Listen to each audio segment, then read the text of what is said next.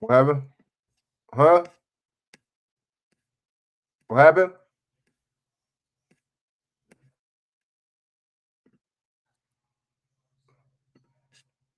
What happened now?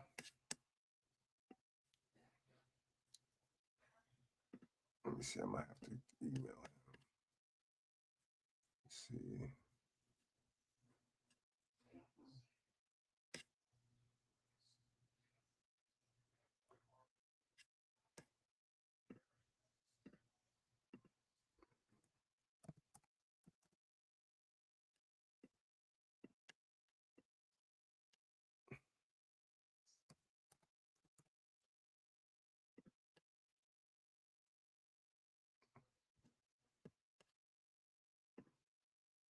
Yo, my bad. YouTube was good. Was good. My bad. I'm over here looking at something on Facebook. What's going on, y'all? How y'all doing? All right. Top of this, you know what I'm saying? This evening on the Sunday, just trying to get right. You see what I'm saying? And tight. You know, it's my birthday month, man. Oh my God, it's crazy, man. You know what I'm saying? Sad season, baby. But yeah, man, I came on here to talk about this dude, Al Sharpton, man. This guy right here, the most craziest guy, man. Just talk about how this dude, just basically deceive the people, man. They all do it. They all take bribes. Because he was a reverend, and then I guess he got into activist / politician status or whatever you want to call it. So these other people all take bribes, man. They all do it. That doesn't make this dude any lesser of a suspect, though, man. Because these people play the black community, so called. You see what I'm saying? That's what they play. The people, you know what I mean? And I'm not feeling it. You know what I'm saying? But see, my thing is, we're not tired.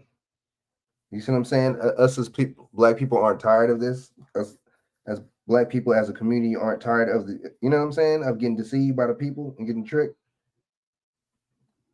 Boy, I mean, I don't know. I don't see how this doesn't get old. You see what I'm saying? I don't see how this don't get old, man. But yeah, salute, man. Y'all share this out to y'all social media, man. Thanks for tapping in with me, man. Like, subscribe if you're not subscribed to this channel. Share this out to y'all social media, man. Hit the notification bells, let you know when I'm on. So, okay, so let me play a little something on Al Sharp now. So Sharpton, baby. All right. This is so much. This got a lot of tabs over. Let me see which one this is, man.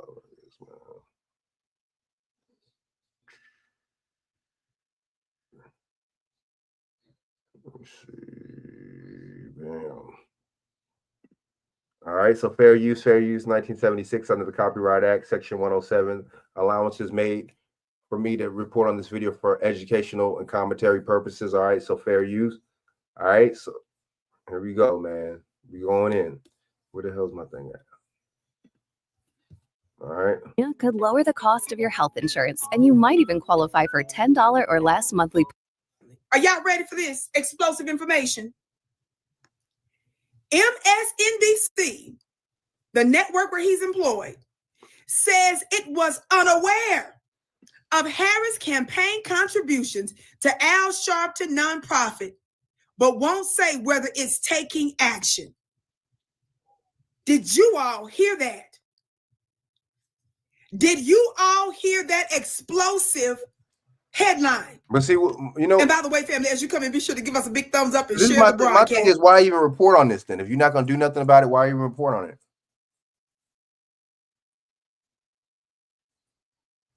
Is it because it's juicy news, or you know what I'm saying?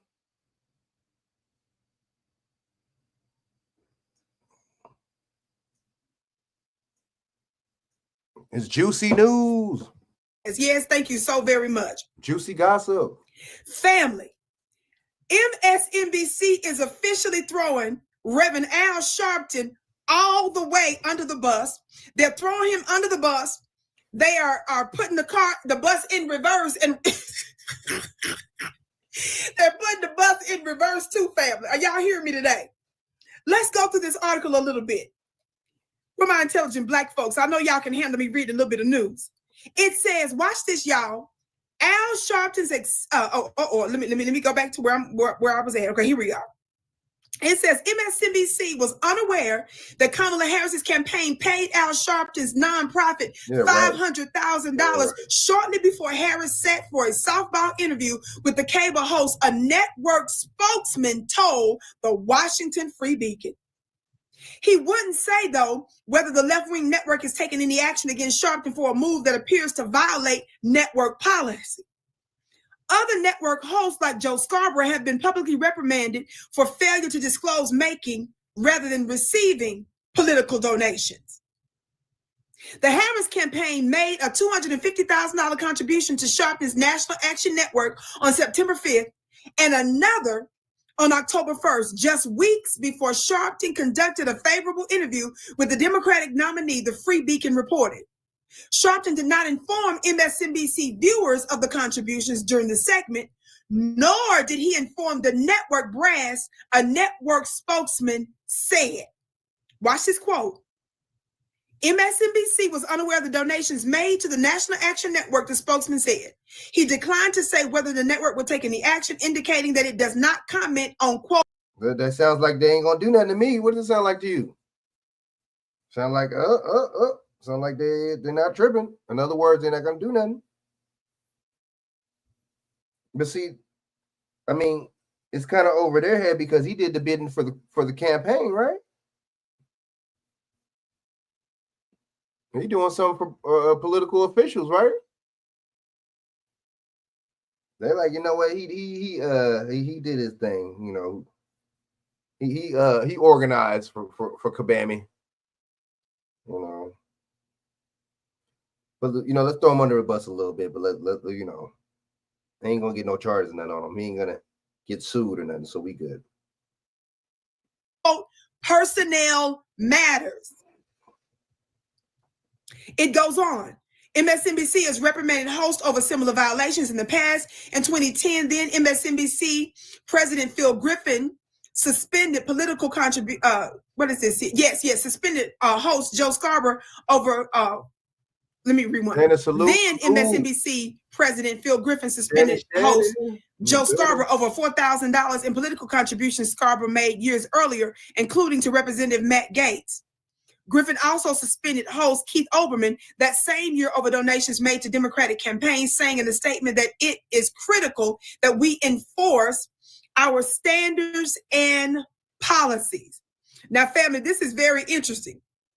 I'm going to skip down here to where it says the contributions to Sharpton and his subsequent interview, which clearly constitute participation in a political campaign, also violate basic journalistic ethics guidelines regarding financial relationships with sources or interview subjects. I'm going to read just a little bit more and then I'm going to put my 2 cents in here.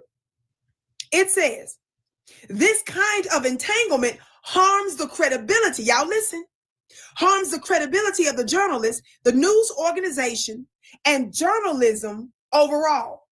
And credibility is difficult to restore, the Society of Professional Journalists told Free Beacon. While Sharpton may not consider himself a journalist, many viewers do. Family, I know I said I was about to end it here, but I got to read this one part because this is important for you all to understand, especially as it relates to you listening to voices like mine here on African Diaspora News Channel as alternative independent media. Yes? Listen, MSNBC has suffered historically low ratings. Let me say that again. MSNBC has suffered historically low ratings in the weeks after Donald Trump's presidential win and is expected to undergo significant changes after Comcast announced earlier this month it was spinning off its cable news networks. MSNBC President Rashida Jones told, quote, panic employees that, quote, change is always complicated. Let me stop. That change, y'all look. She told them that change is always complicated, according to New York Post. Okay, family, y'all listen to me real quick. Let me get to where I'm going. Sounds like an excuse, man. Sounds like some cat. The reason I wanted you all to be reminded of just who Al Sharpton was with the clip that we opened up with that Brother Phil always shows on his show, his broadcast. And I want you to connect it with this news that has just come out that's saying now MSNBC is throwing him under the bus saying, hey, he didn't even disclose to us that he received $500,000 from the Kamala Harris campaign. Y'all listen to me. Family, this lets you know that the voices that told you, that's giving you news, that's giving you information, that determines decisions that you make in your life. Man, I need some serious help with this health insurance stuff. Check out Covered California. It's a free. Are unethical in more ways than one. We highlight these things not to beat up on individuals, but to let you all know that these are tools, these are mouthpieces for hidden forces that's trying to persuade you to keep status quo intact. That's a good point. That's all it's about. To protect the status quo, you know what I mean? But the status quo, those are the people that are supposed to be hiring these people. Those are people, the ones that are supposed to be having these people, making these people be their mouthpiece, you know? The status quo, huh? Really? I just think we just got to really pay attention and see the game plan that they're running here in the play at hand, because that's all it is nothing but a play that they're running.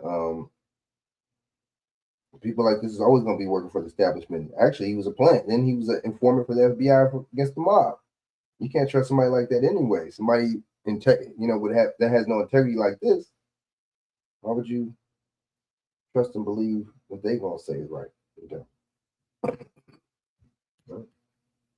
They don't want you to hold the powers that be accountable.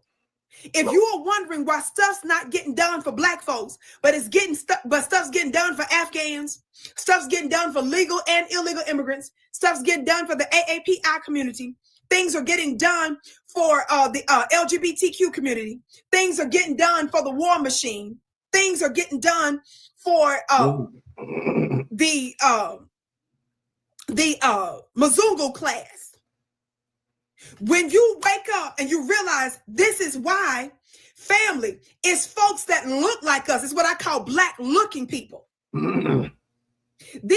That's what me and Shaq be saying. You know what I'm saying? These people hustling Black, man. Those are people that are the biggest deceivers. Those are the people that are deceive you the quickest and the worst. You see what I'm saying? These Black hustlers. You see what I'm saying? Excuse me.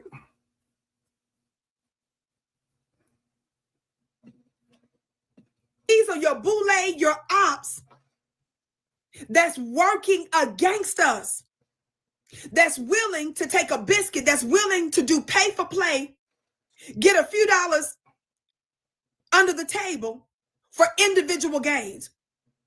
When you are dealing with somebody that's selfish in nature, that has a platform like he does, that has access to power like he does, and they're only looking out for themselves selfishly, you cannot expect tangibles in your life. Nope. We have to call out, quote unquote, our own, those that look like us first, family. You know, there's an old scripture that says that how judgment first starts within the house of the divine, right? It starts within the house of God, right? It has to start inside, because if folks that's supposed to be on your team is working against you, who needs enemies? Let me get the gavel on that. Did y'all hear what I said? If your own is working against you, if your own is selling you out, Back to me, talk Black to me now. Talk Black to me. You don't need an outside enemy. What up with it? Shaq, what's good, man? Hey, man. You shoot. What you talking about, man? She got a good point, though, bro. Let me go back. She said, it's people that look like us, man. She one of them. I know, huh? Right The journalists, the news organization, and journalism overall. And credibility is difficult to restore, the Society of Professional Journalists told Free Beacon. While Sharpton may not consider himself a journalist, many viewers do. Family, I know I said I was about to end it here, but I got to read this one part because this is important for you all to understand, especially as it relates to you listening to voices like mine here on African Diaspora News Channel as alternative independent media. Yes?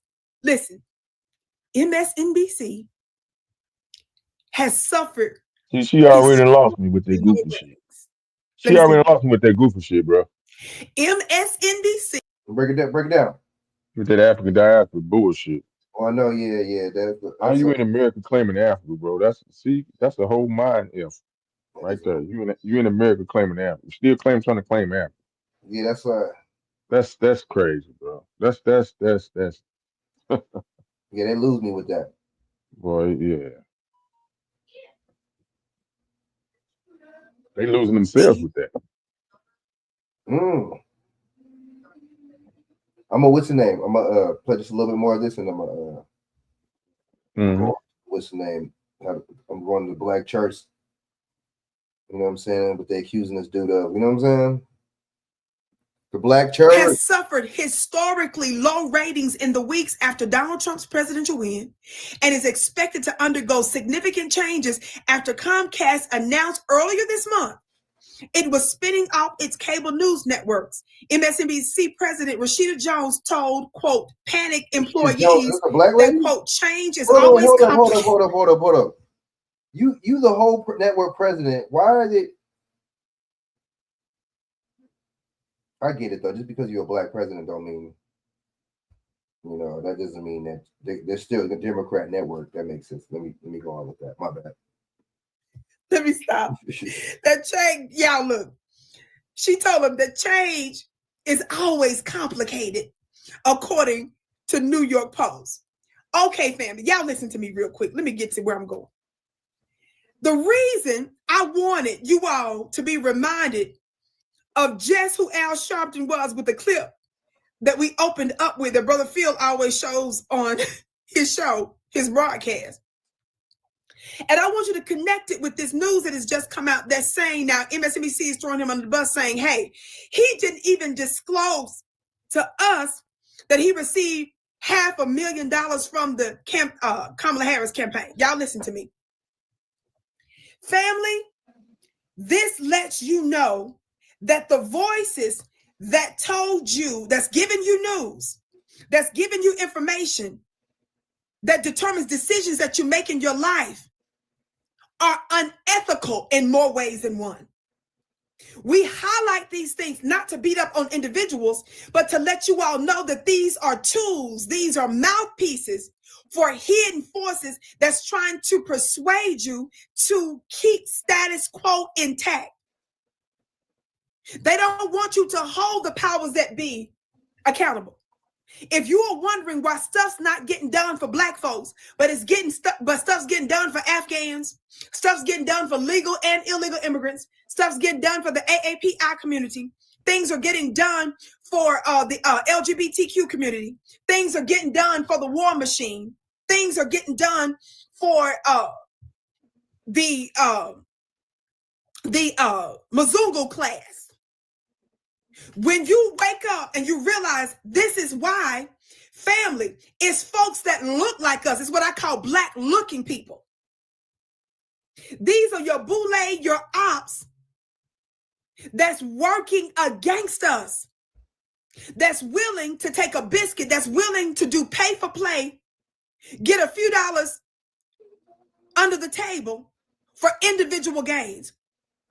When you are dealing with somebody that's selfish in nature, that has a platform like he does, that has access to power like he does, and they're only looking out for themselves selfishly, you cannot expect tangibles in your life. All right, let me go on. Is there Quincy Jones's daughter? You know, let me look that up. Shannon, let me look that up, man. Hold up. I'm going to look that up. That's a good question.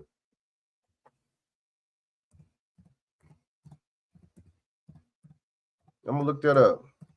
I was about to say that. I think that is. I don't know Quincy Jones. I know. Well, I don't know of her, but I know of the name. Very interesting. Very interesting.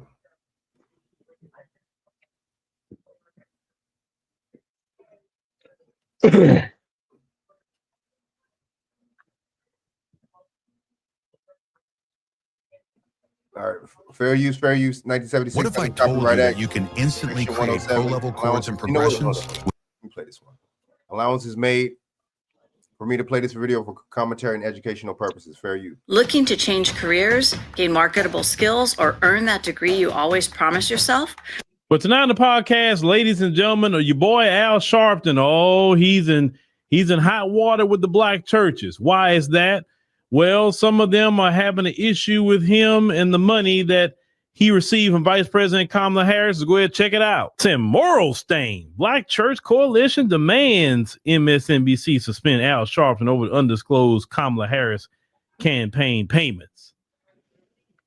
Now, they said the Harris campaign's payment to Sharpton's group does not look good for a man supposed to be representing integrity, according to National Black Church Initiative says. All right, let's get into it. National Black Church. A Black Church organization is National Black Church. You see this, Shaq? Well, I wonder what these National Black Church people, I wonder what they do for the national black community. Right? That's what I want to know.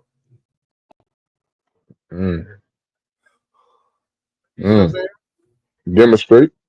Put on demonstration. What was he saying earlier, Shaq? What was he saying? The whole agenda is no agenda. Right.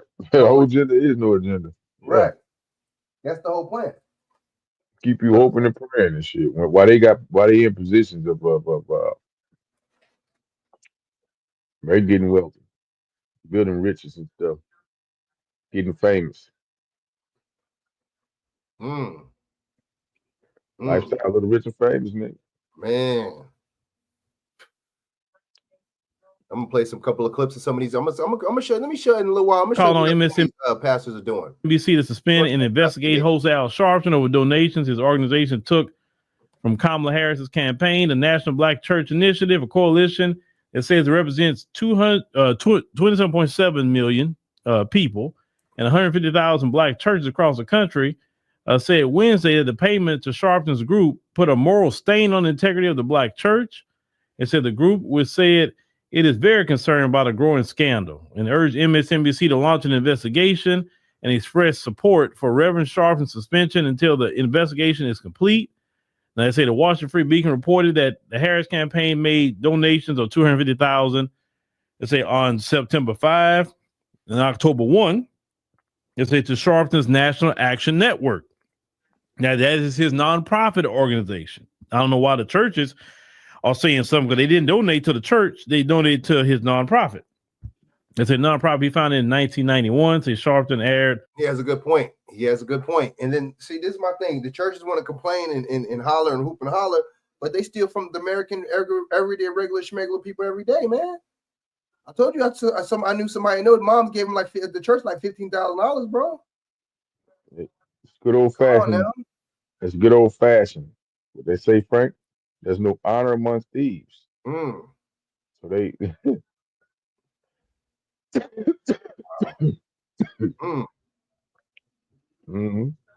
Good point. Good point, Shaq. You got two thieves supposed to be working together, but they can't trust each other. Right. Hell no. Thief ain't gonna trust another thief.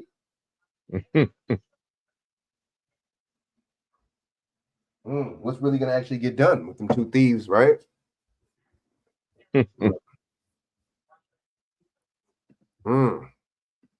That's an October 3 segment featuring Harris on MSNBC show Politics Nation, and conducted a favorable interview, with her on October 20th.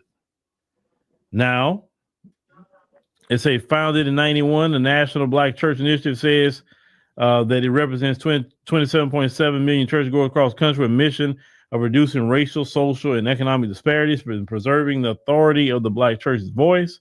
The group has focused on health issues pertaining to the black Americans and has criticized Sharpton before for taking donations from tobacco companies while opposing a ban on menthol cigarettes, which are popular among black smokers. Menthol? I say the initiative hold up, president, Reverend menthol, Anthony. Evans said, like, that's so important. Check. That's so stereotypical. So all black people smoke menthols, huh? All of them I do. smoke fools. Yeah, my mom smoked menthol. My mama smoked menthol. So yeah, You know what I'm saying? that's the truth. Some of that is the true stereotype. The menthols, huh? Them cools and the camels and the what's the other ones? And the Newports, baby. You know what I'm saying? Vincent and Hedges. You know what I'm talking about? Way back in the day. Vincent and Hedges. I think that's the homie JSRT. I think that's the homie Jason. Salute. Jason, what up? The homies up on here, man. My homie be putting me up on all types of game. That's salute my brother. You know what I'm saying? That's my I know this my dude since we was kids, man. Salute. You know what I'm saying? Word, man. Someone told me, let me send him the link, man, to his phone, man. You know what I'm saying? Good, man. But you're right, man. Man, these churches, man. I know my boy go to church too, man. He at church, you know what I'm saying? He see, and me and him break it down all the time. He see how it is, man. You know, it's a lot of it's not the same how it You used sent to. your boy the clip, right? Yeah. Oh, you talking about with the you know what? Yeah, you emailed him. Or you know what? Yeah, let me email him. I'm about to say you could send it to his phone, but then Yeah, but I don't know. It might be hard for me to get it on that one. yeah, let me see. Let me get the email. Let me play this let me keep playing this. But yeah, man, good point though, man. Sharpton is loved and admired by our coalition, but that does not take away from the fact that he's facing significant moral and journalism ethics concerning regarding this payment or donation to the National Action Network. Evans went on, in addition to Reverend Sharpton, it say is a minister of the gospel. This payment does not look good for a man that says supposed to represent integrity. Al Sharpton been looking silly for a long time. That Sharpton did not disclose donations to viewers or MSNBC executives. So the host has not addressed the scandal. And MSNBC refused to comment on whether he was punished for failing to discuss the apparent conflict of interest. Then talking about Joe Scarborough, how that happened in 2010. But let me, first of all, you know, y'all talking about Al Sharpton and journalism. First of all, Al Sharpton is not a journalist. He's not a journalist. So he didn't go through any kind of journalism school. He didn't, wasn't trained in that. Maybe MSNBC sent him to do some training, but he's not a trained journalist. Number two, Al Sharpton been taking money. I mean, you do know Al Sharpton was taking money from Donald Trump. He was taking money from everybody he could. He's always been taking money. Al Sharpton was accused of taking money going for his nonprofit and using it on himself. Not for the kids, but for himself. Al Sharpton has been just as slick as his hair. That's how slick Al Sharpton has been for a very, very long time. At least back in the day, Al Sharpton was a little bit more open with some of the things he would do. Now he's older, he's a little bit more slick on how he's moving now, right? But the black church, if y'all was about the right thing, y'all wouldn't have Al Sharpton around y'all, because Al Sharpton is always been a slick character. He's always been shiesty. Why are you saying something about him all of a sudden now? I mean, really, it's kind of silly you want to say something about him now because it was donated to his nonprofit. It wasn't donated to him directly. I'm just saying. His National Action Network been around for a very, very long time already. But see, the problem is with the black church, and this been your problem. How can you call out anybody about morality? Let's keep it 100. The black church, you have all kind of people in the pulpit that don't belong. Y'all sit up here and let Vice President Kamala Harris in the pulpit at Jamal Bryant's church, and this woman run around here championing abortion. And yet you all let her in the pulpit of a church. That's why people don't take y'all seriously. Nobody takes the black church seriously, not because people just don't like the church. No, it's because y'all don't stand on truth. Y'all don't stand on righteousness. It's bottom line. Facts. Hell no, they don't stand on. Hey, Shaq. Hey, you do me a favor. And if you get a chance to text Byron and see if have him spell it out for you. Because I just try to type it in and I couldn't find it and shit. I know it's Hope Gospel Radio 50 at gmail.com, but I don't know. Word. So what you think about that, Shaq?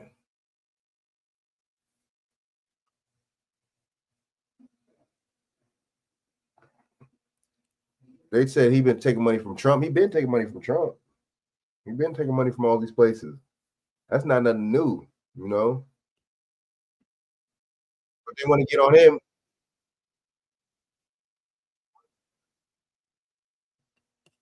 They want to get money from him. Why did I just play like that? They want to get money from him. I mean, they want to get on him right now from taking money, but this dude's been doing this for 20, 30 plus years, 40 plus years.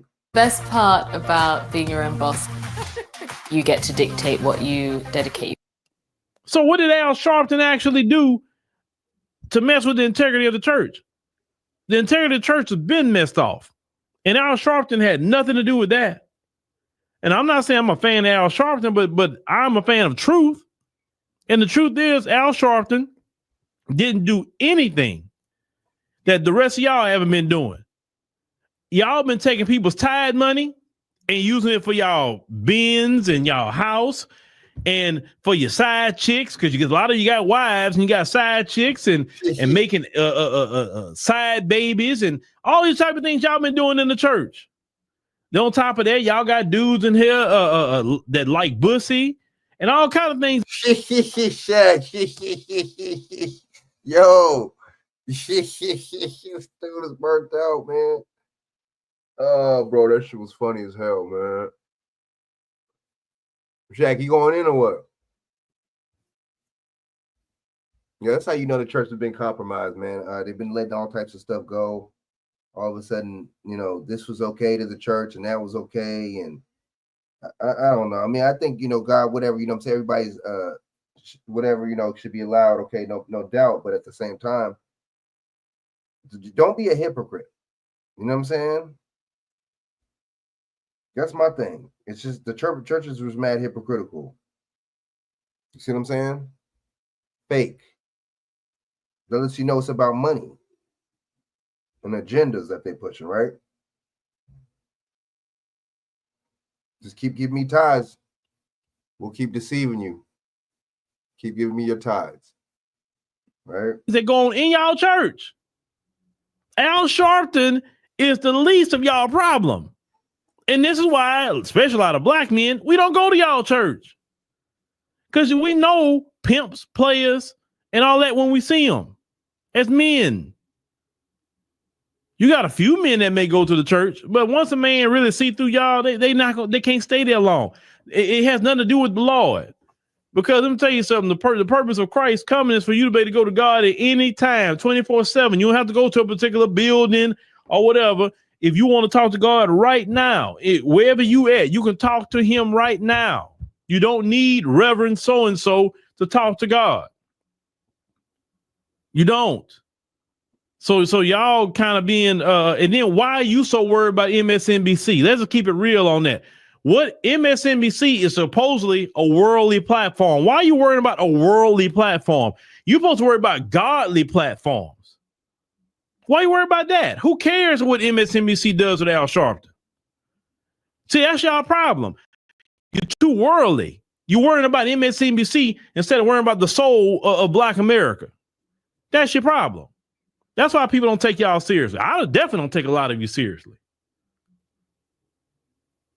Worrying about MSNBC. Like that network is sitting up there playing the gospel 24/7. Playing the church 24/7 or something.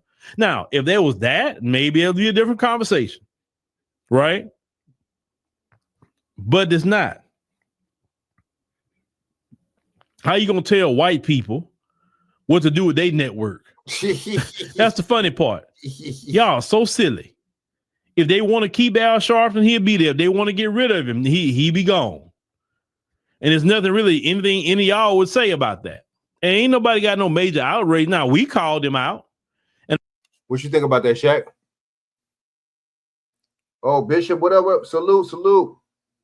Hey, Bishop, you think you could do me a favor and share this to Byron? Share the link, send the link to Byron. Appreciate it.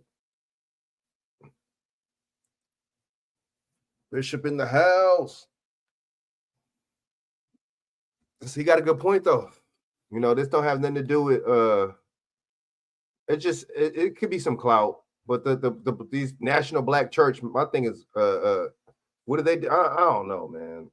We got all this national this and national that and black this and that, but what is being done in the community? What has changed?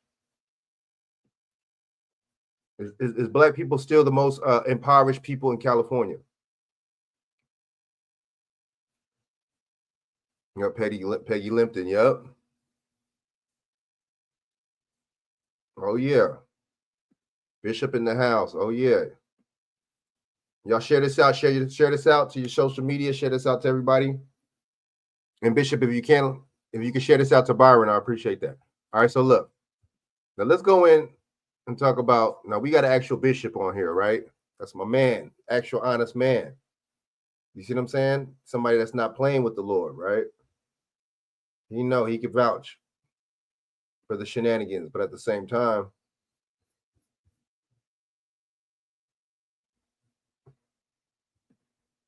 hold up, y'all. All right. Let's see. Let me see.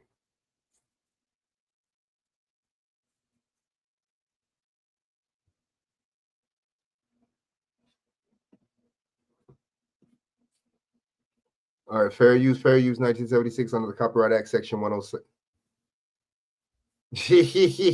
Section 106 of the Copyright Act, Section 107, or Copyright Act 1976, Section 107. That gives me an allowance, full allowance to report on this video for commentary and educational purposes. All right, fair use. I have sinned against you, my Lord. Okay, TV evangelists can be a little over the top, but Creflo Dollar's appeal for a private jet may take the cake. We are believing for 200,000 people to give contributions of $300 US or more. Doing the math, that's $60 million. The head of the World Changers megachurch in Atlanta asked for the donations in this almost 6-minute video, dubbed Project G650, as in Gulfstream 650. Dollar's already a high flyer. We're about to land in Nairobi, Kenya. But it seems his current jet, built in 1984, is showing its age. Engine trouble on the flight to Australia, and more recently, when his wife and daughters were taking off from London, it went off the runway. It's not like a car where you can pull over on the side when something goes wrong. And I knew it was time to begin to believe God for a new airplane. It didn't take long for the story of the Jesus jet, as some have dubbed it, to take off, and not in a good way. This woman is a former parishioner. She showed up Sunday to protest, but got told to leave church property. Creflo didn't have a jet when I was here, and now he has one, and he's asking for another one. But parishioner Mary Jones, who takes the bus to church, says she'd happily give to Dollar's jet drive. Most definitely, most definitely. We support our pastor. That's what we're here for. Dollar asks parishioners to give 10% of their income to the church, but gives no public accounting of how the millions are spent. MinistryWatch.com is a website that helps donors tell financially the good from the bad. We have in the past identified 30 of the top ministries and 30 of the worst ministries. And unfortunately, Creflo Dollar fell onto the worst category. And the main reason for that was his lack of financial transparency. To find out more of how Dollar wants to spend his dollars, I called Daniel Jennings. He's a big seller of private jets. This isn't kind of an entry-level jet. It's not even a mid-level jet. This is the top of the game jet. The Gulfstream 650 is the largest, longest distance, second fastest private jet in the world. And to get one, Dollar may need more than money. He might need divine intervention. The wait for a new one is 4 years, and there are only 4 used ones for sale in the entire world. If I wanted to buy a gently used one, what do you think that did set me back? Low 70s, 71, 72 million. Do they finance?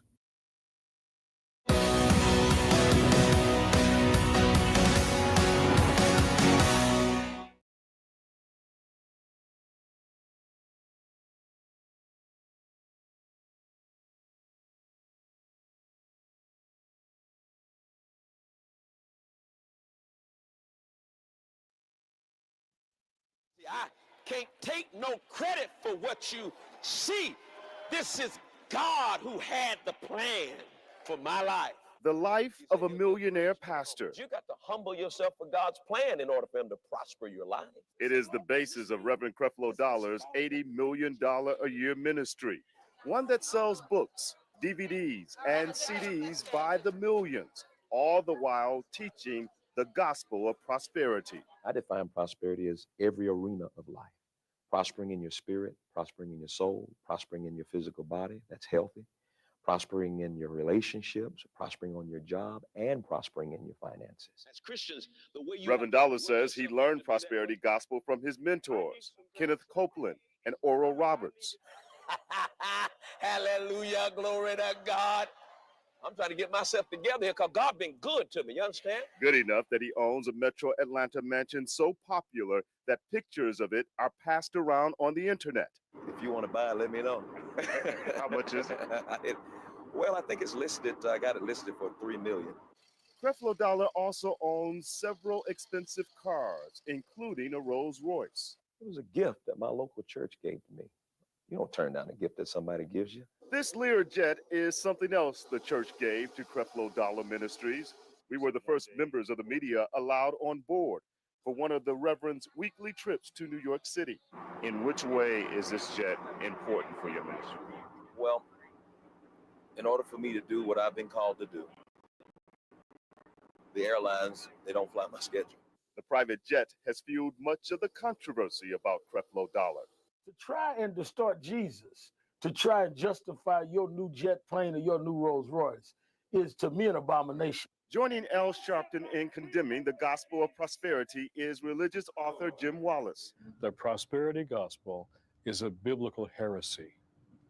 It reverses the biblical view and priorities. The pastor of Atlanta's Ebenezer Baptist Church, Reverend Raphael Warnock, agrees. The gospel of the bling bling, in which the preachers and the rappers are saying virtually the same thing. Get rich or die trying. Reverend Warnock says prosperity preaching is dangerously out of line with the teachings of Jesus Christ. When preachers fail to speak to that larger social reality, not only are they being irresponsible, in a real sense, we become bedfellows with the powers and the principalities that oppress the poor. But followers of Creflo Dollar we spoke to say once they embraced his teachings, they experienced God's prosperity. We had a house built, been blessed with vehicles, and just God has just been increasing us so much. That's one of the main reasons many people say they flock to Creflo Dollar's two churches. I don't have a problem with it. I think the kingdom of heaven should be rich. Reverend Creflo Dollar started his New York ministry 2 years ago. Every Saturday, he flies his jet to New York to preach here at Madison Square Garden. On this night, he's expecting some 8,000 people here. Between the two churches, Atlanta and New York, World Changers now has more than 29,000 members. World Changers started as a Bible study in my mother's living room with about 4 people.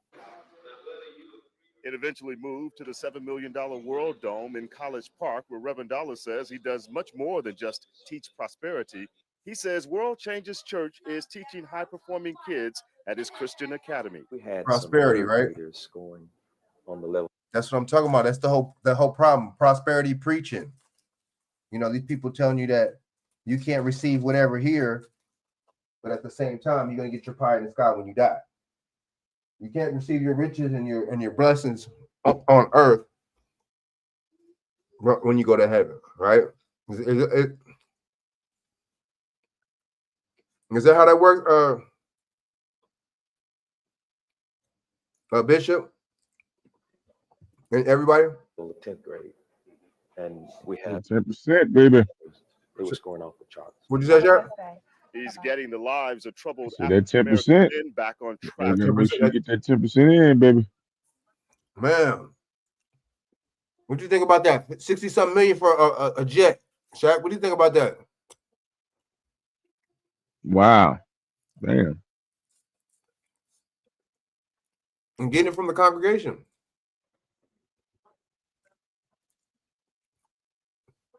You're basically feeling these people's lifestyle.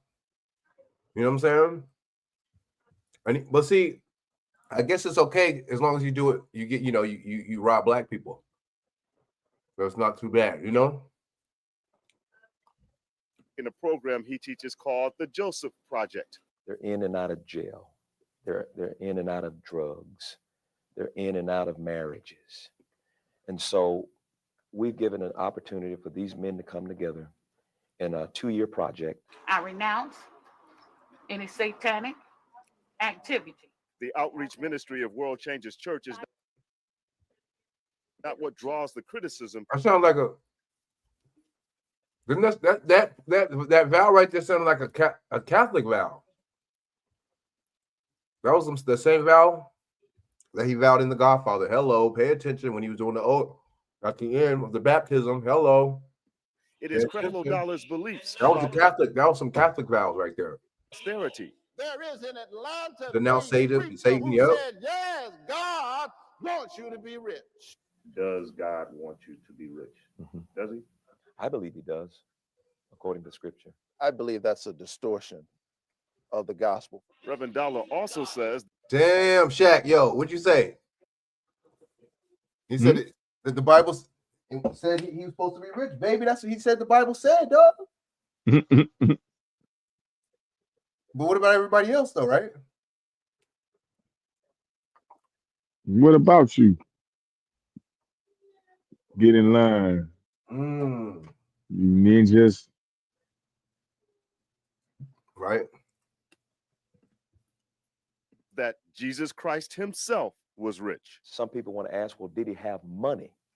Well, I like to respond to that by saying he had a treasurer. So what's the purpose for a treasurer if you don't have money? I can think of no reputable biblical scholar who would support that point of view. Art, you know, like I know, people are going to always have a difference of opinion. But as long as we can see lives change and hope restored, it's worth it all. What lives, though? And what hope? Under whose expense?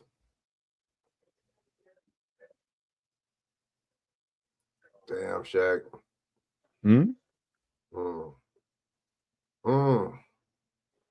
Sound like some BS to me. Prosperity preaching, Shaq. No teaching, just prosperity preaching, baby. That's it. That's all they need. Y'all don't get nothing, and we get everything, man. Because remember, you got to get your pie in the sky when you die, not when you're here on earth. Remember that. You know what I'm saying? All right, man. So, in other news, man. You can see the crowd gathering. Fair use, 1976 under the Copyright Act, Section 107. Section 107. Allowances made for me to report on this video for commentary and educational purposes. All right, fair use. Right there to celebrate this news. If you're just joining us at this hour, I did want to get you to the very latest information as the Syrian government has collapsed, falling to a rebel offensive that seized control of the capital of Damascus and sent crowds. So, like BJ was saying earlier, this is easy for them. This is easier for them for their land to get taken, right? They're in a more vulnerable situation, right, Shaq? They're in a more vulnerable spot for their land to get taken. You see what I'm saying? Since they don't have what's his name? They don't have no leader or so-called president right now. I'm sure nobody. Fair warning. Very interesting. I'm not nice, and I don't seek to be respectable. Yo, Shaq, what you watching? That sound like what was that? Pop the Balloon or something? So, damn, man. Yeah, it sounds like this is all a game to me, though.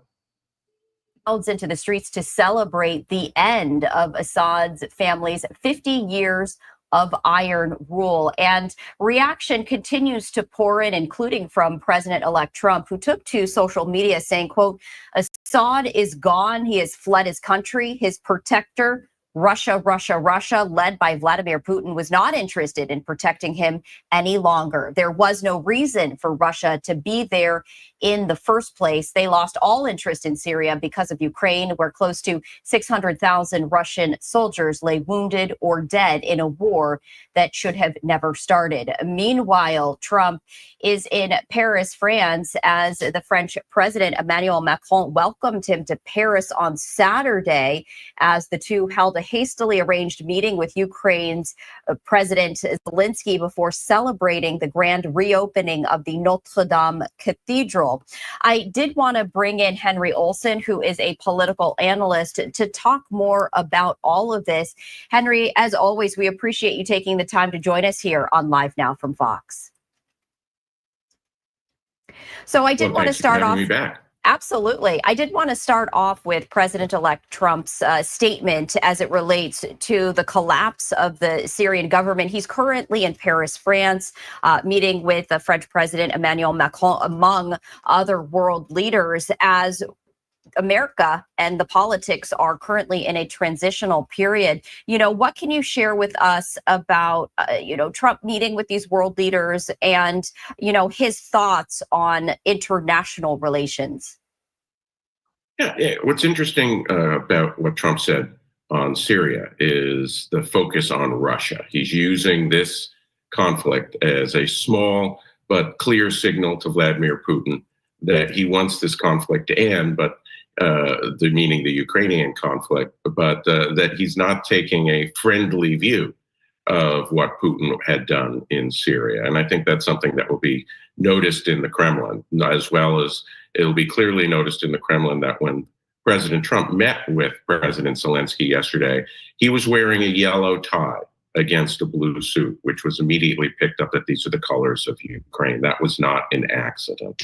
What's going on in the world is that people know there's going to be a big change. And what they're trying to do is suss out exactly who this man is. Is he the fearsome man who's going to take on the world all by themselves? Or is he somebody with whom they can deal? And that's why you have everyone trying to talk to him, everyone trying to meet with him. That's why you have this request that the incoming president, not the current president, comes to the reopening of Notre Dame.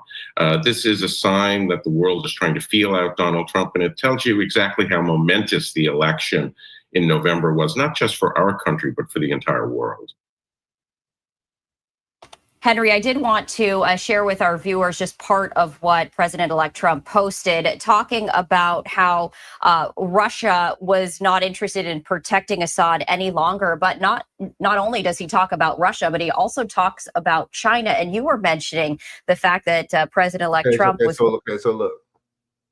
Now they struck them, right?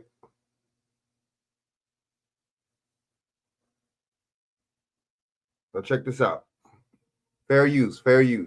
This is a live look at the only open border crossing between Syria and Lebanon right here. And earlier we were seeing groups of people walking through the streets as though in celebration. The Syrian government has collapsed, falling to a rebel offensive that seized control of the capital of Damascus, has sent crowds into the street to celebrate the end of the Assad family's 50 years of iron rule. Syrian state television airing a video statement this morning by a group of men saying that President Assad had been overthrown and all prisoners had been set free. Now, just moments ago, Israeli Prime Minister Benjamin Netanyahu sharing a statement on the Syrian government collapse. We dipped into it. He was speaking in Hebrew. However, he then shifted to English, and I did want to play that out for you right now. Let's listen in. This is a historic day for the Middle East. The collapse of the Assad regime, the tyranny in Damascus, offers great opportunity, but also is fraught with significant dangers. This collapse is a direct result of our forceful action against Hezbollah in Iran, Assad's main... No, it's not. Y'all just trying to take over the land, that's all. Oh, wow. What's going on? What's going on, Big Frank? Oh, shoot, what's going on, man? All right, man, I finally got the link. Well, that's what's up, man. When he Yeah. said yes, I was like skeptical. I'm like, man, who is this? You know what I'm saying? But what's good? Yeah, nothing, man. Thank you. I was like I was hearing some news there for a minute. Man, Big Dad was fat, so right. You know what I'm saying? The homie Dad was Yeah. right, man. It's all, you know, they did all this by design, man. You know what I'm saying? BJ, what's going on? Oh man, nothing, man. Just chilling, man. You know what I'm saying? So so BJ, break this down. So my boy BJ gonna break this down right here, man. This whole, you know what I'm saying? This whole thing with so BJ, basically that's why they're even interviewing him right now. And they talking to him right now, right? Because they want stakes in the Syrian land. Am I right? Pull up the Greater Israel plan. Right. All right, I'm pulling that right now. As a matter of fact, he said something about the hostages too. Now, this ain't nothing really. Talk about the hostages. The Greater Israel Plan was formed in July 1967, a month after Israel captured the Gaza Strip, the Sinai Peninsula, the West Bank, and the Golden Heights in the Six-Day War. It called on the Israeli government to keep the captured areas and settle them with Jewish population. All right, Greater Israel, ongoing expansion plan for the Middle East. Zionist, okay, it's like a little map here. I'm gonna send it to you, okay? Tell you what they want to do. All right. Now, in 2017, I think it was 17. And see, they were dropping bombs on Syria, but Trump had said he wanted to get out of Syria, but he never did at that time. And they said they're gonna take the oil. See, Syria got a lot of oil, right? But that guy Assad, Obama was been trying to move him too. But they wanted to get him out. Now you gotta remember something about Assad now. Assad did say, I think he said there was no evidence that 6 million people were killed in the Holocaust. He actually said this. That also pissed them off. Ooh, right. So when you deny the Holocaust, these are things they're gonna try to have happen to you. No fact. Now, but he didn't deny it. Let me put it away. He said no evidence that 6 million people died. Like that. And he actually said there's been more than one Holocaust at that. Yeah. But as of now, they got him out. Now the US is already now those people that's saying they celebrating his release, those are probably CIA. I'm letting you know because Hillary Clinton even said that they worked with Al Qaeda back then. They worked with these jihadists. You said who said that? Who said that? Hillary Clinton. Hillary Clinton. Hillary Clinton president, right? Yeah. Oh damn. They work with these back rebels. That's how they got Gaddafi years ago. Right. They work with these rebels. They pay these people to go over against their own government. Well, let me take that back. They pay some of them, but a lot of them is infiltrators. To put it like that. Thanks. Well, people just need to know what's really up in this thing. Let's see. But this has been going on in Syria for a long time. Let's pull up. You see that map right there? That's the Greater Israel Plan. Let me see. And he'll talk about Zion. It's another article talking about Zionist control. Now, what's kind of interesting about this Greater Israel plan? Israel ain't even a country. No, it's a state. Right. So how can a state render this much, you know what I mean, interference globally? Right. And now you got to remember. I'll break it down. You got to remember this. That area Damascus, you got to remember that in April 14, 2018, Trump announced strikes on Syria following suspected chemical weapons attack. He did it. Obama was trying to overthrow Assad. Biden them doing it now. As a matter of fact, Biden came on the news years ago. Not years ago, today, and I just said that, they want to help the Syrian people and help them give aid. So that let me know that they already got the plans when they came to the mic and talk about it.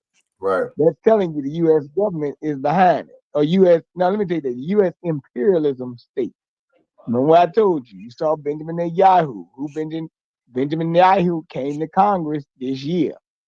All the politicians sucked the jock of Benjamin Netanyahu, except for maybe one or two, right?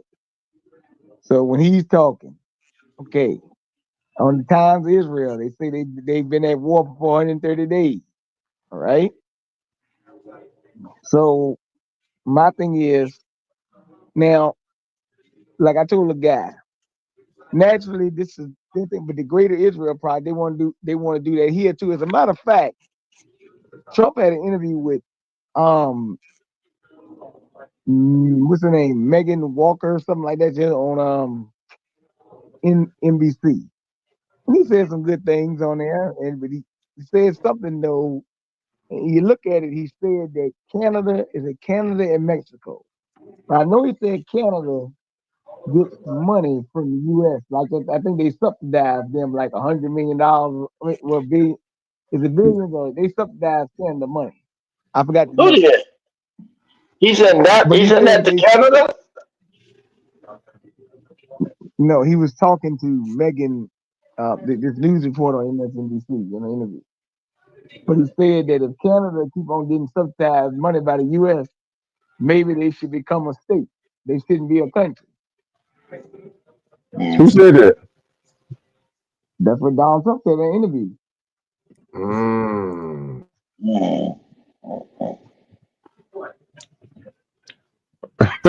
See what they doing. I see what Hey, they man. doing. Kind of interesting. I see what they And I doing. think Mexico too. But I know he said Canada. Maybe been talking about this, and I've been talking about this for years. The Amero, they want to make all the three to merge, and they want to make the currency called the Amero. You know what I'm saying? I'm telling you, three countries.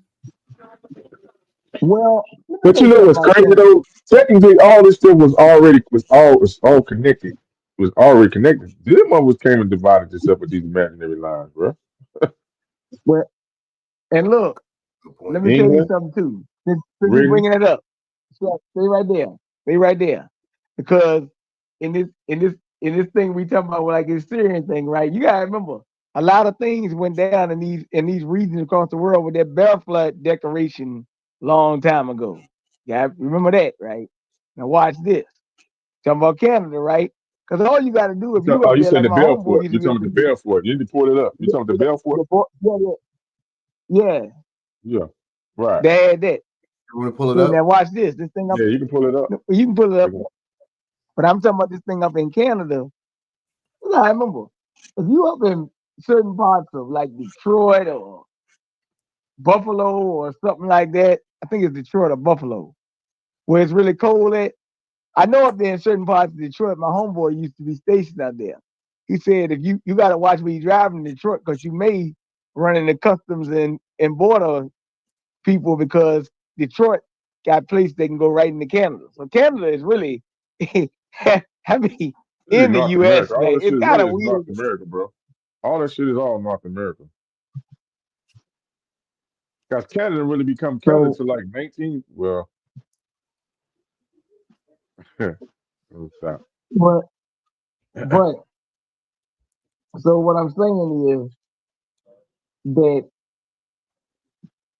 and when you see these things going on like this, you better know the IDF is already in Syria. That's the Israeli Defense Forces. All right? So they already over there. So don't think they ain't got their tentacles on it. Matter of fact, not only they got their tentacles on it, they got them tentacles on them daggone spot. Well, look, when I do my show, I don't know if I'm maybe do it tonight or tomorrow, whatever I do. But we're gonna have to study that Patriot Act a little more. Gotta show some excerpts out that Patriot Act. What you off tomorrow, son? Tell you I gotta do something with the car, man. But I might do it tonight though. Yeah, I don't know yet. I gotta see. I ain't even home yet. But look, check this out. So it's like this, man. People gotta just understand, like, when these people bring up this stuff, see, let's put it this way. We're not trying to do all this stuff, right? But guess what? These people got good mind. And what you say, Shaq? Take. War, let's be real. It's a racket. It ain't nothing about it's only about resources. Facts. And what you can get. About selling weapons. It ain't about, huh? It's about selling them weapons. That's a good point.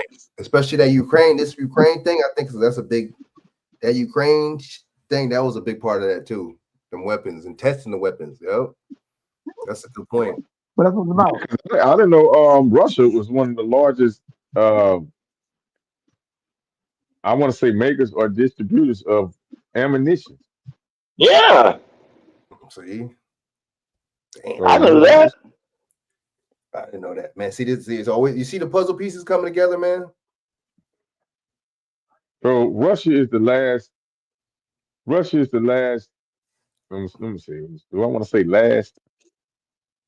I want to say last white stronghold country. Nah. Yeah. You some Russians, you call them that, they'll take that to an offense. Yeah, but when they come to America, they white though. They ain't Russian. We don't know what a Russian look like when they come to America. I'm just saying that ideology of this Puritan, this pure race, this superior race. That's the ideology I'm talking about. The superior race thing. You know what I mean? Yeah, the skin. Yeah, I got. The skin. Yeah, the skin. Yeah, the skin game. The superior skin game that they run. You know what I mean? Yeah. But it's a trick because you're poisoning everybody else. So you know what I mean? Right. You tainting the water. Ain't no natural selection when you tainting the water. But now you're talking about that movie 3 the Hard Way, right? Oh yeah. You know, the whole objective to that movie was to poison the waters. Oh, he got dropped or something. Right. So that's what they doing. Taint the water, poison the water. So you know, your enemy won't be strong and ever immobilized. Well, let me tell you something about the water. Now, I'm gonna say something, but let me say two things. Right, matter of fact, I'm gonna say two things.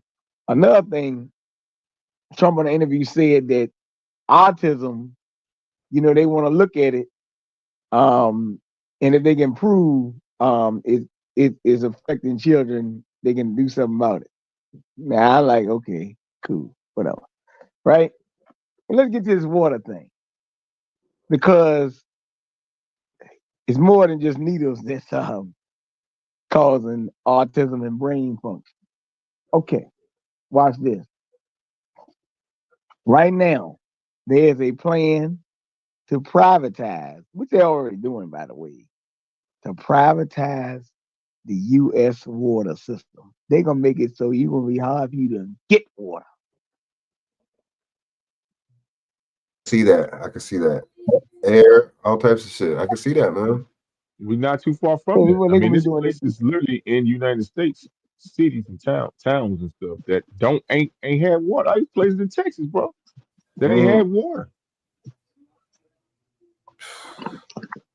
Flint. And so what I always say is that yes, it is. We always got to talk about our state and local issues, but we got to understand this is a worldwide plot, man. These are some greedy, psychopath, megalomaniacs that we dealing with. Okay? Hey, look, and they coming out of think tanks. They spreading like wildfire this poisonous agenda. But here's one thing. Guess what? They will tell you, hey, look, and remember this, I'm going to just point this out to you. The only country not to sign on to the bioweapons treaty when the bioweapons treaty was declared was Israel. Right, and they don't get sanctioned. They don't get sanctioned either, though. You know that, right? They don't get sanctioned for their weapons or their nuclear weapons. Y'all know that, right? No. Check this out. No. Check this out. They don't. Not only do they got sanctioned, if you boycott them, they're gonna tell you the same. That's why they got the anti-BDS movement. Tell you, but not boycott them. I'm telling you. But I told you how you can handle it. It's an easy way to handle it. If you got it, this is what you got to do. Just take one of these stores. I give you one. Starbucks got boycotted a couple of years ago. Since they said I think they supported them or didn't support them or something like that. One or the other. Hey, that's all you got to do. Stop one of these businesses. All right, look here. Right. We don't agree with these people doing. We know that y'all influencing these politicians.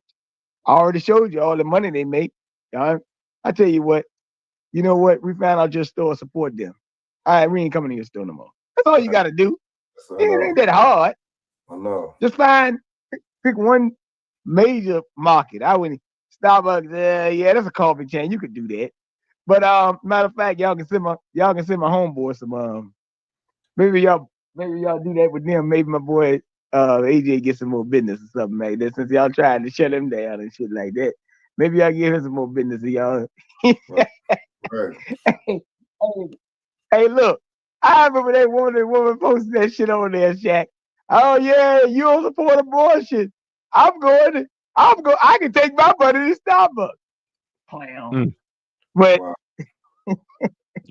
hey, look, man, they boycott. Hey, Shaq, they boycott the brothers and say we going back to Starbucks. I say, come on, man, y'all. Just like they call themselves boycotting Walmart because of DEI. But I'm like, that Walmart DEI don't got nothing to do with no black women. That shit is.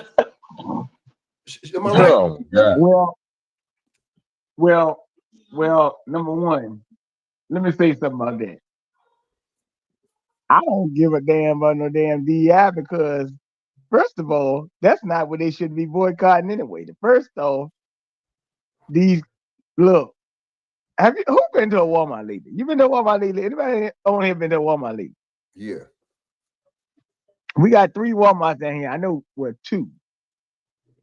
I know one of them got 16 self-checkout registers. I think they have a lot of registers, but they don't have a lot of people working. They may have like 2 people working on registers sometimes, but most time it's 2 or 3 people standing around, and they got all these kiosks and you self-checkout. Yeah. So that's what they should have been protesting, not about no damn DEI. Protest all these goddamn self-checkout machines in Walmart. Facts. They might send a guest to you. I mean, somebody help you if you need to unlock something. And shoot, Walmart, come to think about it, COVID helped this. Shoot, they was able to get rid of a whole night shift department and get rid of a lot of jobs across the country with when they went COVID and they said we not 24 hours no more, we only working till 11 o'clock. Yep. They was able to cut a lot of jobs that way. Facts. It wasn't giving. If they got trouble not giving people they not paying the people overtime, right? All types of shit. Walmart scandalous. We gonna say? I wonder because they probably did lose a lot of revenue by being open at late, like overnight, and people weren't coming in at somehow. Because some of these big Walmarts, there'd be people in there, but the overnight, boy, don't nobody be in there. That might be, you know what I'm saying? Right. Probably from like 1 a.m. to probably like about 5 a.m. Nigga, ain't nobody in there, but It'd be people that scrap, But you know what though? You know what though? Mm-hmm. When I was a teenager, I did work at Walmart for a little bit 4-to-1, right? Mhm. But that was in 2005. I'm not joking. There was a lot of people that came in Walmart early in the morning. But especially, Yeah, I'm talking about early man, morning, look, but from 1 a.m. to like 5 a.m. no. I'm talking about That that type. time. I'm talking about that time too. But here's the deal. It would We're now talking I'm gonna about tell you, pandemic. it would usually be around the first and like the fifth. Like around that time, you have a lot of people come in at 12 o'clock midnight. It might be on payday and stuff like that in Christmas time.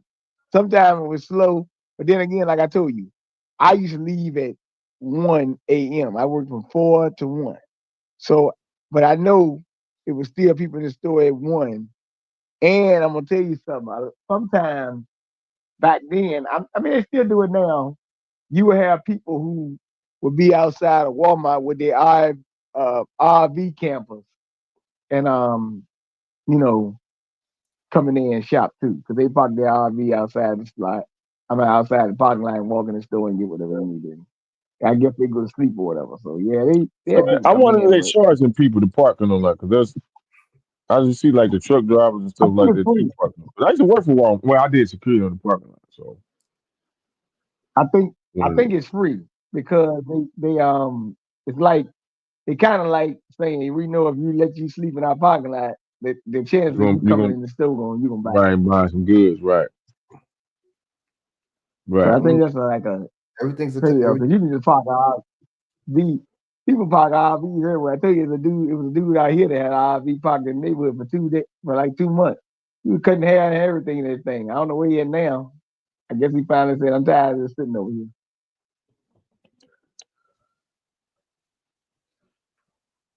But see, see that's what that pandemic, man. That's what that was all about, man. It was just basically, you know what I'm saying, to cut down and to cut the mom and pops How many completely billionaires are out. made off Cut the them pandemic? completely out. Do you know?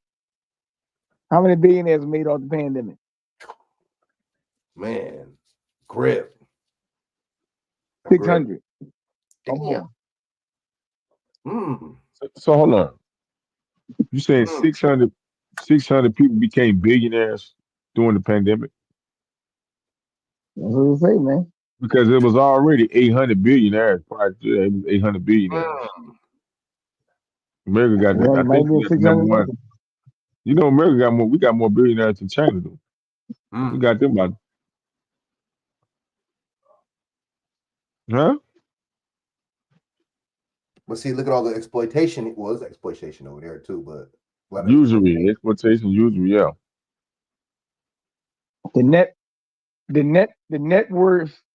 worth of America's 600 plus billionaires has increased by 4,400,000,000,000 during the pandemic. So they had 1,000 plus billionaires now US, and counting. US billionaires got 62% richer during the pandemic.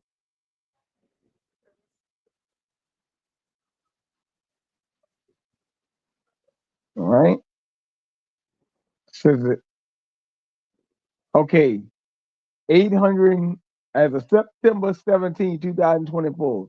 You have 801 US billionaires and they hold a combined 6.2 trillion, no, 6.22 trillion in wealth.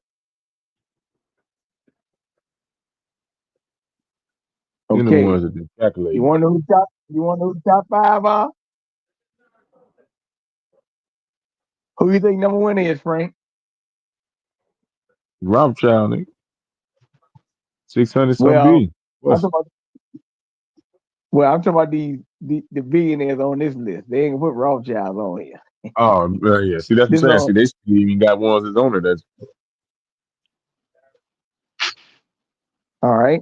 But look, let's Elon look. Musk is All up right, who there. you think the first one is? Elon Musk, the first one.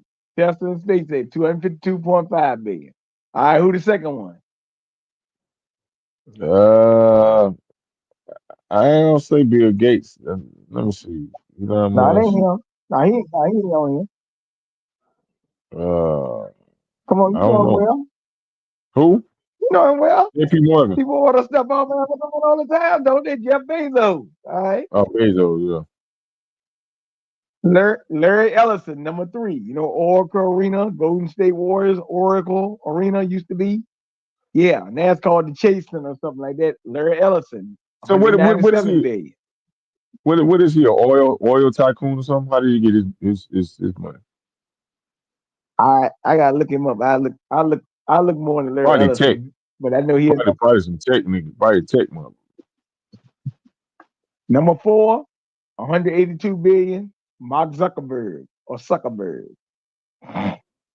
And Warren Buffett of Berkshire Hathaway is number 5, 141 billion. There are now a total of 12 billionaires with more than 100 billion each. But The them the wealthiest ones. See, them family. are the ones that they giving you. They ain't. I know. Now watch this. It's Forbes anyway. Like I said, it's skewed, but now watch this. The wealthiest families on the Forbes list, the Walton family, 349.3 billion. Walton family, Walmart, but they also own somebody in there got a stake in the Denver Broncos too. All right. Now watch this. Mars family, 6 members of Mars have combined wealth in the Koch family. They have 2 family members got 141.6 billion. Now check this out. On March 18, 2020, Elon Musk was valued at under 25 billion. By the start of next year, he became the richest person in the world with a net worth of 185 billion. Whoa. Go back again. You said what? On March 18, 2020, Elon Musk had wealth value just under 25 billion. By the start Only of the next year, he 25 became the billion. richest person. Bro, that's impossible. Yeah. That's impossible for you to jump to have that type of increase. That's impossible, bro. I mean, okay. Frank. Now watch this. Now wait a minute. Now Jeff Bezos had 113 billion on March 18, 2020. I guess this is when they shut the country down. But then by September 13th, 2024, at number 13 again, All right. His wealth had jumped to 204 billion. So he basically almost got 100 billion more dollars in 4 years. So now Walmart families, their assets is 161 billion. But now this September it increased to 286 billion. So kind of crazy anyway, when you really look at it. It's a big ass increase, man. Now I'm gonna tell you the top 10 U.S. billionaires saw it. Because after Warren Buffett, you got Bill Gates, Steve Ballmer, that's a Clipper Shack, Larry Page, Sergey Brin, and number 10 was Michael Bloomberg.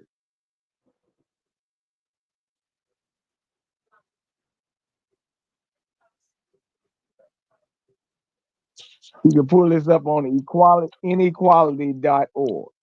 So what I'm saying, the rich got richer. Bill Gates had 98 billion. He went up to 129.8 billion. Okay? Yeah. So somebody got paid, Shaq. Somebody got paid, Shaq. People got played again, man.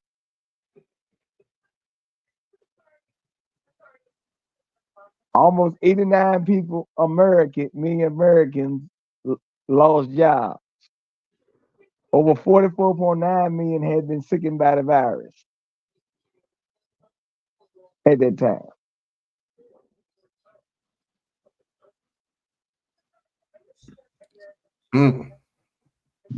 So they say, right? Google founders Google founders Sergey Brin and Larry Page are now worth $237 billion. That was a net increase of 137% from their combined wealth of $100 billion at the beginning of the pandemic. Nike head Phil Knight had $29 billion, which jumped to $58 billion. Now I'm trying to find out that because I ain't bought no Nike shoes in years. So I just try to find.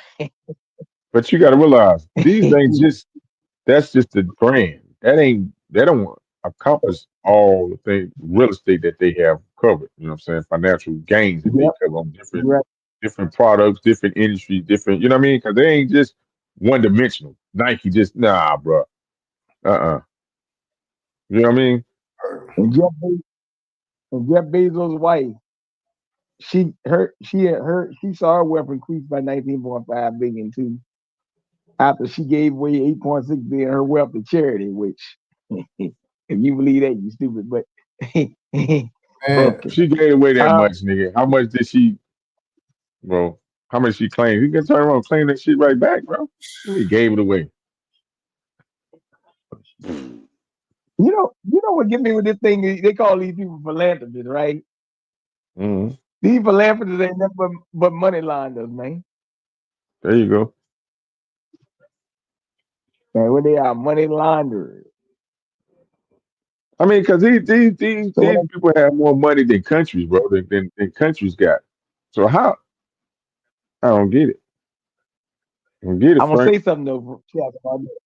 Shaq, I'm gonna tell you something about that. Okay? I'm glad you said that. Because you Allegedly. said they make more money in the country, right? Well, I'm saying But I'm gonna say that this. they're saying their assets are more than some countries' GDP is.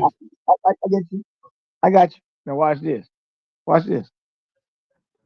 Now, I tell you, I got. I talk. People talk to me from everywhere. They just say, "You seem like somebody to talk to." I say, "Yeah, talk to me, man." Read the guy sitting there talking. Guy, I think he's from young boy from Jamaica or whatever. But me and him, we talking one day, and he came to me and said, I know people be joking with you sometimes, but you eating, carrots and navy beans and all this stuff.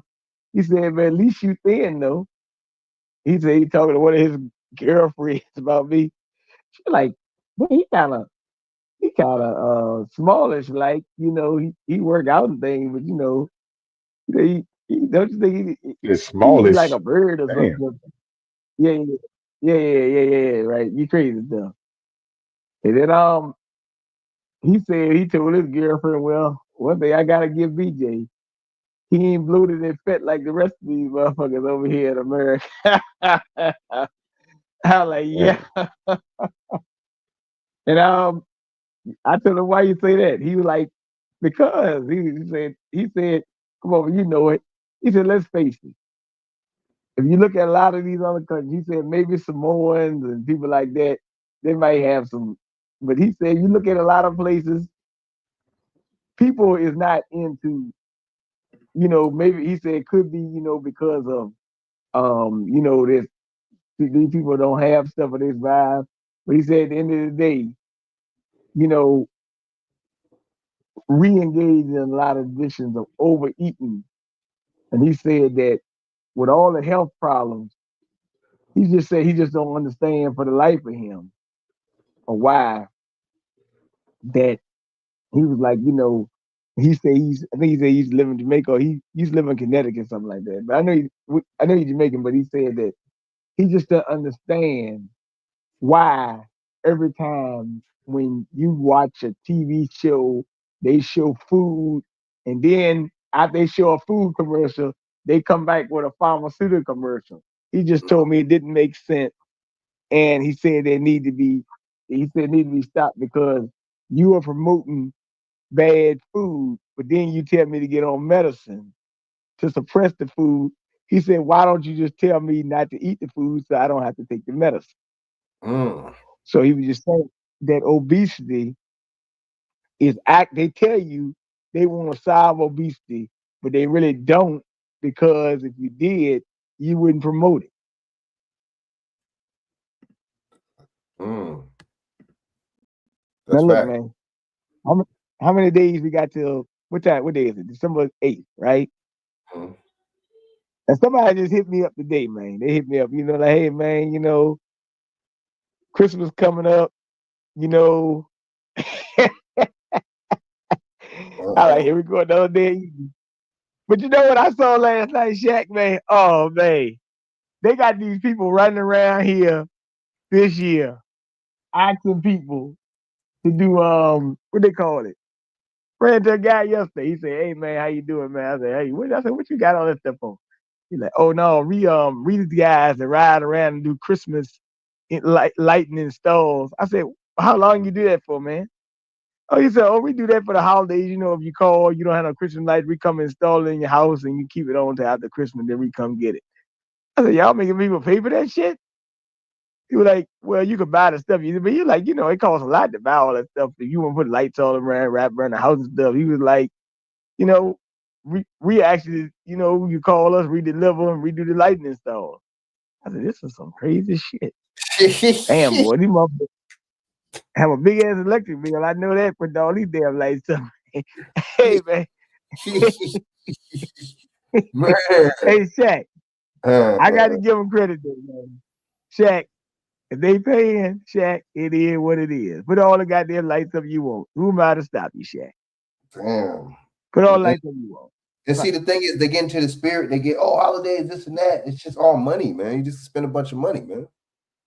Vanity is live. It's profitable. Now watch out after Christmas now. Count up all the holidays that we got. After Christmas, we got about 8 of them. Now watch this. I'm gonna say this to you, Shaq. What happened after Christmas every year? The creditors notice the creditors don't call you that much around Christmas time. They say, go ahead, buy everything you want. Buy everything you want. Then they come calling after. Hey, look. Hey, look, man. Hey, look. I told you I got pulled over last week. The guy was like, look, man. He's like, I'm gonna tell you, man. If I give you tickets $500, take this as a Christmas present. There you go, man. Hey, look, man, you get away with a lot of stuff. However, Christmas also when a lot of robberies and thieving happen.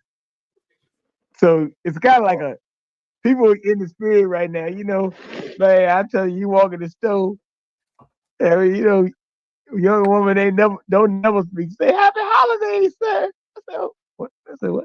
Oh. So everybody, on their best behavior right now. Everybody in their best behavior right now. I guess they hoping to get something in there. Santa Claus coming down the sleigh or something. It's all right. I ain't even mad. Shit. So these vanity, man. They look, man. Everybody wants to. Hey, Shaq. You know what they say, Shaq? Everybody want to be good around Christmas time, man. So, hey, you been naughty at night? You know what's, and we had these conversations damn near every year about the same shit. Hey, you been naughty at night? Even though it's mythology that we're playing out in they still even they lie with the mythology, bro. They lie on the mythology. At first, I thought the nigga birthday was in April. How was Sunday nigga birthday get in December? Right.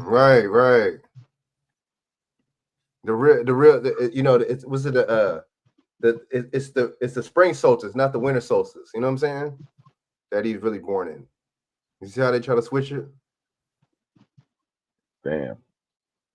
Then they get the word. If you really spell the word all the way out, see, they like to shorten shit. You know what I'm saying?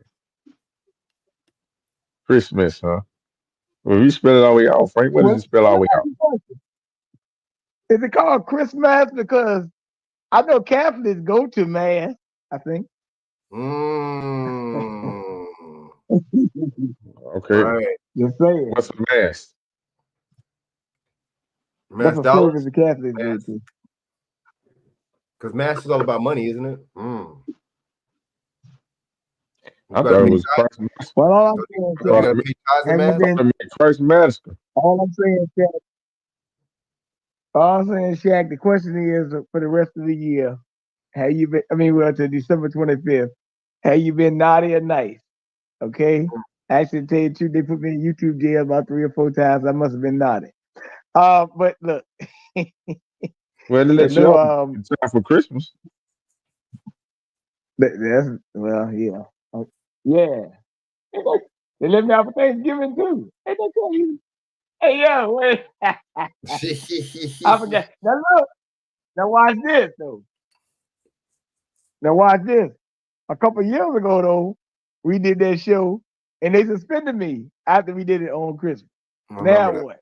I remember that. See? So they weren't in the. They obviously weren't in the spirit.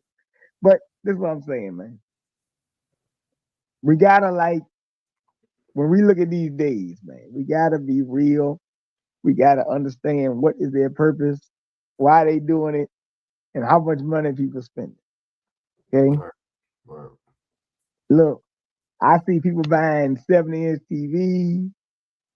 You know, I done had, a guy told me a couple of days ago, man, we talking to a girl on the phone, she crying. Cause she just don't have the money like she used to this year. And she got to decide whether to keep the lights on or buy her children stuff for Christmas. I'm like, what? Right. No We brainer. decide. The madness, bro. The No brainer. madness is this. No brainer. What's the most common sense answer, right? So he said that, she asked him, can you loan me like $500 till I, 500. So he's like, no, Ain't a little I bit of can't do that, baby. He like, he said, you ain't even my wife or nothing like that. You just kicking it and shit. He said, man, the girl, she said she went to one of them. Oh shit, Shaq, you ready for where she went to, right? I already know what she went to. A payday loan place. You better believe that. Yeah, went to one Better of them believe loan that. places, man. Payday loan, Hey, and then look, man. income tax time, payday loan, or damn, what's this shit called with the vehicle loan thing. I would think he's title loan, but look. Title loan, yeah, title loan. Hey, look, I would think these people get sick and tired of playing this dumb game all the time. No, I know these goddamn companies got to be the fucking goddamn. They say, I know these companies got to say that we got the dumbest group of people in the world to keep falling for this shit. I know, bro. Come on, man. Let me ask you a question. Shaq, do you realize most of the time where they put these loan places at? Because when I go out to Short Pump, and I tell you that's the area where some of the basketball players live, but people, a lot of Indians and Asians live in Short Pump too. Now I'm gonna tell you that too. Now doctors and stuff, they got like Fidelity investment and stuff. Well, you come in the hood, man, you don't see that. You see these payday loan places. You see how that thing geographically set up. Right. On purpose. Purposely set up like that. Bro, It ain't the fact accident, that man. in your mouth, slapping your mouth. The fact that this is a payday loan. That's what I'm saying. But the niggas rubbing their hands together, nigga, like they like payday loan. Rubbing their hands together, Hey, nigga, look. like the Grinch, nigga, like, wow. I got caught up in the payday loan, bro, back in the day, bro. Had about 3 of them, Frank. Man, hell. You can't never catch up with them Look. dang things, bro. Payday loan and rental center. I'd have been at that guy's house before rental center came knocking on the door. What the hell is this shit, bro? Yeah, rental center. Now rental center got a Texas, bro. They'll come for you, bro. They wild, bro. Yeah, they are wild. We're in the center. I wonder what he rented from that bitch, nigga. The fucking couch, nigga. Man, he went to rent damn TVs and shit. I went in there. Look, I went in rental center, man. I went in Rental Center, and you know, it's kind of weird, man, because they'll say on the marketplace, we gotta do a show about usury too, because this is really usury right here. This is like tricking your ass. They'll say, hey, look, this TV, you can pay $18 a month on the motherfucker, like, right? Or whatever, renting the bitch or whatever you doing, whatever the cost was. Right? And when you go in there and you look at it, you're like, why the hell? So you know the TV be like a regular TV you see, and it might be 18. Let's say the TV was $400. In Rental Center, if you want to buy it out of Rental Center, they're gonna try to make you pay more for that same TV. Cause I asked the guy, why y'all making people pay more for this? Because he said, really, the idea ain't for you to buy it. It's for you to rent it. You can rent it as long as you want. But guess what? You don't pay, they come in and get that motherfucker. I mean, this was really for people who, just didn't have nothing. I mean, no way to get the TV, or they wanted a TV. Like I know a guy told me he didn't have no furniture in his house when he first got his apartment or something. So he rented a TV, he rented a sofa, and he rented a bed from him. I said, nah, bruh. I was just want me an air match, dude, and booked it out till I had time. But I mean, hey man, these companies, they and it might not rent it might have been called, it might not have been Rental Center with one of them. I think he went to Cons. We had a Cons down here, they closed. And check the name out, Shaq. The place called Cons, right? Hey yo, hey look, that's what the place called, Cons. They just got another N on there. Look, that shit is to con your ass. But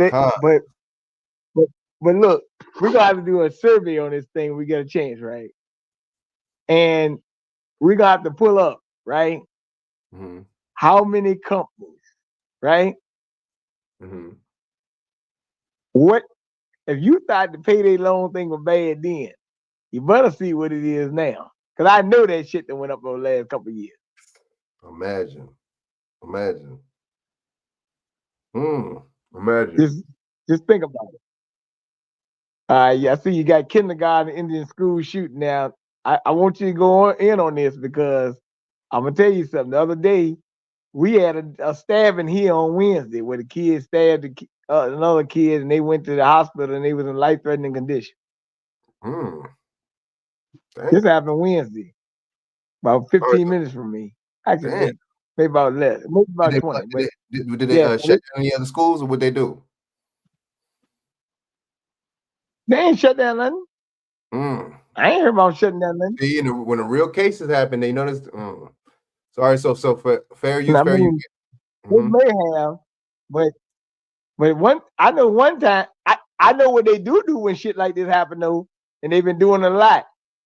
They put the school on lockdown. The parents can't even come out and get the kid, come in and get their own children. I know they did that before. So they do a lockdown or a lock in, and nobody can leave the premises, which that could be kind of dangerous. I know, huh? What was the point of that? If there's a But shooter, ain't nobody right? complaining. So. Ain't nobody complaining. But this was a stabbing though. You know what I'm saying? This was a stabbing. All right, so fair use, 1976 under the Copyright Act, Section 107. Allowances made for report on this video for commentary and educational purposes. All right, fair use. New questions about why a man with a gun opened fire at this elementary school in rural Northern California. Shots fired, 2-7 Cox Lane between Highway 70 and Simpson Road. Police say the first 911 calls came in Wednesday afternoon. 2 kindergarten students, 5. Wednesday, didn't the dude get shot on Wednesday? The CEO dude? BJ, you peeped that? So this happened. Didn't I tell you? Wednesday was the same day. I told you that was the same day Dr. Fauci. I mean, not Dr. Fauci. Fred Hampton got killed.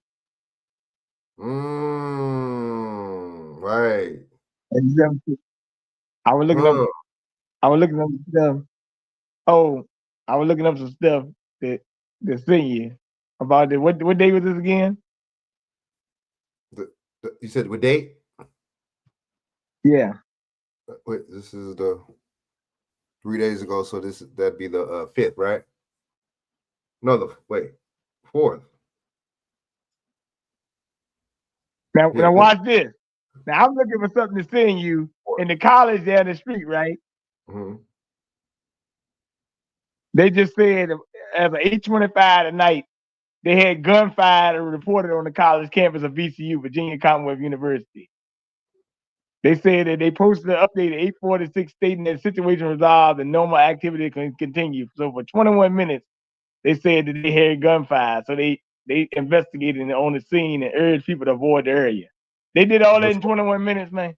You really believe in that shit, man? In 21, Come that's on, 3, man. right? You go that 3 again. That's 3, man. I'm gonna play that Now- clip. I found a clip of the shooter with them saying 33, and I'm gonna play that in a little while too. I'm saying 33 with that CEO shooter. Oh yeah, I got the clip of them saying that 33, big dog. You know what I'm saying? But why does it say 2 kindergartner boys shot? Why does it matter if it's boys or girls? Why does it matter the sex? And 6-year-old boys were shot. Why does it matter if they were boys or girls? BJ, does that make sense or no? I don't know. And transported to hospitals, one airlifted. I can tell you that the injuries are very, very serious, and these children are in extremely critical condition. Police say they found the suspected shooter with a handgun, dead from an apparent self-inflicted gunshot wound. The terrifying incident happening at Feather River Adventist, a K-8 private religious school with a BJ, private religious school. Okay. BJ, okay. Okay. That tells me all you need to know, dude. That tells me all I need to know, bro. It really does. You know what I'm saying? Hey, yo. Mm. Hey, look, man. I know this ain't. I'm not supposed to ask this question to them, but hey, look, man, we're gonna have to start seeing these bodies, man. I know. I mean, yeah, where are the bodies at, bro? You never see I ain't no been hint of seeing no nothing, though, bodies, right? man. You don't never see no hint of nothing. I don't never see nothing. I don't know. That's a good point. That's a good point. Where's anything? So we Where's need any to start seeing evidence? some bodies, man, because if I don't start seeing no bodies, man, you gotta have to ask these boys a question. Oh, look at that, Frank. The girls taking their kid to see Santa Claus. They take you haven't and look, Hey, you gonna have your kids sit on Shaq, some dude's lap, why some don't you guy's go sit lap. on a fat white dollar man lap, Shaq? Damn. Nah. Was that a what's the name I or what? think they think about the gunfire too, man. All right, I'm gonna play that right now. Okay, I'm gonna play. Let me play a couple of things. This is the article. about 3 dozen students. Police say 3 dozen? Here we go. Why is it always 3? BJ, what's up with this number 3, man? What's up, bro? Hey, come on, man. 312? They got you again, man. 3 dozen? 312? That's funny, man. 3 times 12. Damn. Now look, wait a minute. Now wait a minute, man. Hold on. 312, right? 312, right? 3, 1, 2. Well, you put that 1 and 2 together, that's 33, man. Dude, I told you, man. Look, it's too much. You know what I'm saying? It's too much. It's too much of these things, man, going on with these numbers, man. I don't care what nobody say. Oh man, that's a cult. Whatever. I don't care. Y'all can say whatever. What about whatever? It's just obvious at this point, man. They throwing out these numbers for a reason, man. It's obvious at this point, man. say the gunman was dropped off by an Uber and met with the school's principal to discuss enrolling a student. We're trying to determine whether or not he actually was there to enroll or talk about Why would he go shoot anybody if he was actually there to enroll somebody? That's the stupidest thing I've ever heard. BJ, did you just hear what this dude just said? We're trying to see if he was there to enroll somebody. Dude, he just shot up the school. Why would he be there to enroll somebody if that was his mission to shoot up the school? Yo, BJ, man. You can't make this up, bro. enrolling a student, or if that was instead a ruse to get onto the campus. Soon after, police say school Really? administrators heard screams. This sixth grader says she heard the gunshots. We were running to the gym. I looked back and I saw a shadow with a gun, so I told most people to run even faster. The school put on lockdown. Students rushed to a nearby church. My wife actually got the phone call, and it was heartache. Are you going to see your child? And now authorities are investigating reports the suspect may have targeted the school because of its affiliation with the Seventh-day Adventist Church. The FBI assisting with the investigation. When you're talking about little kids like this who can't defend themselves, it really does tear at the heart. Now, authorities say they know who the suspect is, but they are not yet publicly identifying him. They Why don't not? believe Yo, he knew the Shaq, victims or Shaq, had. Shaq, where you at? Shaq. Where's Shaq at, man? Why are they not identifying this dude publicly, bro? They're not identifying him. Why not? Seriously? Any previous contact with the school. And while they do believe the incident was isolated, they have alerted other schools affiliated with the Seventh-day Adventist Church to be vigilant. Savannah. All right, this is new details for you on that Butte. Fair use. Now all of a sudden they want to give it. Look, now all of a sudden BJ and Shaq, they want to give his name in his mugshot, right? County school shooting. The sheriff identifying the suspect seen here as they continue to look into a motive for why he did it. And we're also learning more about those two little boys who were hurt. Both kindergartners still in the hospital in critical condition, shot during outdoor playtime at school. We have team coverage from Oroville as the details unravel. Let's first go to live reporter Esteban Reynoso getting answers on the shooter's path. You notice how the boys is Mexican and the reporter's Mexican? You notice that, BJ? You notice how they give you peep that? Asked and what we know about this guy, Esteban.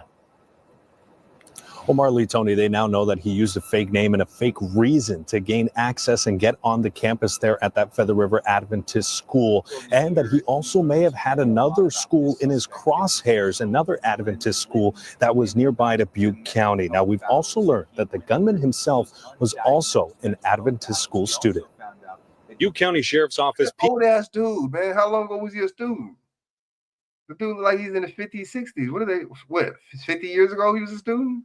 Piecing together a possible motive. Seventh Day. In an attack on the Feather River Adventist School near Oroville, a shooting that left two young boys fighting for their lives. They have a very long road ahead of them in terms of recovery. It's very likely that they are going to have a number of surgeries as going forward. But the fact that they are currently still with us, I think, is a miracle. Butte County Sheriff Corey Honey identifying the gunman as 56-year-old Glenn Litton. They say he used a fake name and fake reason to get onto the school, taking an Uber from Oroville. His story was that his daughter had recently moved and that he wanted his grandson to go to that school. Daughter had not moved to Gridley, and he did not have a grandson. And they say he was looking to do the same thing to another school in neighboring Tehama County. What does it matter if he didn't know? What does any of that matter? And also researched Seventh-day Adventists in Red Bluff, California, but ultimately it appears that he selected location on Highway 70 as the target. But why open fire? The sheriff's office says they found a written statement they believe to be from Litton. Part of it warns of targeting Adventist schools in California. The statement goes on to say his actions are, quote, Where did they find this statement at? BJ, where did they find this statement at? Shaq. I don't know. So they just happen to find this statement where, bro? If he's dead, where did they find it at? Dude. Bro, come on, man. Really? Like, is we really going with the same script over here? In response to America's involvement with genocide and oppression of Palestinians, along with attacks towards Yemen, end quote. BJ, here we go. Yep, there it is. BJ, there it is. There it is. It's political and it's rape and it's religious. You see that? I knew it was gonna be something of the two, bro. I knew it was gonna be one of the two. Dude, that's how it kind of gives it away when it's always a political, when people are always doing some killing or shooting and stuff like that for either a political reason or a religious reason. It's like, okay. This individual did have some significant. It's easier to pass whatever they want to pass or whatever agenda they want to push when the killer was doing it for political reasons. Hey, BJ, look, or if the killer was threatening somebody for their religion, right? Or the man. Mental health issues, pulled information from various sources, and it all came together in his mind. Litton has a criminal history dating back to his How did I know he had a criminal history, right? They always say that. teenage years. He has served time for fraud, forgery, and petty theft charges. But before all of that, he too was a student at an Adventist school in Paradise. Mr. Litton attended the Paradise Seventh-day Adventist school. They went back 50, 60 something years, bro. Yo. When he may have had a relative attend they went back the school that he ultimately went to and committed the shooting, but that would have been many, many years ago. Now, they did find out that the shooter is from Butte County, but has been in and out of the prison system since 2006, when officials say he was homeless and bouncing around motels in the area. Guys. Yeah. Wow. Tonight, scenes of triumph. Fair use. 1976, under the Copyright Act, Section 107, allowance is made for me to report on this video for commentary purposes. Fair use. Across Syria, as rebel forces celebrate their stunning victory over the Assad regime. More than 50 years of dictatorship by one family ended in a 2-week lightning advance by rebel fighters. Tonight, those fighters shooting open the doors of regime prisons, freeing political prisoners, including women and children. While the marble halls of a tyrant's palace echo with the cry, a tyrant. They calling the guy a tyrant. What is Biden though? Is Biden not a tyrant? What are these people? PJ, Shaq, a tyrant. As of ordinary people. But Syria's ousted president Bashar al-Assad evading capture, fleeing to Moscow with his family, according to Russian state media. How did they know he went to Moscow? How did they know that? I didn't know exactly where he left, where he went to. BJ, how they know, right? But did he inform motherfuckers? I'm going to Moscow. If you fleeing, are you gonna let anybody know where you going? BJ, if you're fleeing somewhere, are you gonna let anybody know where you're going? The uprising against him began peacefully in 2011 with calls for democracy, dignity, and reform. Democracy, BJ? But mutated into a pitiless civil war after Assad turned his guns on his own people. For years, that bloody strategy... Who put this dude in there, though? ...seemed to work. But with his Russian backers bogged down in Ukraine, and allies Iran and Hezbollah weakened fighting Israel, the rebel attack revealed a brittle regime that quickly collapsed. The rebels' main leader speaking tonight from a historic mosque in the capital, promising a government for all Syrians, regardless of sect. Some minority groups, though, frightened at how the Islamist fighters will govern. They were once part of al-Qaeda and still considered a terrorist group by the U.S. Anytime the U.S. considers something a terrorist group, I laugh at it. But for much of Syria, hope. Now I can understand that my children will not be raised under oppression. Abdul Kafi Alhamdo and his family survived years of regime bombardment. This was the moment he saw his father for the first time in 2 decades, reunited after the front lines collapsed. We're free, Syria. We're free people. So much emotion there tonight. Raf joins us now. And Raf, what happens in Syria has a... All right, look. So check this out. Now we're gonna play this right here, man. We're gonna go into this. I gotta go into this again, man. Uh-oh. Dude, you know what I'm saying? I'm gonna play one video, I'm gonna play another one I got of the 33. I just want to play. I'm gonna do something real quick, but Look at just the ridiculous. Oh my God. All right, so fair use. All right, fair use. You know what I'm saying? Breaking news in the search for the Midtown CEO killer. Police just released new photos of the man that they're looking for at this hour. Good evening. I'm Alan Devlin. Jessica is off tonight. Still, no arrest in the murder of United Healthcare CEO Brian Thompson. But just a short time ago, the NYPD released 2 brand new photos of the man they say and they're describing as a person of interest in the case. Police want to question him about Thompson's murder. Here are some of those photos right here. This latest development comes just hours after NYPD divers were in Central Park searching for a key piece of evidence. Derek Waller has the latest on the investigation. The manhunt now intensifying 2 days after police shared this photo. A rare moment, they say. The person of interest in the Midtown assassination lowered his mask. Sources say it was during a flirtatious moment with an employee at the Upper West Side hostel where he had been staying. But the net is tightening, and we're going to bring this person to justice. Mayor Eric Adams speaking to reporters Saturday, revealing that police know the man's name, but are not yet releasing it. We don't want to release that now. If you do, you're basically giving a tip to the person we're seeking, and we do not want to give him an upper hand at all. Let him continue to believe he can hide behind the mask. Citizen video shows crime scene tape Saturday in Central Park, next to where an NYPD scuba team dove into the lake. The search for clues happened. They got a scuba team, bro. Yo, BJ. Yeah, that's funny, man. That's very funny, man. Okay. Are they serious, BJ? They're going a little bit overboard with this, huh? Wow, bro. They act like this dude killed the president or something. That is kind of funny when you really think about it. Hey, man, here's what it is, man. Hey, look, they won't tell you that, man. What is this dude supposed to be looking like, Assassin's Creed or something? Had been staying. But the net is tightening, and we're going to bring this person to justice. Mayor Eric Adams speaking to reporters Saturday, revealing that police know the man. What happened? Snake. Bernard know what that is.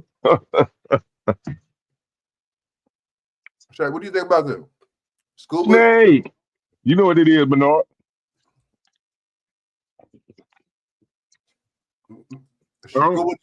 Scuba team? Metal Gear Solid.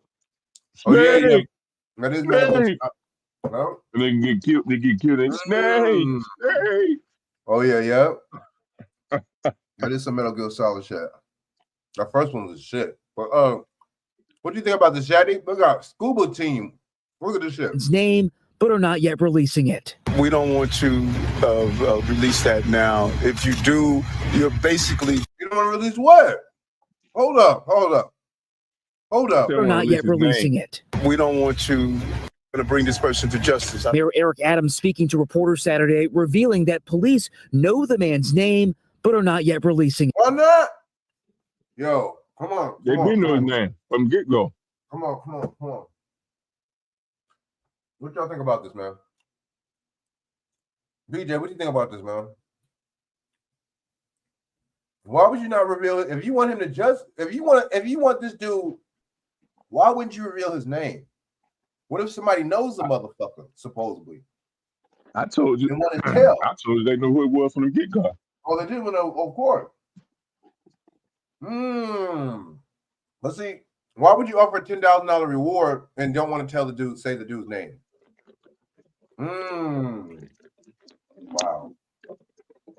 Wow. Okay, this is a crisis actor. We got a crisis actor on the loose. Remember, the actors got to go home at the end of the day, man. Like they can't die and they can't go to jail, man. It's an actor, man.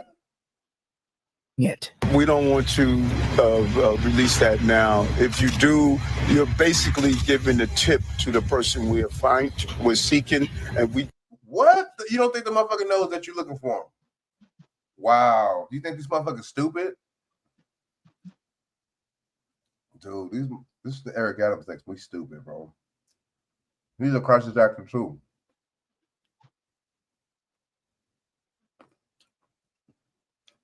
As a matter of fact, let's see if he got After this, let's see if he got an IMDb. We're gonna look it up after this. Do not want to give him an upper hand at all. Let him continue to believe he can hide behind a mask. Citizen Upper hand. One of y'all please say something, man. One of y'all say something. Upper hand. So you mean to tell me if you tell the millions of people this dude's name, that's going to give him the upper hand? Upper hand in what? Wow. They let you know that they. Hey, Frank. Frank. Actually, I was looking it up as you said it. Yeah, he got an IMDb. You got IMDb, huh? Yep, and it say actor on there. Actor. Actor credits go the Golden He's Globe an Award goes actor to, known for Fairy Tale of New York, Homeless, and something else. I forgot what that. wow. So the Golden Globe Award goes to Eric Adams. Video shows crime scene tape Saturday in Central Park, next to where an NYPD scuba team dove into the lake. The search for clues happening in this iconic area packed with tourists and families. This corner, like not a big area, but this corner was blocked off with like probably 5 policemen, 1 van, and then we saw scuba gear and a couple divers getting in and just kind of like splashing around, looking only in this area. Why only in that area?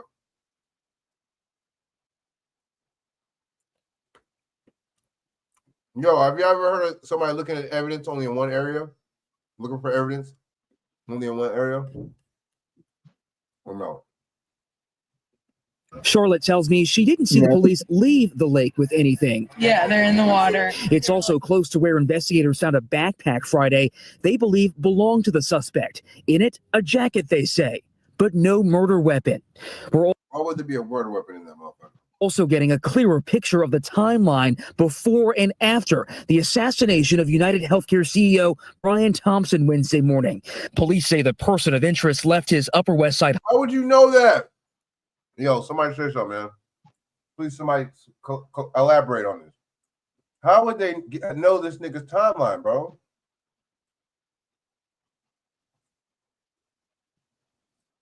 Got point. How would you know where the fuck this nigga went from point A to point B? He took a shit at 8 o'clock. You know what I mean? Come on. Really?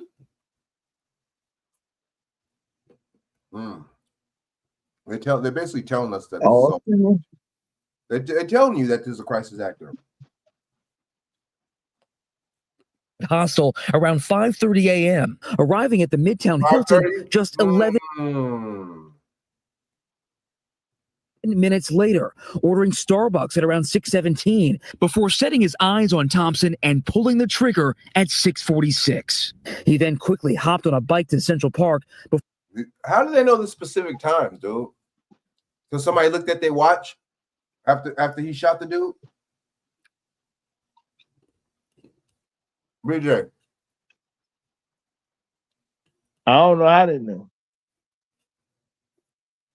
Before grabbing a taxi, hopping out, and then catching another taxi to the Port Authority bus. Why would you take BJ? Why would you take 2 taxis? If you know you just killed somebody, why would you take 2 different taxis? Good point. Terminal in Washington Heights, where police believe he left the city soon after. Police also believe that the person seen on camera shooting and killing Thompson on Wednesday did not know him personally. How do you know that? How would you know?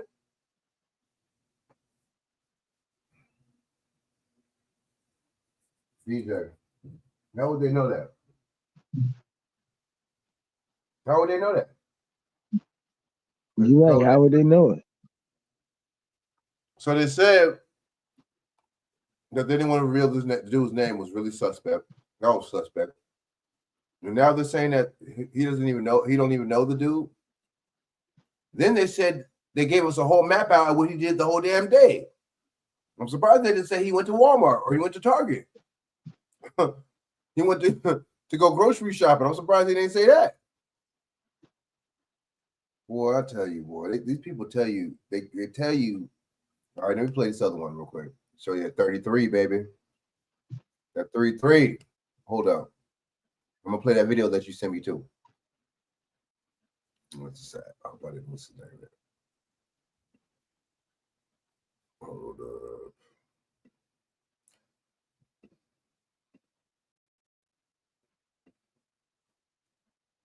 Excuse me. Okay, here we go. That 33, baby. All right. Fair use, 1976 under the Copyright Act, Section 107. Allowances made for me to report in this video for educational purposes. Fair use. The assassin who killed United Healthcare CEO Brian Thompson has reportedly left a chilling message on the bullets he used in the murder. The masked suspect, who remains at large, shot down the insurance boss in a shocking killing outside a Manhattan hotel on Wednesday. Cops are desperately hunting for the shooter and looking for any evidence to track him down.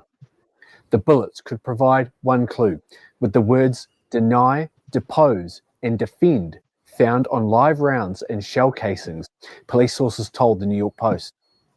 The NYPD is now investigating the words and has recovered 3 live 9mm rounds and 3 discharged casings. Damn, 3 and 3, baby. BJ, 3 and 3. 33.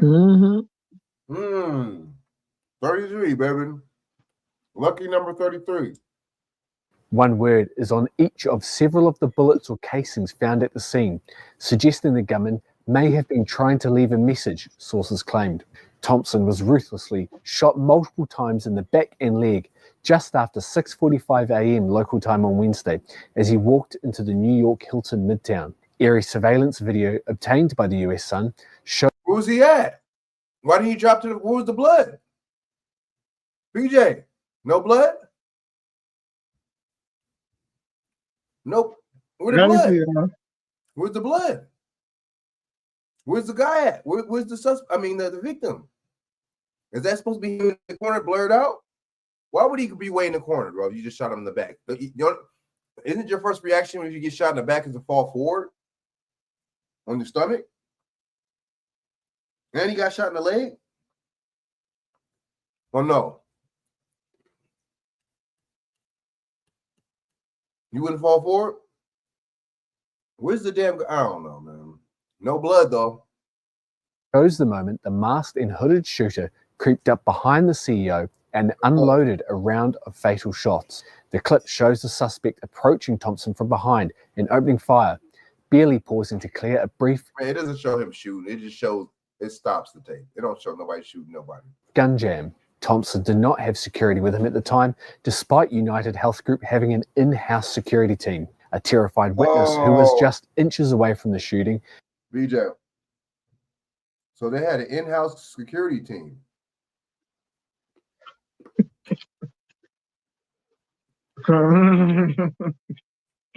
Wow. Maybe the in-house. Only thing I could say, if it did happen, in-house security shot, and that's the only thing I can say. Exactly. One of them did it, right? Sprinted for her life as the suspect airily walked away into an alley. The shooter then got onto a nearby e-bike and rode off towards Central Park. He was last seen on Central Park Drive, which is right outside the park grounds. Cops have used drones, helicopters, and dogs in an intense search. So you got drone helicopters and you still didn't find the guy? I'm about to play Monel. Monel sent me a message. I'm about to play Monel's message right now in a little while. But the killer's whereabouts remain unknown. The NYPD have offered a reward of up to $10,000 for information leading to an arrest. The shooter was spotted on CCTV ordering... What? How do you offer $10,000 for a reward, but you don't want to say his name? And then a day later, then you put his name out there. So you knew his name for an undisclosed amount of days, but you don't reveal the name. But then you reveal a $10,000 reward. Wow. It didn't seem like there was. It didn't seem like they was really. They got your scuba gear, but you didn't want to release his name, but you over here diving for evidence in the damn pond, right? Okay. A Starbucks on West 56th and 6th Avenue, just 56 and 6. Some more numbers. 56. I think that's a Masonic joint. 2 blocks from the murder scene before the shooting. New York City Police Commissioner Jessica Tisch said that while investigators had not yet established a motive, the shooting was no random act of violence. Thompson had been. But if there's no motive, why wouldn't it be a random act if there's no motive? Been in New York City since Monday, and detectives are investigating how the shooter was able to track his movements. However, how are you gonna say we're investigating to see how he tracked his movement when y'all just tracked his movements? You talking about we just we don't want to see how he tracked the victim's movements, but y'all ran down the whole damn schedule to the shooter. All right, after this, Moni, I'm gonna play your. It was public knowledge that he would host an event, and he was expected to announce that the company, United Healthcare, was looking towards a profitable 2025. Thompson. Oh, that sounds like some keyword. That sounds like some subliminal. A profitable 2025. Hint. We're gonna be robbing and scamming more people ever than ever before. We're gonna get millions and billions off the back of Americans, off this scam health insurance, even more. Should be free, but why would we make it free if we can't cash cow these people out and make billions and millions off these people's ignorance? Was the CEO of United Healthcare, which is a division of United Health Group. He was appointed to the position in April 2021. Before becoming CEO, 21 again, baby. Thompson held various BJ, there goes that number 21 again. Leadership roles within United Health Group, including positions in finance and operations. It has emerged that Thompson was one of the senior executives at the company, investigated by the Department of Justice for insider trading. He is survived by his wife and insider trading. BJ, these people are ruthless.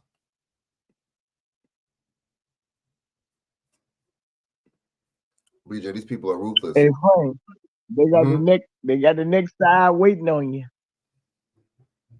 They say now. Look, Frank, since they talking about New York, now they saying Jay-Z got hit with a lawsuit with Diddy now. You play that right now. They assaulted a 13-year-old girl. They say.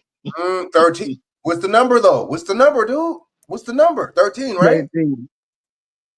Dude, 13. Come on. I be telling people about this. See, I don't like that when people don't listen. I tell people about those numbers. You tell people about the number. I tell people it's usually 3 and 13 are the main numbers, or 33 in these events. Well, they say him and P Diddy messed with some girl at a MTV Music Awards after party in 2000. Here we go, baby. Here we go. Let's play. Shit. Let me do ABC. Let me do this news one right here. Fair use. Under the 1976 Copyright Act, Section 107, allowance is made for me to report on this video for commentary and educational purposes. Speaking of drones, look at these drones. Fair use. They pushing these drones a lot, huh? It is a new hour here on Live Now from Fox, and we do have some breaking news that we want to bring to you. It was being reported by TMZ and now Fox News. We are learning that Jay-Z is accused of raping a 13-year-old girl. That is new. TMZ. When TMZ gets something, hold up. When TMZ gets something, I gotta call suspicious. BJ. Yep. Why they always get it first? Why they always get the scoop? Why does TMZ always get the scoop? Hey, man. Oh, no. These niggas be hiding in the bushes, huh? On motherfuckers. Boy, TMZ. Mm-hmm. Who owns TMZ? The Creed people? Harvey Levin? Oh, my bad. I shouldn't have said that. Damn. In the Diddy lawsuit, and the new allegations are just coming out this evening. Didn't we say they're coming after Jay-Z? Who been? Yo, we've been saying it. Shaq, where you at, man? We've been saying that cat did BJ. How long have we been saying that they're coming after Jay-Z? Didn't we been saying this? I've heard other YouTubers. I've heard other YouTubers say this. Shaq, knew that. That's you, Shaq? But Jay-Z say he innocent. Who else is it gonna be? Jay-Z say he innocent. Jay-Z say he innocent. He not paying nobody not one. He say he ain't paying nobody not one red penny. Jay-Z said he ain't. That's what he already said? Yeah, he released a statement. Instead of saying I'm not guilty, you gonna say you're not paying nobody? That sounds mad guilty, man. He say it's a lot of conspiracy theories. Yeah, that's what they all say. Game said the same thing, but the judge just ordered him. He got to sell his house or something. Remember Game with that lawsuit with that chick? Oh, girl. He was like, he ain't paying. On your show, dude. How is she on your show and you get hit? Nigga, you couldn't have hit that without. Bro, you could have hit that. He could have hit that without all that, doing all that, man. He don't got. It sound like Game don't got no game. That's what it sound like. Come on, man. You couldn't have fandangled that. So we've been saying this, man. They coming after this dude, man. And see, I get it. They're both. He's like they're like almost billionaires, right? So I get it. But why so long? Is that really bringing justice to the person? So if these people really experience this with these people, that trauma and all this, all those years, I don't get how this would make it any better 20-something years later to solve this. I don't get it. Well, see, Frank, there's a lot of politics with this going on because this is the last year, I think, for the people. Pull up that law, that law that they created, where they allow victims to go back, sexual assault victims to go back. Oh, I think this is the last year run out, if I'm not mistaken. Hold up. Oh, shit. Hold up. By next year. Okay, what's the law? Man, it's some type of law. I know California came up with it. It was some type of law where they allow sexual assault victims to go back and open up the case and investigate.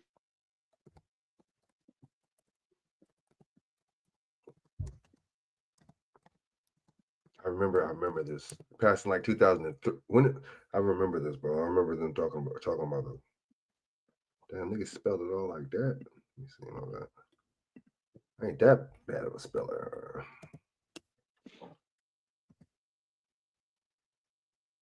The statute of limitations, huh? I think so. Yep, something like that.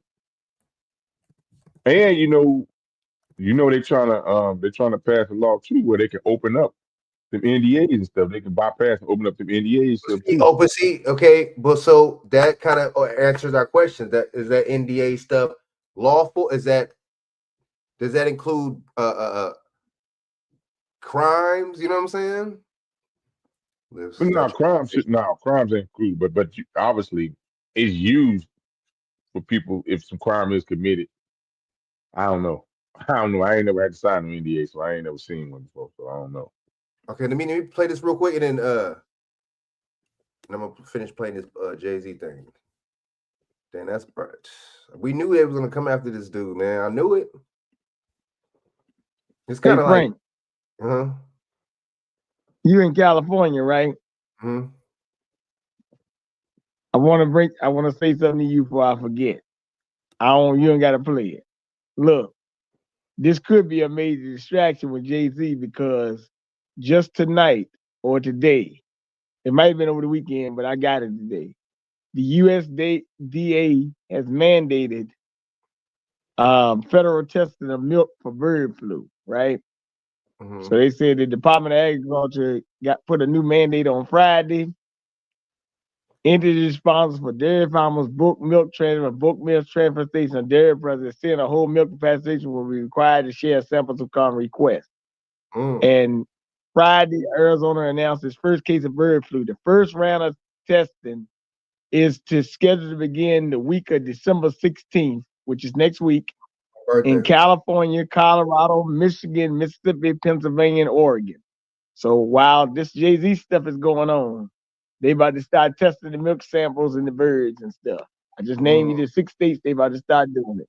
California, Colorado, Michigan, Mississippi, Pennsylvania, and Oregon. That sound like Democrat states. Ooh, except for Mississippi. Bam, all Democrat states. But Arizona, they say the bird flu, they found human cases of bird flu, but they're not testing Arizona. Why they start with these states? Democrat, except for How Mississippi, you right? find bird flu in milk? Is that what you saying? I was thinking. Milk? What? Yeah, Man, come on, man. But is it milk by cows? Doesn't the cows get the milk? Hey, man. But see, bird flu is not what you think. It ain't. Bird flu ain't. That's just the name they named it, Frank. That ain't. Bird flu, swine flu, influenza, H1N1. It's the same thing. It's all the same exact thing. Got you. They just changed the name, just like they changed the name from Corona to COVID-19, and everybody going with the COVID-19. Got you. That's what they do. They code shit.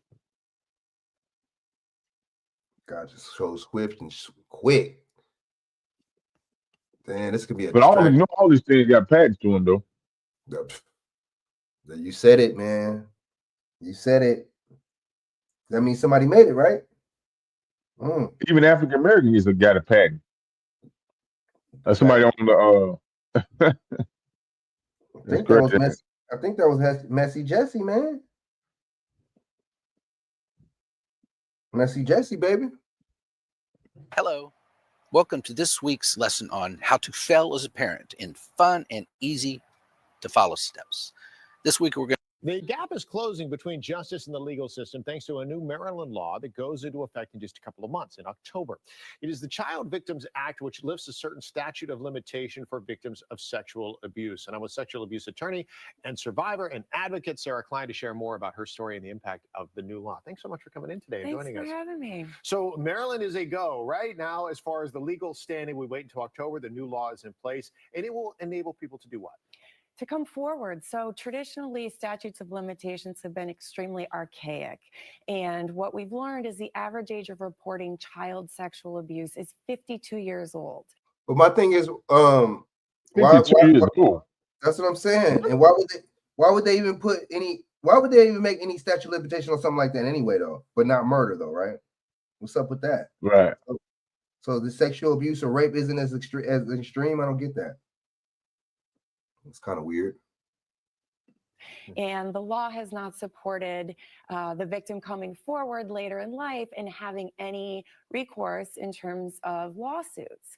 And so Maryland has been exemplary in passing this law, which will eliminate the statute of limitations for civil cases, which means anybody who was abused as a child in the state of Maryland now has as much time as they need to come forward and get access to the courts. So the hope now is that people who are in Civilly. Maryland, So that's are money. reliving That's or got to do reliving with money. this childhood. Money. Ain't no criminal.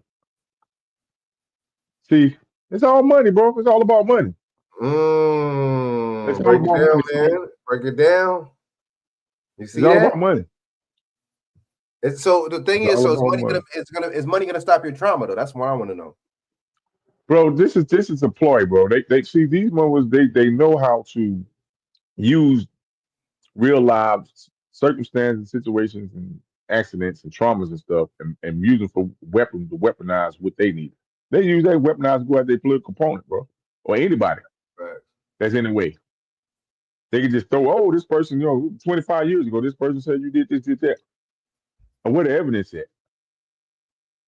Where's the evidence? That's what I want to know. Unfortunately, it is victims that be in darkness or be that haven't had justice. You know what I'm saying? And they using, man. Where's the evidence? Like you just They said. ain't gonna do right. Right? They not No, gonna do you're right. right. Where's the evidence? That's what I want to know. Like you just said. They ain't gonna do right because They're not they use this against people they want to take down. They're not using this against one that they, you know what I mean? Right. They're not gonna use it really for in general, and to help the victims. They're using this for agendas, man, to carry out agendas on certain people. This is, man, political. This is a political strategy, bro. use it as a weapon, weaponizing the justice system. Look at dude's hands check. Look at that hand gesture, that Masonic hand gesture right there. Bam. Trauma that maybe they carried with them. They could do something about it. So now you want people to come forward, right? Yeah, absolutely. Why The wouldn't Attorney you? General's So that, but wouldn't you want people to? Wouldn't the way you want people to come forward, but was by not having a statute of limitations on it? I'm just saying.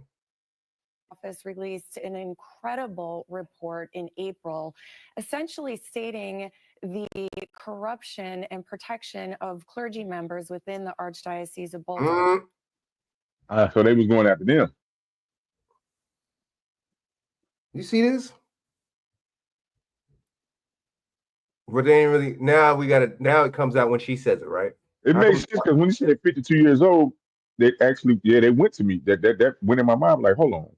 Right. I'm 52 years, 7 years old. What's the one with the damn priests and them damn nuns?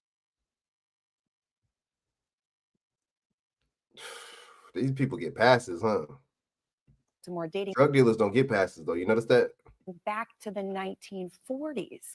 And so They need to be those criminally folks who've been prosecuted. living with this. Facts. So how come the pimps don't get passes, though? Pimps, they don't get passes. They get all this extra time. Pimping and pandering. Why? What? Damn. Okay. Interesting. But the people that are actually molesting and graping. They should have to pay restitution and be locked up. Yeah, the grapers and the. Why you let them get away? Why they able to get away? They can get away for 50 years, 60 years, bro.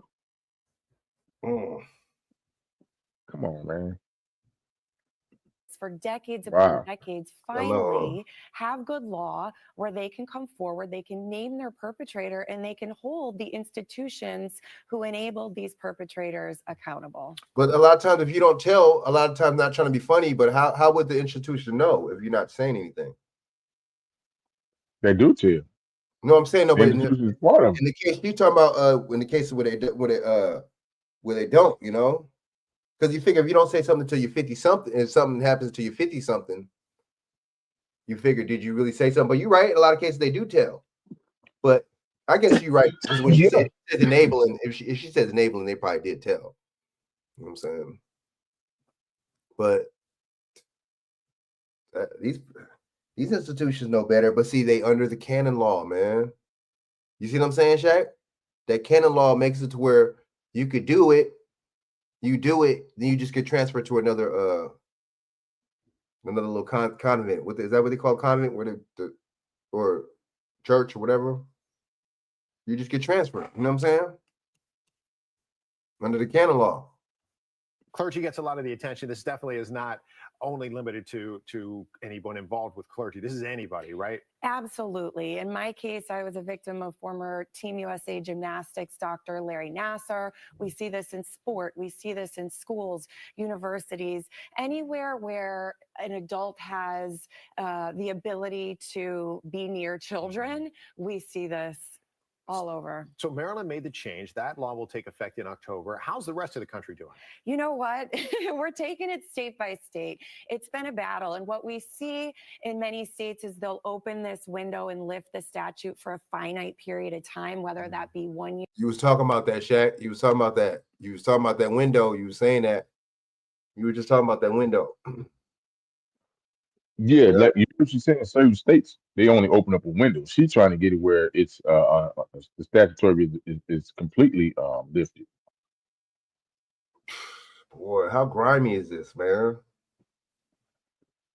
But they're on. Remember, they're on P. Diddy though, and they're on Jay-Z. Remember, they on them.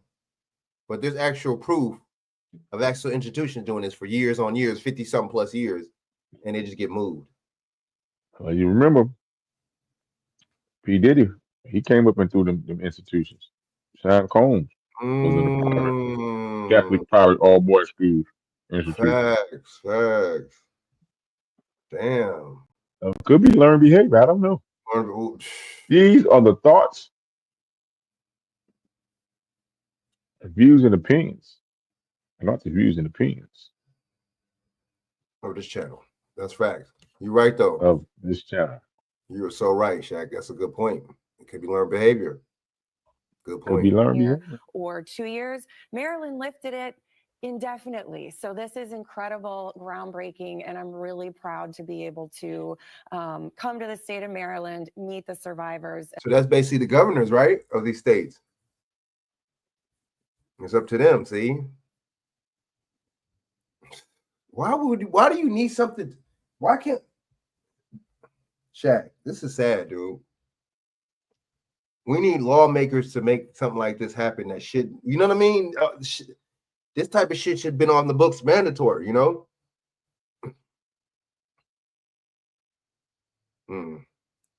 And hopefully walk them Crazy. through the legal process. And you're continuing as an advocate and a legal expert now. You're continuing with the rest of the country, right? That fight continues, even though you have a victory in Maryland. It continues, absolutely. The state of Pennsylvania has been a very, very tough one. We continue to work all over the country. Another So I wanna Democrat. ask you, Sarah, Hey. about your own story because you've been able to inspire other people to come forward. Obviously, you were involved in one of the most public cases that we've seen in recent time with Dr. Larry Nassar and the gymnastics. You were at the forefront of this, but for a long time, you didn't come forward. And then you had the opportunity to do so.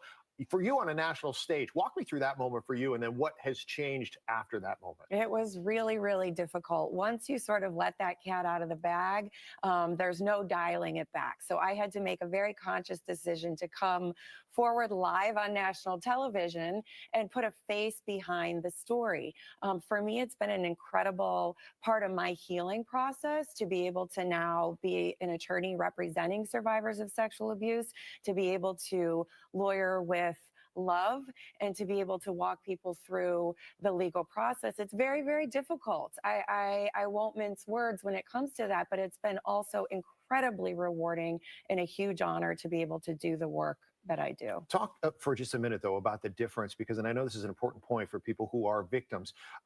You had two people that you would have loved to address in court, I'm sure. One of them you were never able to. Yeah. The other, Dr. Nassar, you were. How important of a moment of, and I don't think there's ever closure, but how important of a moment is that for a victim? It was an incredible moment. I got to stand 4 feet away from somebody I knew my entire life, somebody whose wedding I attended, somebody who was a part of my family, and speak aloud what I experienced, and to say every last thing I needed to say.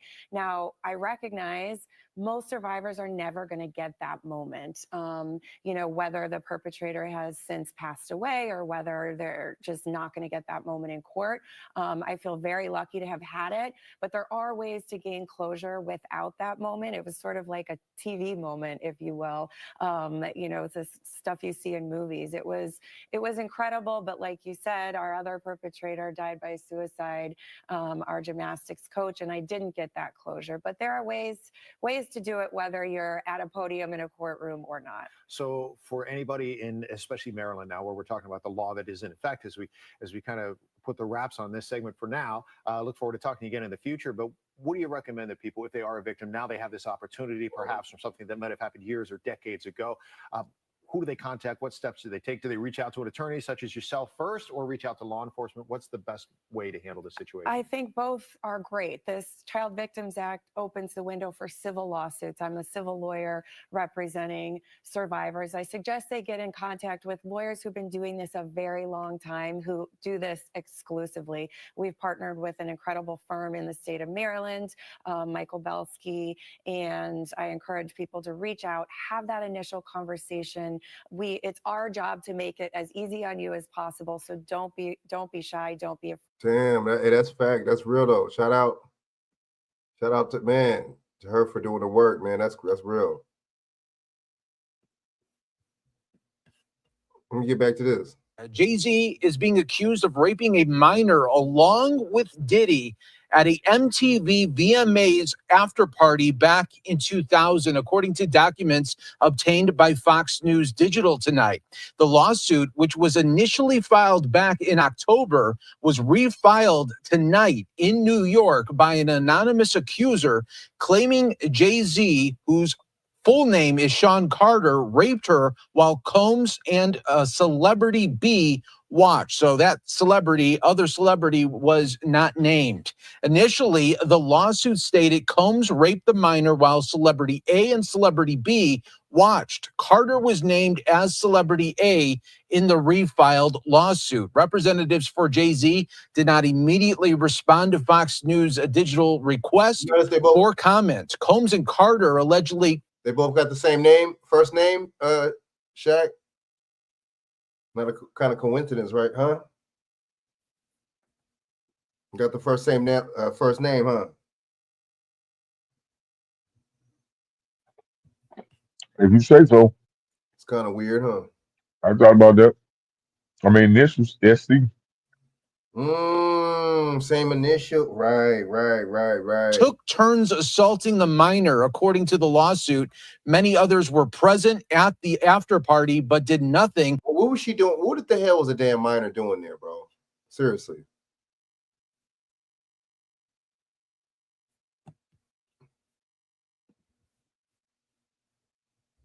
At a VMA after party, a 13-year-old? They don't card people at those shows?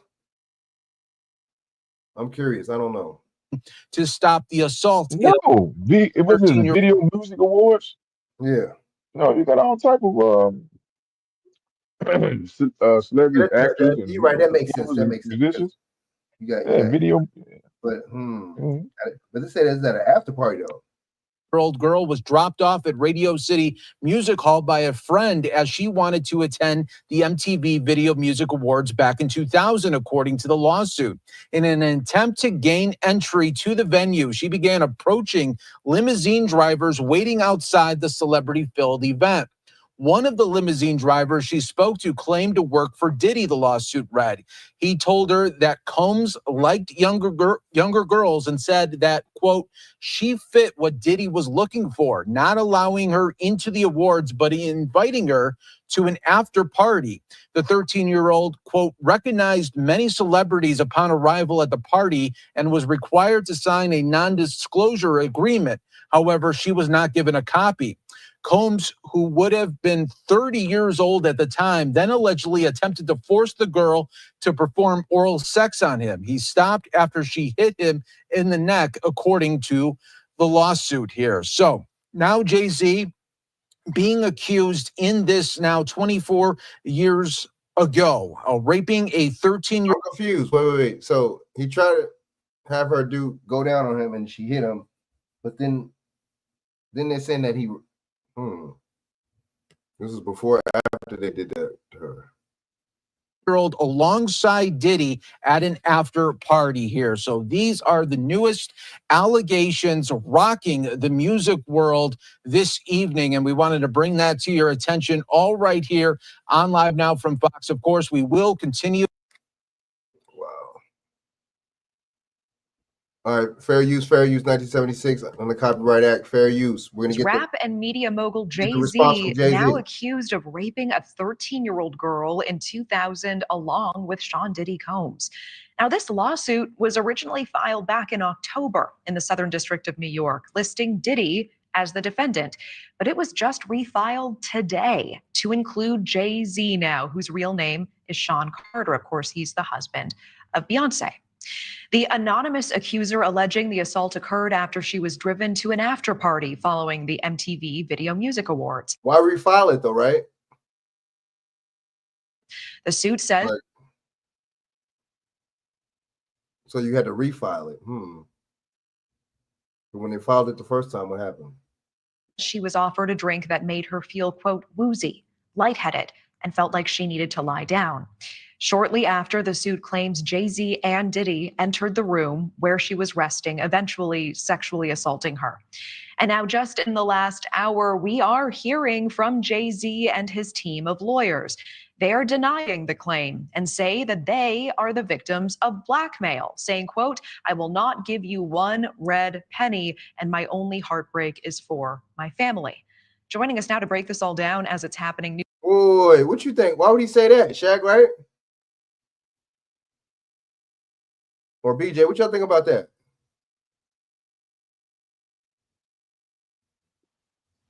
Yeah, that is kind of interesting. Why would you make a statement like that instead of denying it? No, I didn't do it, right? No, I don't have no comment. None of that. You that's your statement? A red But he's penny. standing on blackmail. What'd you say? He's standing on the fact that it's blackmail, so he's not gonna. Right. He's not gonna.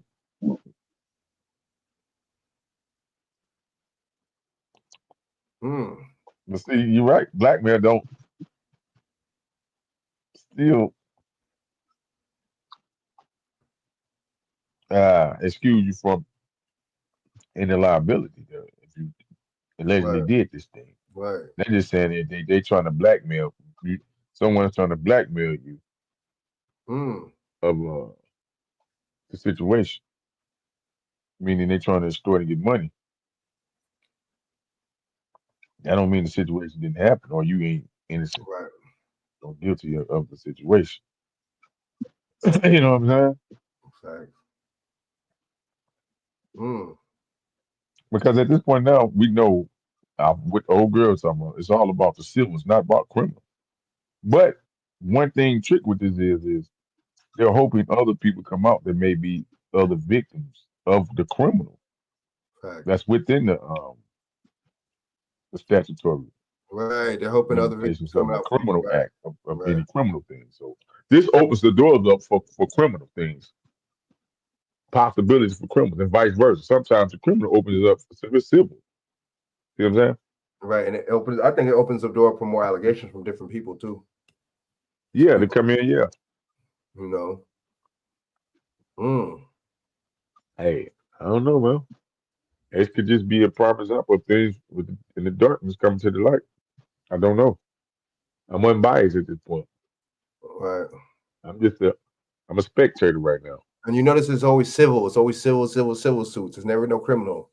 Always civil money. News Nation law and justice contributor, former You really want motherfuckers to go to justice? If you really want justice, why wouldn't you try to put them in jail? That's my question. I don't know. Kind of interesting. FBI Special Agent Jennifer Coffendorfer. Jennifer, thanks for staying with us on this.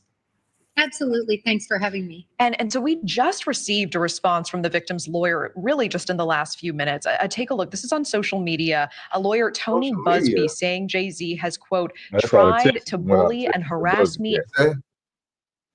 That's the lawyer you got out of Texas.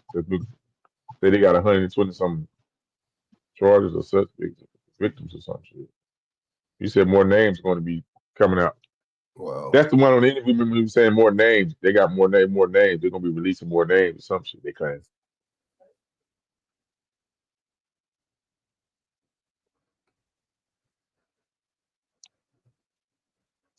Oh, they trying to go after and this plaintiff, but his conduct has had the opposite impact. He goes on to say that the allegations speak for themselves and he will let the facts come out in court, not in the media.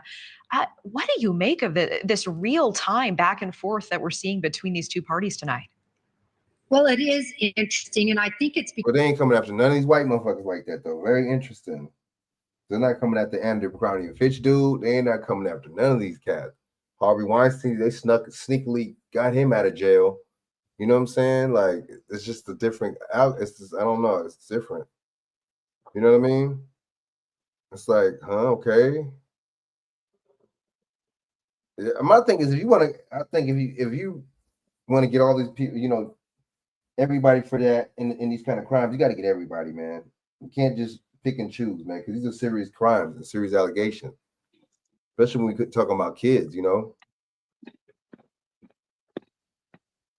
Yeah, really, and it's always them suing civilly. It's never criminally. It's never no criminal trial. That's why I'm just like, why is it never no criminal? It's always money. So that money, them whatever millions, that's going to stop the trauma and that's going to stop the pain. If it really did happen to you, I don't know, man. because JC came out so strongly and said, listen, I'm going to go after you. And then he filed a suit quickly on the heels of the other suit against Busby and the accuser. So because of that, you're seeing this taunting sort of back and forth in the media. Do you believe that we may see Jay-Z face a judge? And if so, when would we see him in court? Any indication there yet?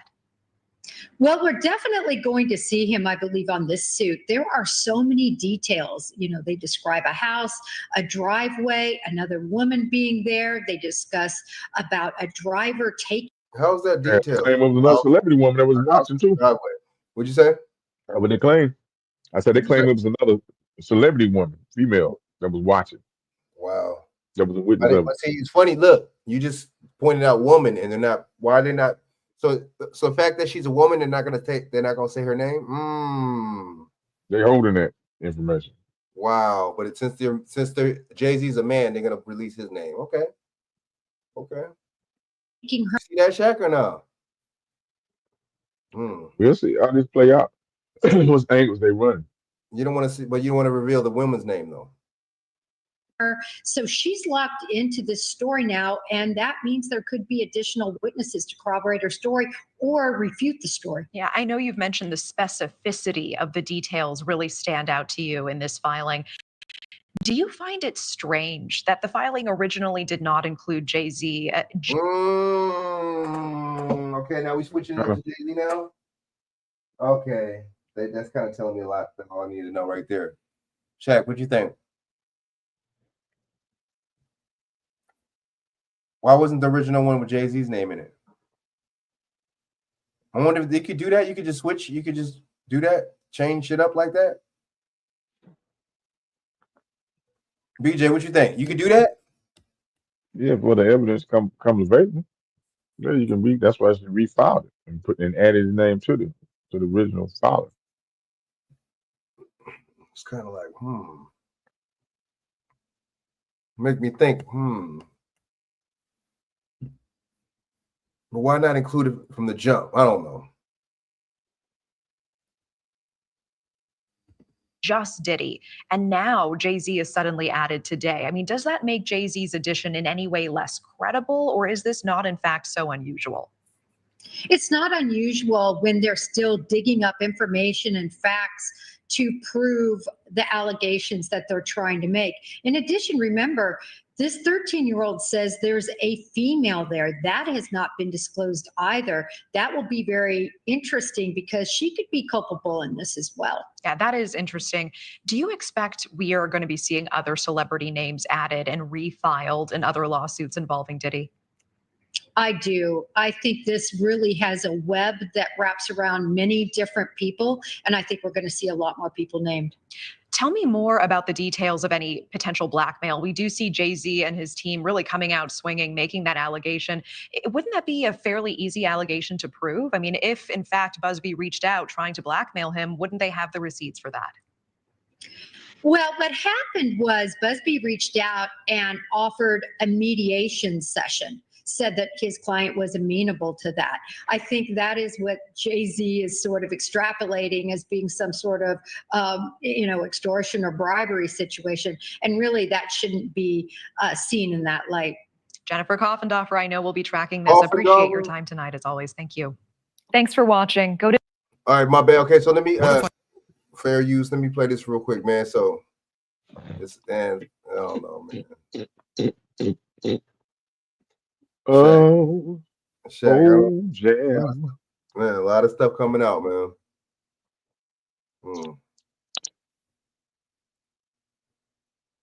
Him and another Jay-Z and a woman.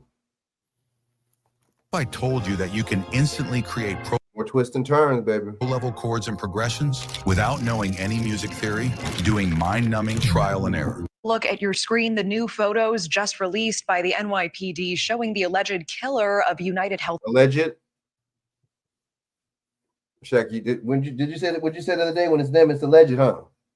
When they're getting accused. You better believe that one. When it's them, it's alleged, right? But when it's us, it's for sure, right? Yep. Healthcare CEO Brian Thompson. They show the suspect walking around and inside a taxi the morning of the shooting. The manhunt for the suspect is stretching into its 5th day across multiple states and cities. And just today, scuba divers with the NYPD were seen diving into a lake in Central Park. What? Hoping to find new evidence. No word on if they found anything remarkable. Now, Atlanta has also become a big focal point now for investigators. Shaq, Shaq, what happened? What happened? Wow, huh? There you go. They topsy-turvy. Like you said, they want to they're putting a lot into this, dude. They want people to be hella invested in this. The reason why I was playing this because they're talking about monopoly money. Like, oh, okay, y'all letting us know this is staged. This is all a game. He said monopoly money, bro. See? Yeah, monopoly money in his bag. It lets us know that what is this message that's sending to us? BJ, you still there? Bogus. That nigga had the monopoly gloves on. The monopoly man with the white gloves. That nigga had white gloves on, bro. BJ, what you think? BJ's probably knocked out, man.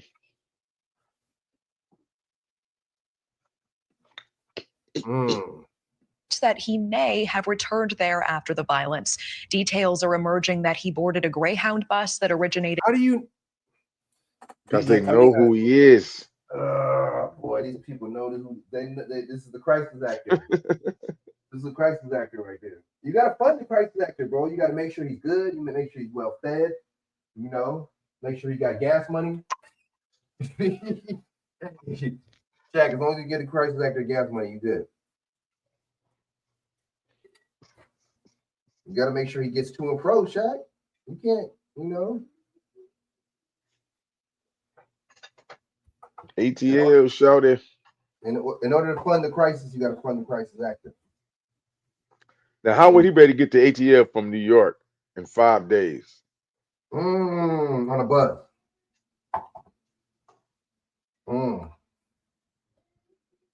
I wonder where he better get there on the plane. He can get there that short time, especially with everybody, you know. Well, I don't know. They know who the bear is. They know who it is. I mean, if that's even, if it's even a real thing, I don't know. I'm glad you said that, bro. I'm glad you said that because this is all seeming kind of staged, man. Really though. In Atlanta to get to New York. Authorities now have a treasure trove of footage, including, of course, the fateful video after Thompson left the Hilton Wednesday morning in Midtown Manhattan. Police and FBI now offering a reward up to $60,000 for anyone with information on the suspect. And News Nation correspondent Nancy Liu is live in New York with the latest on what authorities are focusing on now. And things quickly turn. If you have his name, why would you need any more information, Shaq? They told us in the other video they had his name, right? Why would they need? What other information they need? They got his name. I mean, but why would you say alleged at this point, though? Why would he still say alleged? Turning into a race against time, Nancy. Yeah, absolutely, Natasha. And day 5 of this manhunt is definitely focused outside of New York City, and understandably, New York police keeping details of the search close to the vest. Here in Central Park today, police searching again for that murder weapon, and new clues in the case seem to point to a suspect who is toying with law enforcement. Amid the typical sounds of a Sunday in Central Park, the NYPD scuba team got back to work for a second straight day in the lake, diving in search of the distinctive weapon that took the life of United Healthcare CEO Brian Thompson on Wednesday. Why would you need the weapon if you know the suspect's name, bro? So far, they've come up empty.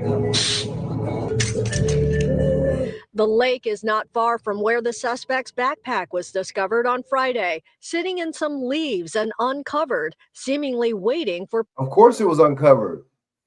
Right? They kind of tell police to find it. Wow. Inside what appeared to be the hooded jacket worn by the assassin, along with a stack of Monopoly money. And in new images released by police, the suspects. Shaq, he letting us know it's a game, huh? You can't make this up, bro. Wow. seems to pose for a picture, looking right into the camera from the back of a cab as he made his way to a bus terminal and out of New York City. He's got distinctive eyes and eyebrows, and police are hoping for additional tips about his identity. The apparent taunting by the killer coming to light right after the murder as investigators found shell casings with the words deny, defend, and depose inscribed. Also in evidence, items tossed by the suspect, a burner phone, a Starbucks water bottle, and a protein bar wrapper. Protein bar? And tonight, police in Atlanta confirming that Burner they phone. are They assisting. still got burner phones?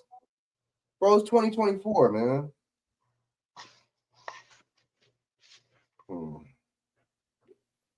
Shaq, you can't make this up, bro.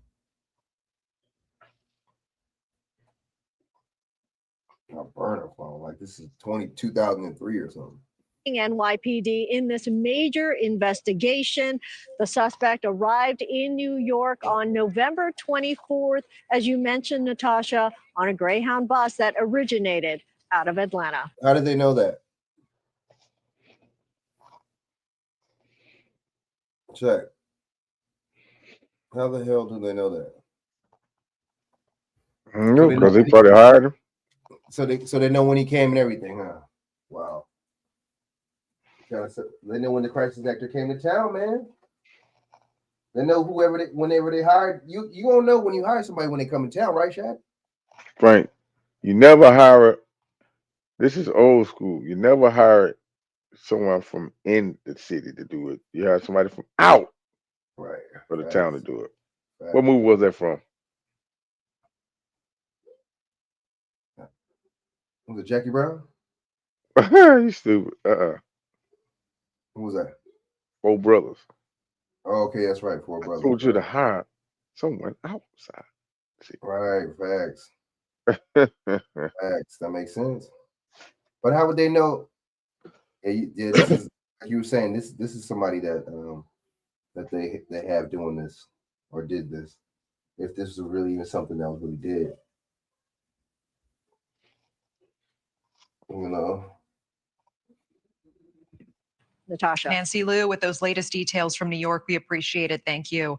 And joining us now for more insight on this nonstop search is Jennifer Kaufendorfer, News Nation law and justice contributor, former FBI special agent. Jennifer, always good to see you. Thanks for making the time.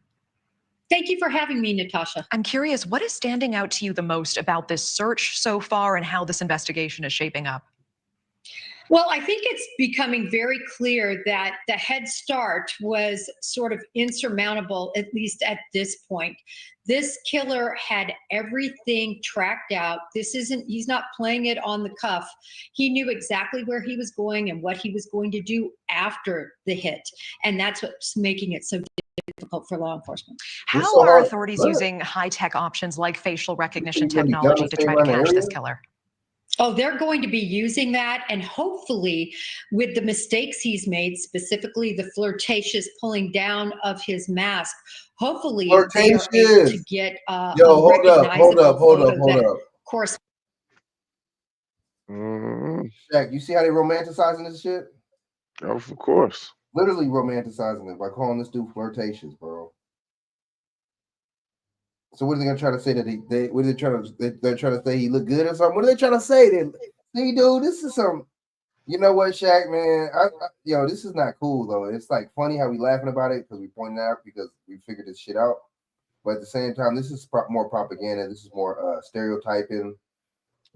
This is just going to show reinforcing the thing. When white people do something, it's totally different, seen as totally different, perceived as something totally different.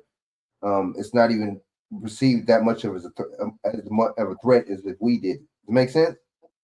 And it don't matter what kind of crime they do. You see what I'm saying? So what are they trying to say? Is it that not much of a threat since it's a white dude that did it? Or I mean, they call this dude flirtatious, like as if I don't know. That was kind of weird, huh? corresponds with somebody else. The big one, though, of course, is DNA. But I would say the urgent one is whoever recognizes him coming forward so that he can be apprehended.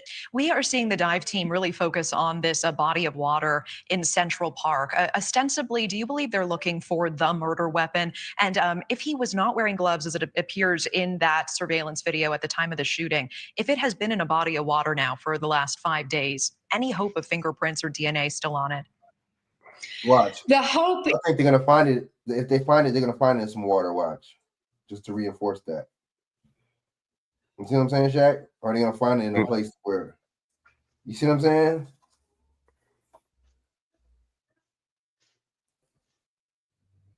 Is not good once it's been in a body of water for this long. And the reason a lot of people are asking, why did it take law enforcement this long? Listen, this park is huge and the waterways are extensive, and they had to wait to get that search. Well, why would you just dive in if it's so big? Why would you just dive in that particular part of water? I'm pretty sure there's more lakes and all that in that big ass park than that. So why would you just only go right there? If that's the case. Warrant filed to get the return back to see the route he took from the GPS bike information. Now that they have that, they can be more focused on where he was. Man, so now Thanks for watching. Tell me all this time they barely got that information.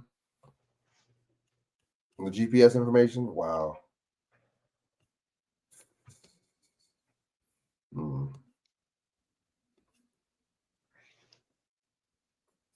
Trump in birthright citizenship. In our panel tonight, Niall Stanage, White Fair use.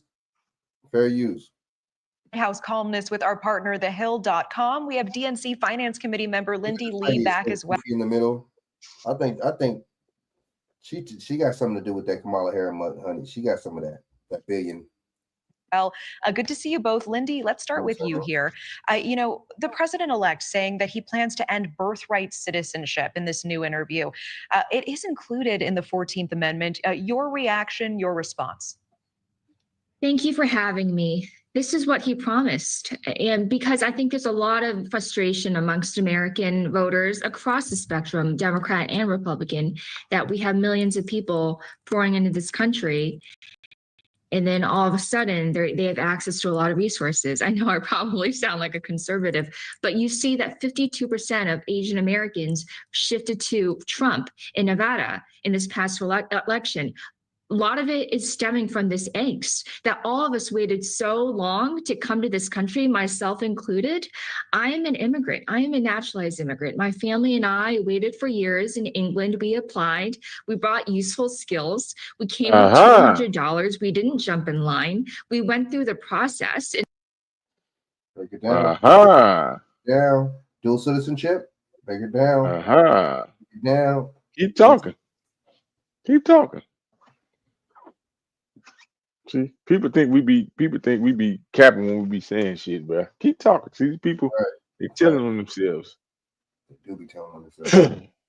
Keep talking. I come over here with skills. I don't give a fuck how much. I don't give a fuck if you're a motherfucking psychic. I don't give a fuck. Bro, they get paid, bro. All that shit is paid for. All those skills and shit that they getting is paid for. They don't have them goddamn skills when they in their own country. Because if you did, you'd be in your own country using them. Lying some of them. Facts. That don't even make sense, bro. Don't make sense. It's a lie. You're just like you're getting paid to come and get trained. Cool. We know that. We get that. That's what's happening. They're getting paid to get trained. Trained. Trained to be American. You know what I'm saying? Trained to be you're training to be American. Trained to be anti-us. Yep, for sure. Trained to be first class. Or Republican. Middle class, trained to be middle class. You know what I'm saying? You're not coming into poverty, bro. How you coming to poverty when you're already coming into getting skills and getting into a trade for industry? And matter of fact, what position she got? Is she a journalist? What is she? I know. Consultant? I think she was a fundraiser on the Harris campaign. She was in charge of the budget and all that. See what I'm saying? See these people, they get. And then she talking about all I'm this not money. mad at the situation, but we see what it is, though. And she talking about all this money came up missing. I think you pocketed a lot of that. You know, she pocketed a good amount of that. Oh, God, she told me the money came missing. She was over it. It's over. Exactly. That's what I'm telling You people. know what I'm saying? All these motherfuckers is scammers and criminals, bro. This offered first class citizenship.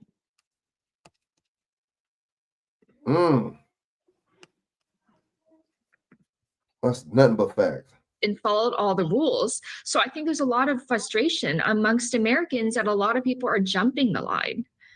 Okay, I Remember I appreciate said that that the other day, Chad? perspective. Remember I said that Niles they mad. Stitch, The I ones want to that turn they over got to over here you here. legally, they mad. Remember I said that? Because we are seeing this first big TV interview since winning the election. What are the major headlines, the major takeaways that you are monitoring and you're hearing buzz about in Washington today?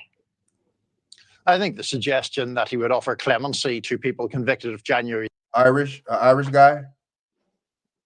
You see how they put so they give you immigrants to talk about it, Shaq. You hear that? There you go, for sure. You see that? Give their perspective. The sixth offences is a very big part of this story, and I think that will appall many people on the left or the Trump critical side of the equation, and some conservatives as well who were horrified by what happened on that day. In relation to birthright citizenship, I take Lindy's point that even immigrant communities do not see that topic one-dimensionally.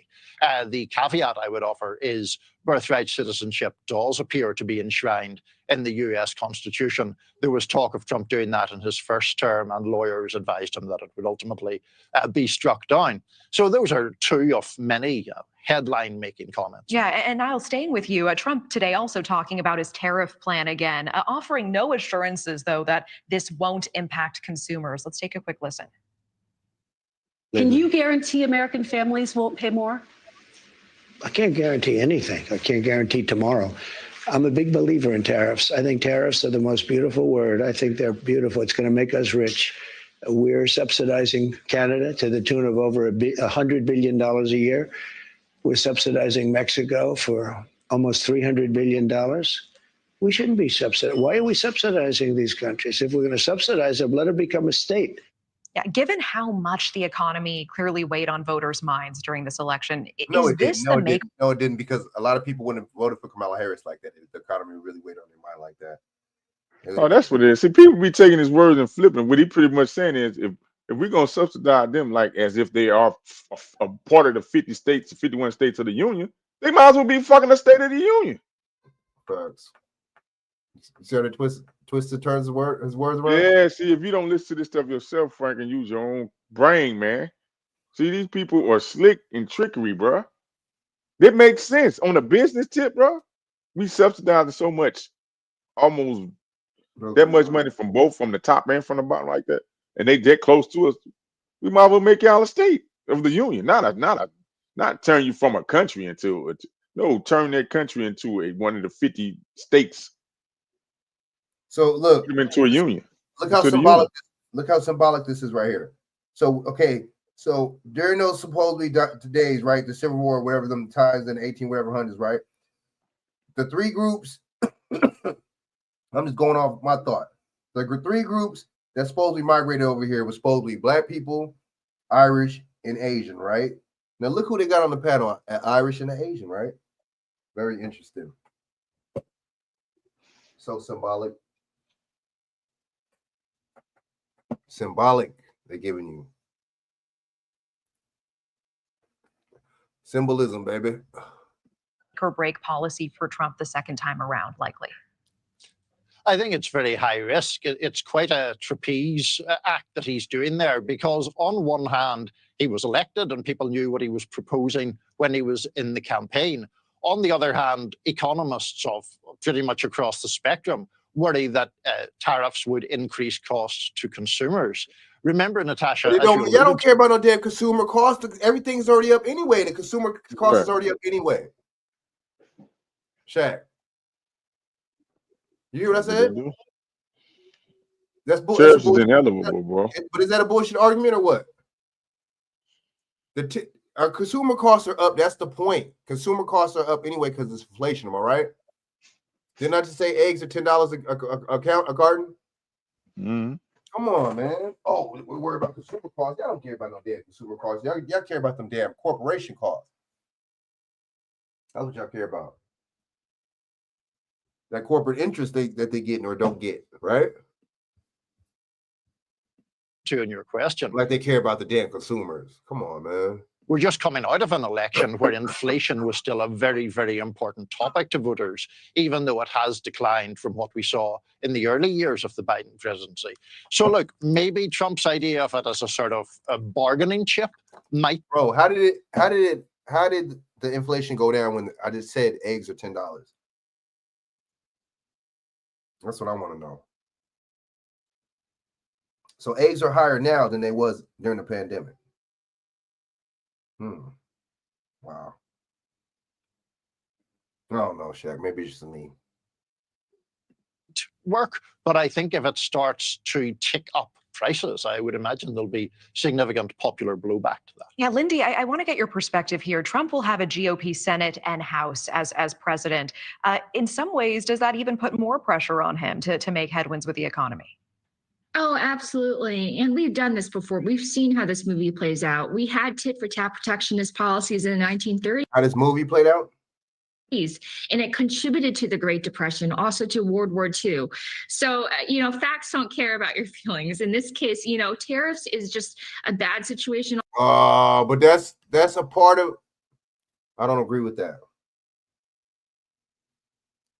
I don't agree with that, Shaq. So tariffs are just bad, right? That's just not that's just out of the question, right? But you need tariffs, though. You need, you know what I'm saying? You need these countries to know and for you to implement your bargaining power. Am I right? Shoot, damn near everything is exported imported to this country anyway, which is not good any damn way. You see what I'm saying, Shaq?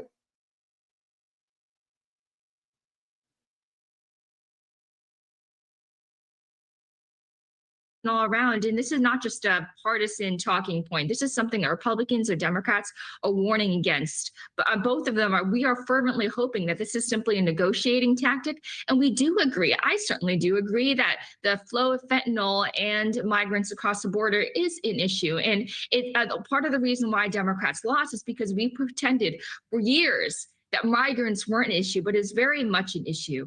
So yes, something needs to be done on those twin issues, but I don't think that tariffs is the answer.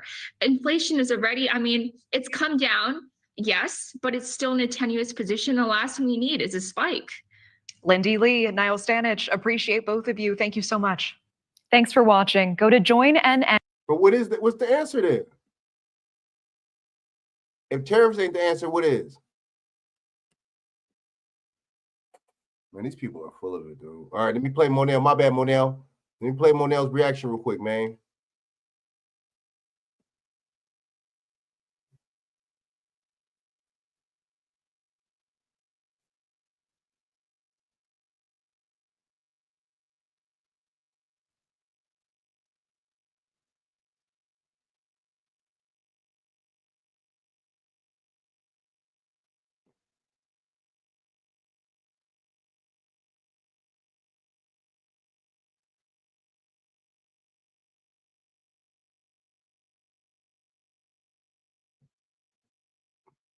Sounds about right. Shout out to Monel.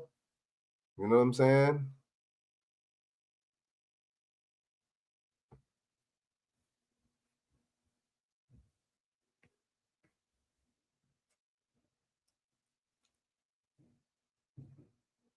Now, what's going on with this right here? So fair use. I had to play this because a lot of people don't want to put stuff like this out there because they're weirdos like that, and you know what I'm saying? And they rather talk about the P. Diddy situation. So we're gonna put, real topics on the issue. But and plus the religious, people are so Google gaga over the religion so much. You know what I'm saying? That they want to hide the fact that people in religion are the big ones, some of the biggest perpetrators and stuff like this. So fair use, 1976 under the Copyright Act. All right, fair use. Let's go. Too complicated? With Phillips Barristina, enjoy fresh. So a huge development today after a year-long investigation that we took on after getting a number of tips about an under-the-radar Christian sect known as the 2x2 Church. And not only did we expose decades of child sexual abuse, but several of the leaders who were committing the crimes. This is our first follow-up since our investigation aired, as one of the church elders is now headed to prison for the rest of his life. For each count, count 1, 12 years in the Department of Corrections, count 6, 12 years in the Department of Corrections, and count 10, 12 years in the Department of Corrections. With Raymond Zwiefelhofer was a leader in the secretive and isolated 2x2 church until earlier this fall. He was convicted of possessing child sexual abuse material. There were 87 files that were determined to be child sexual abuse material, or sometimes known as child pornography. The 10 charged files were all depicting children under the age of 15. Zwiefelhofer was convicted of 10 counts and sentenced to 120 years in prison. It's illegal simply to possess and for the defendant to know about it. In Arizona, if you're convicted on one count, it's a minimum of 10 years in prison. Zwiefelhofer maintains his innocence. I'm not guilty again. I like to make that clear. I would love to know how the jury found that I knowingly did this. Zwiefelhofer, who is 61, had been a tech CEO. Ex-members tell us he was also a 2x2 church elder on and off for decades. What does 2x2 mean? What does that mean? Shaq, you know what that means, 2x2? What the heck is that? BJ, Shaq, y'all know what that means, 2x2? Was that like Baptist church or what is that? An elder leads a group of members in their home through church services. I would say there are almost always children present in the home meetings. The church is so secretive and isolated, most people haven't even heard of it. We've been investigating the Christian sect for more than a year now, specifically looking at the allegations of widespread child sexual abuse. 2x2 Church has a significant problem with child sexual abuse. It is systemic, and the cover-up of the abuse has been ongoing in the 2x2 Church for decades. Cynthia Lyles is a private investigator who's been digging deep into the church and says she works regularly with the FBI. Raymond Zwiefelhofer is one of most likely thousands. I have notified the FBI of over 1,000 accounts of child sex abuse and sex assault. Man. What makes the 2x2 Church so unique is the way it operates. Ministers of the church are known as workers and live with members in their homes, usually for days at a time. We're getting reports of child sex abuse and sex assault committed by the highest level in leadership down to the regular members. While Zwiefelhofer is the first member of the 2x2 Church to be convicted and sentenced to prison in the U.S. since our original investigation aired, some members claim there's been a deep history and pattern of abuse for decades. Somehow, the 2x2 Church has become a breeding ground for sex offenders and pedophiles. Hopefully, there will be more arrests and convictions coming. There's no one head of the church, but we did reach out to the overseer, the man in charge of Arizona who oversaw Zwiefelhofer. He never called us back. As for the former and current overseers with whom we did speak, all of them denied. What does overseers mean? What the heck does that mean? What does an overseer mean? Knowing anything about the widespread sexual abuse taking place within the 2x2 community. In a rare exclusive interview in June, we sat down with the FBI at the Omaha field office that's now leading the worldwide investigation. Have you ever heard of something this widespread? When we first put out the initial message requesting people to provide us information, we did receive quite a bit of information. The FBI insists that anyone who experienced abuse should contact them. Let's say you arrest one person, 2 people. Is that it? The FBI focuses, in general, on bringing cases from local to global. The FBI doesn't stop at just an initial arrest. We will follow the evidence wherever it leads. We spoke to dozens of alleged victims of child sexual abuse across more than 30 states. Many of the ex-members we spoke to say that some of the church leadership knew about the abuse allegations, but didn't report any of it to the authorities. Rather than calling in the cops, alleged abusers kept on working, but in different states. The shuffling of abusers from state to state to state, from country to country to country, is common. Get the abuser out of Dodge.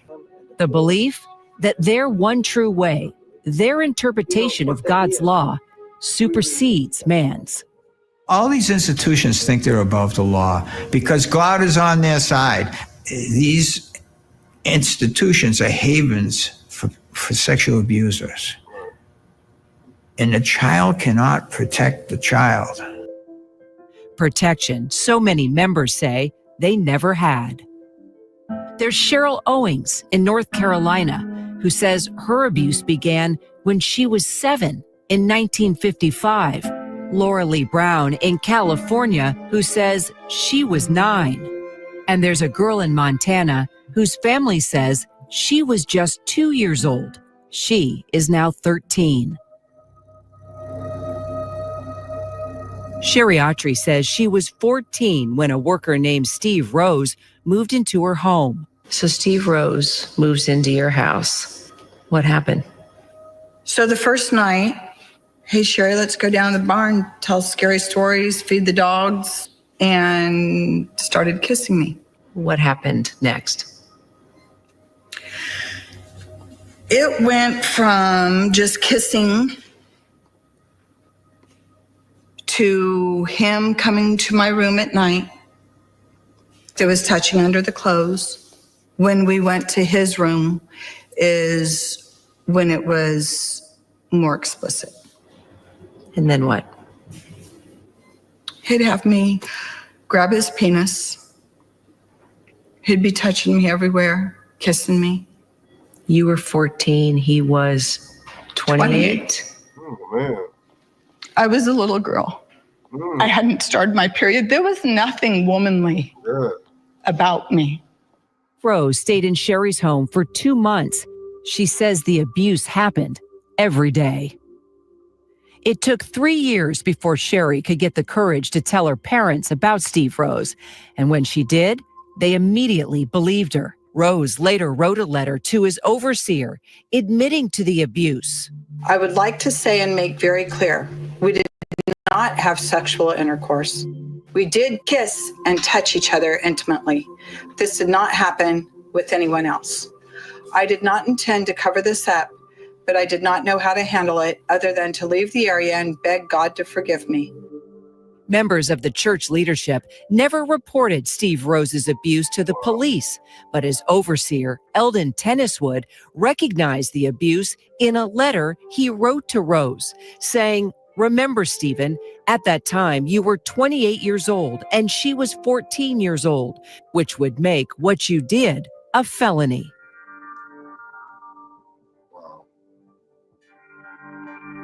So we tried several times to call Steve Rose. We did get him on the phone. He hung up on me. So we're now in Minneapolis. Tony has me mic'd up, and we're going to head over to his work, hoping that he will answer our questions on camera.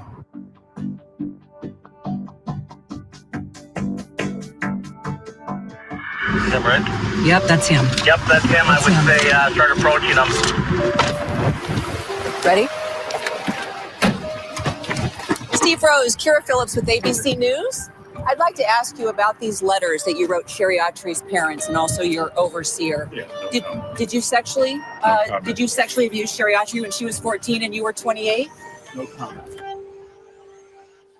Sherry has been trying to find justice, but when we reached out to the Tulare County District Attorney's Office, we got this statement: any potential crime falls outside of California's statute of limitations. If my sharing my story protects one child, just...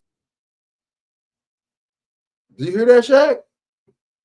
They're trying to put a statute of limitations on. See. Wow.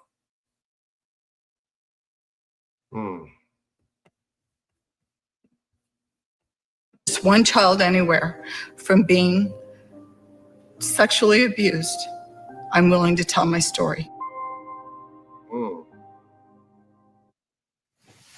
That great piece there on a really important subject. Appreciate it. We'll continue to follow up, clearly.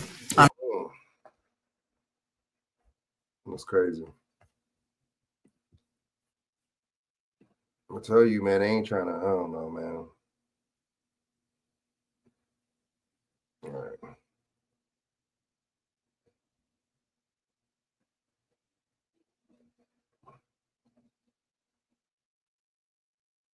All right. Let me play this last one real quick, man, before I get off here, man. I'm about to get off here since I ain't got nobody on here, man. So, last video.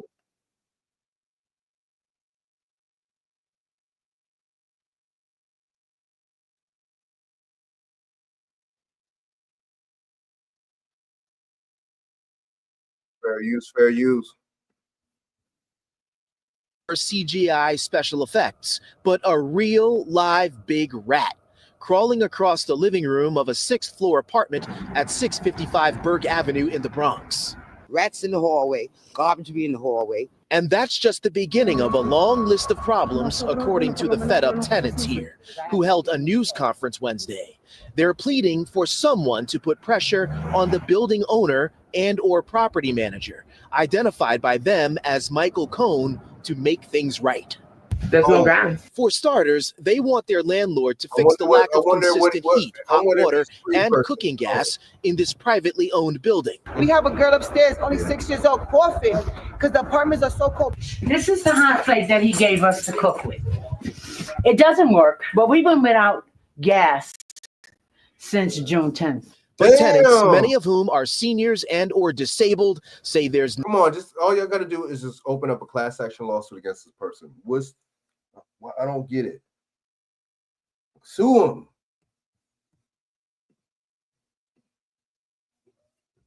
no excuse for being consistently forced to rely on kitchen hot plates or the stairs in this 6th floor walk-up. There appears to be a good reason why the elevator doesn't come all the way up to the 6th floor. In our text message exchange with Cohn, he insisted the heat is working and that it was never a problem, and then ordered us to stop reporting fake news.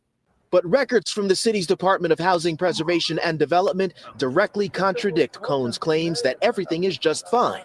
In fact, HPD has more than 300 complaints and violations on file for this one building just within the last few years alone. What do you want to happen here? The bare minimum. The bare minimum. Just some heat so we could cook and some of the repairs to get done. In the Bronx, Jay Dapp. Well, you see how they do us? You see how they do us?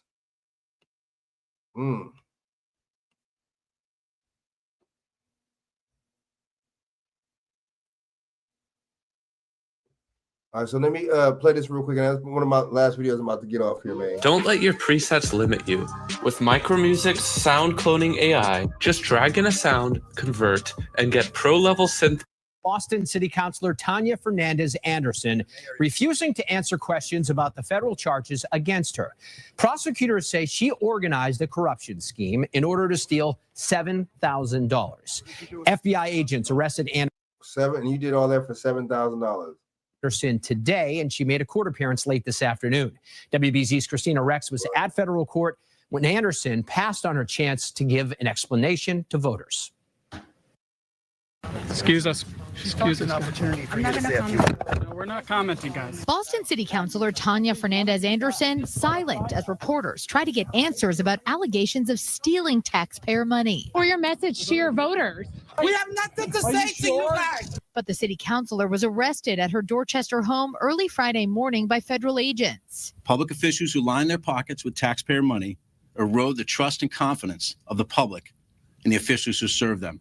The U.S. attorney says the illegal behavior happened in City Hall in 2023, where Anderson allegedly hired a relative to work for her and gave that relative a $13,000 bonus.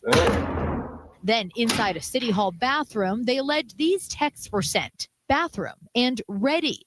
Then that staffer allegedly gave Anderson back $7,000 cash of the taxpayer money. This is not her first run-in with ethics violations, and investigators say Anderson was struggling financially in part because of a sanction that was imposed by the State Ethics Commission of $5,000.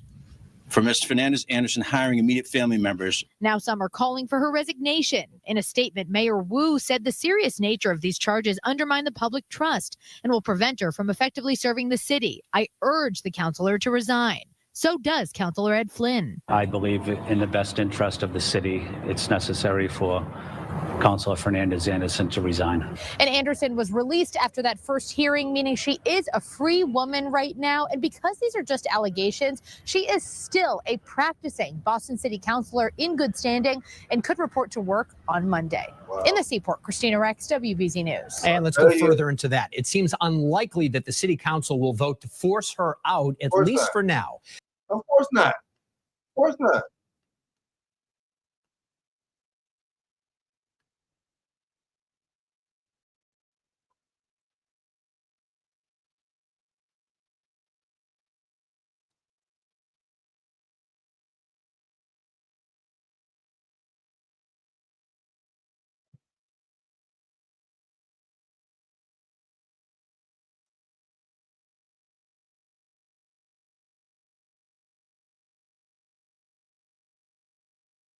All right, hold up.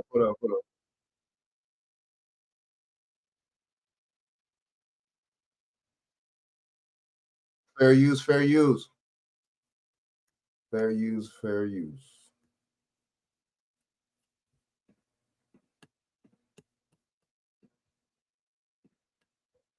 At a Cumberland County church now facing charges related to paying possibly for prostitutes. We're bringing you team coverage of this after two separate court hearings took place today. CBS 21's TJ Anthony starts us off. Our team coverage live outside the massage business that seems to be at the center of all this. TJ, tell us about it. Jody, that's absolutely right. In fact, the affidavit says the pastor went to this business dozens of times. The affidavit also claims that he admitted to receiving sexual acts from workers at this business, which on this piece of paper says is now closed. Mr. Milton, are the allegations true that you paid prostitutes for sex? Stephen Milton, pastor of Big Spring Presbyterian Church, left his preliminary hearing today tight-lipped. Is there anything that you want to tell the public in regards to the allegations?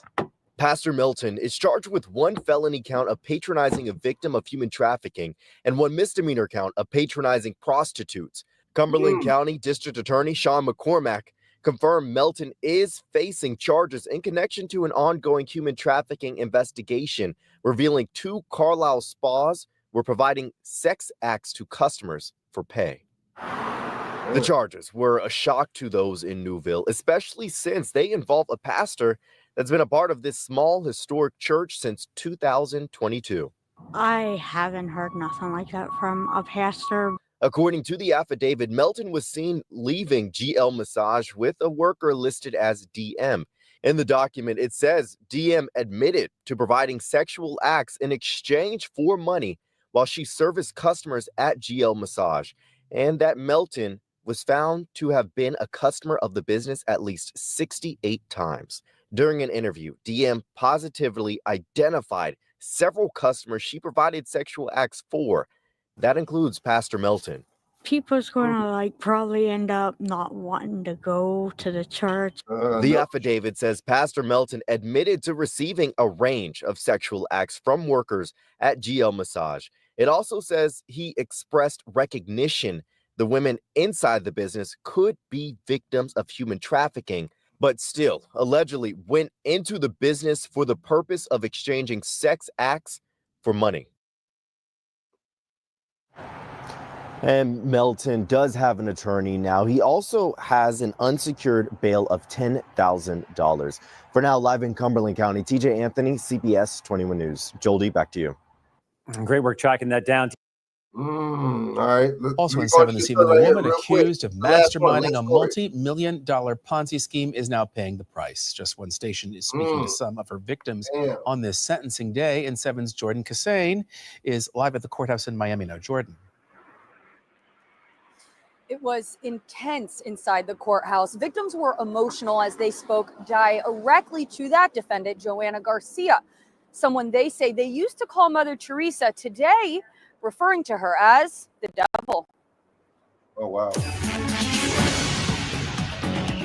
plenty of people I know, they were like, this is all I have. I mean, what am I going to do? I might as well kill myself now. For the last 3+ years, it's been about living a nightmare of uncertainty because we are the victims of this heartless woman, Joanna Garcia. Joanna Michelle Garcia was sentenced to 20 years behind bars after operating a Ponzi scheme right here in South Florida, defrauding investors nearly $200 million. Oh. I am a single mother. How do you get? I emptied my life savings into this investment, which I thought it was legit, not knowing it was not. I don't foresee getting a penny back. I've resigned myself to that a long time ago. Stephen Schulman is just one of about 15,000 investors who entrusted their money with Garcia,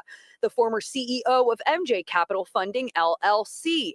She operated the scheme from October 2020 to August 2021. Falsely promising high returns from merchant cash advances to her investors like Schulman. Everything was good for like 6 months, just like that. The person that delivered the check every month on the exact same day. The check that I was supposed to get didn't show up. And I tried to call them the next day and the next day, no answer. Then I looked up and I realized that this was busted by the FBI and the SEC as a Ponzi scheme. He tells us he entrusted Garcia with $50,000 of his hard-earned money during the pandemic, at a time he says he was reliant on his investments returns most. No money's coming in, no income. So I was trying to figure out how can I keep an income stream. Victims just like Schulman, who say they've lost their life savings. Their kids have gone hungry, some even battling suicide and depression as a result of their losses at Garcia's hands, anticipating never reuniting with their hard-earned money. I can't do anything to her. I can't get the money back. I can't do anything. Garcia did address the courtroom today, apologizing to those she says she has hurt. Her defense team telling us that the receivership assigned to her case has recovered about 1/3 of those misappropriated funds, and now victims like Schulman sit and wait to be financially made whole again.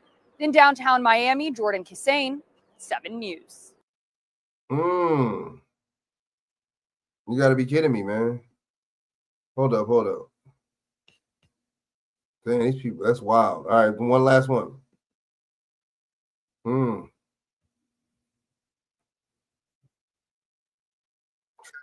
use. 1976 copyright act, fair use. Fair use is being allowed for reporting this for commentary and educational purposes.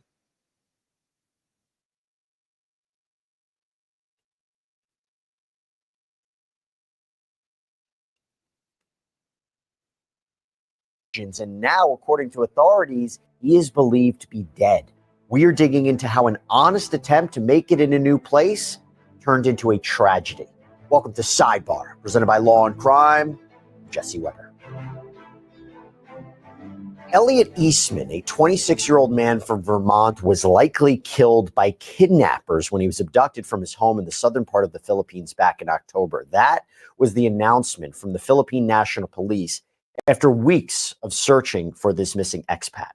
Now, Eastman had been living in the Philippines since May. He had married a local woman named Carisha, and it appears, based on his live streams, that he had opened a small grocery business at his home in the coastal town of Subiaco. Now, Eastman documented his new life in these live streams and videos on YouTube and Facebook, sometimes including Carisha. And in the description for one of those videos, he wrote that he was the first and only foreigner to have ever lived in Subiaco for an extended period of time. But here's the thing. As time passed on, Eastman he seemed to get a little bit more wary of his surroundings and often mentioned kidnappings as a potential danger. And if it comes to the point where it's like, all of a sudden I'm kidnapped and something's gonna happen to me, I'm gonna ask myself. What a coincidence! How did he like predict his own death and kidnapping? That's kind of weird. He talks about kidnapping and then he ends up getting kidnapped. Wow, interesting. Now, Carisha's family apparently lived in that same area. And back in August, based on what was said on the live streams, there was reportedly some drama involving Carisha's sister and her apparent decision to actually take down one of the pieces of plywood that it made up a wall of their home and store, which, as you can imagine, what happened, it led to money being stolen from the store. And during one of his live streams, Eastman talked about this theft with someone who wasn't identified, but sounded like they could be someone who lived in the neighborhood. We got robbed last night. What? Yeah, our store. I think maybe somebody climbed through here because we left our money here from our store. So I think either somebody came through here or they came to the door. I don't really know, but we were missing like 300. Last night? Yeah. Yeah. As you just heard, he tells this person that 300 pesos were stolen. That's not a lot in U.S. currency. It's only about, what, $5? But it is significant in an impoverished country like that. And a question that has to be asked with what we're talking about right now is, was Eastman careful when it came to protecting his money or staying quiet about how much he might have at any given time? Now, as part of his live streams, Eastman often answered questions from people in the chat. And when one person mentioned wanting to move to the Philippines and also start a business, Eastman says if he could do it all over again, he might have done it differently. Being here, and especially this is a new culture and everything, there's so many things that I'm running into the way with, like the bathroom smells like so bad. Like nobody smells like so bad. Right? So that's one thing. Ain't got no sewage out there? Another thing, though, the roof is leaking, getting all over my investment. Okay, all my things wet. The other day, my inverter just broke. That cost $100. So that's broken now. Yeah. And then last night, somebody stole our money from our store. And now these waves are huge coming in. Like, if these waves get super huge, maybe they're going to come up here and splash up on this Wi-Fi. We don't really know. But I don't know, dude. And a month later, in September, Eastman admitted that he wasn't feeling very comfortable in the area. I feel like I've been staying in this area for so long to the point where people, I don't even know if people like me anymore. Maybe they want bad things to happen to me now. It's like, that's how I'm starting to think. So it's like, it's really not good. I don't really know, like, what would happen if somebody did try to come here and kidnap me, right? Would the neighbors help me, or would they just sit there and watch? Because it's gotten to the point where I've been here for so long that people are like have become normalized for me in this area, and especially the family I'm living with, and I just don't know. Like, I get mixed feelings, you know. So it's kind of like I'm at that point where that's how I feel. So it's not good. You know what makes that so eerie? It was just a few weeks after that, on October 17th, that Eastman went live for the last time on his YouTube page. And if you look at the video, he looks, in my opinion, very uneasy. He sits in silence for more than 5 minutes at the beginning of the stream, just sitting in a darkened room, eating fruit, spitting out the seeds. And eventually, someone from Australia starts watching and messages Eastman through the chat. And when that person asks for his thoughts on the Philippines, Eastman hesitates, but says there's some parts he likes, other parts he doesn't. I'm just getting tired of, like, being around all the same people. Eastman logged off after about 20 minutes. And the very next night, according to what national police told the New York Times, Eastman's father-in-law told police that 4 men wearing black clothing, face coverings, they forced their way into Eastman's house. And it has been reported that the men may have been trying to disguise themselves as police officers. According to this father-in-law, Eastman resisted. He tried to run away, but he was shot in the leg with a rifle. The men then allegedly dragged him to a white boat and headed out to sea, and he hasn't been seen since. During their investigation, the national police told the New York Times that they spoke to a relative of one of the suspects who revealed that actually Eastman had been shot twice, once in the leg, once in the torso. When the alleged kidnappers got to the boat, they realized Eastman had died. So this witness apparently told police that they put his body in the water. Hey, by the way, before we go any further, I have to... Damn. Rest in peace, man. That's crazy, man. Crazy situation. So I'm going to play one more last video and I'm out. Okay, so let me see. Damn, it's a crazy situation, man. Very crazy. You know what I'm saying? All right, this is my last story and I'm out.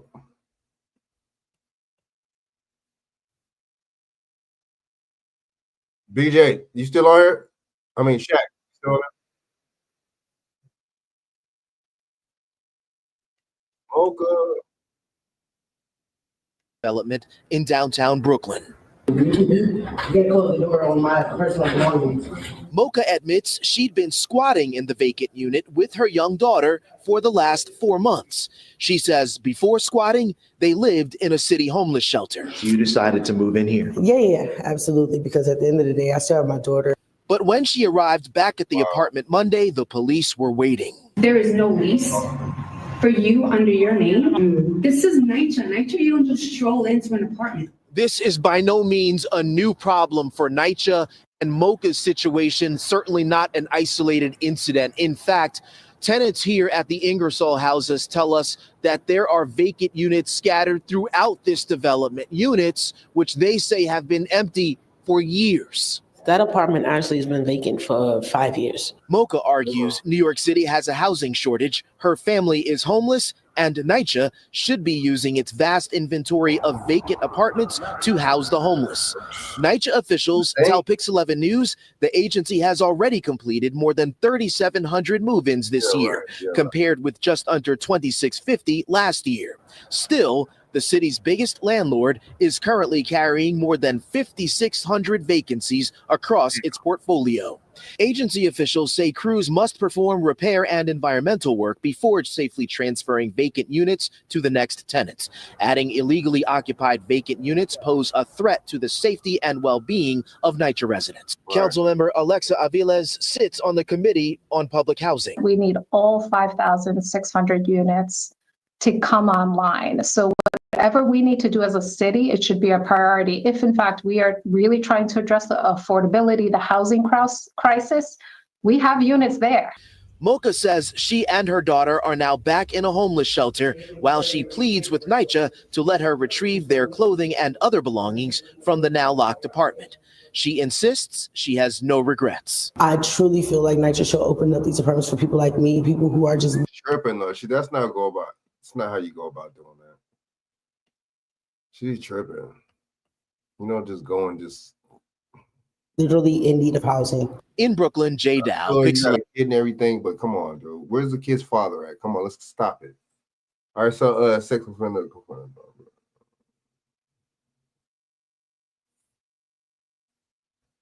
right, man.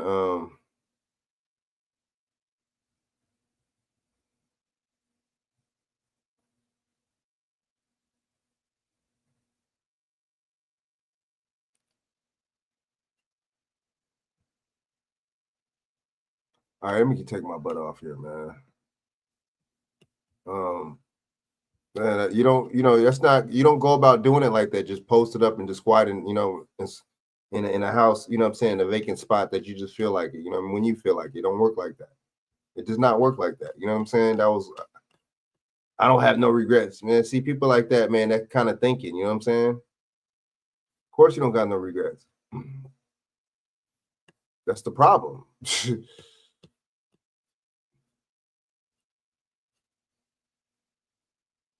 I don't know, man. Boy, I tell you, people something else, man.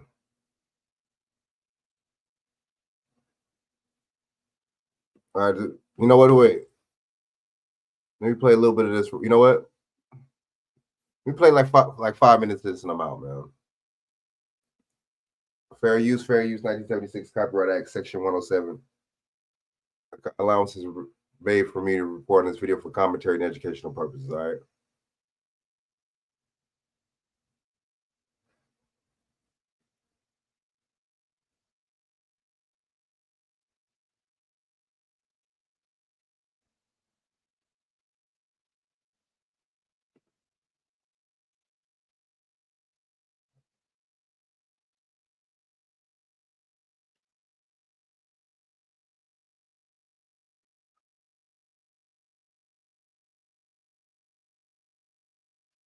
As if the other side doesn't do it. But what's your reaction to it? I mean, I think all of the criticism is valid because, Democrats stand on this moral high ground all the time. And, they act so self-righteous. The reality is he didn't have to say anything. in regards to, whether or not, his son wanted to be pardoned. He could have said, hey, man, I'm not focused on that right now. But since they were calling Trump a threat to democracy and they were saying that, nobody's above the law, but they were speaking about him, that's what they were running on. So when he kept saying things like, nobody's above the law, I respect, the jury's decision in regards to my son, he didn't believe that. But he didn't have to volunteer that lie to begin with. That's a fact. I don't like Charlamagne. He's a fraud, but he's right. You know what I'm saying? You put that out there, you volunteer that, and then the fact that you did that, and then the fact that you don't even stand on it, and you do the complete opposite, and then you pardon him anyway. This is disingenuous, I'm going to stop you for a second. Only because you don't. Hold up. These two, the two shields fight. The two Democratic shields go at it. Hold up, y'all. Let me do something real quick. Hold up.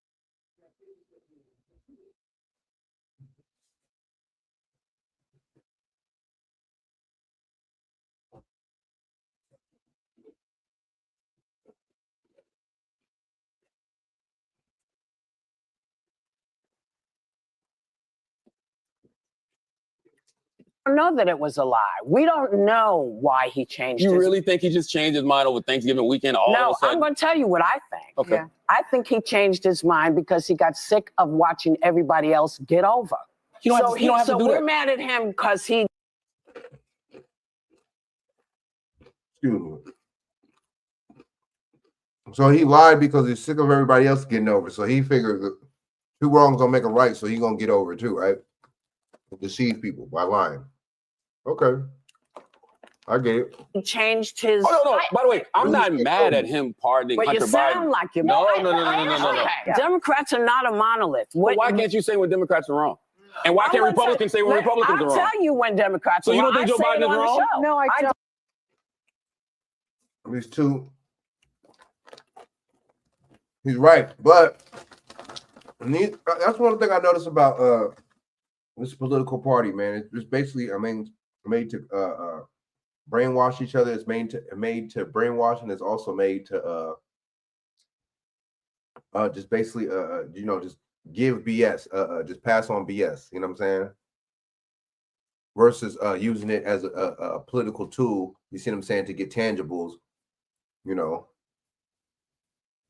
or policy for your group or your people, like it should be made for, right? Supposedly, right?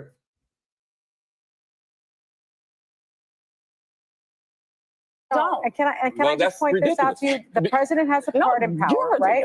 I didn't say you were ridiculous, Ms. Goldberg. I said that. I just think that.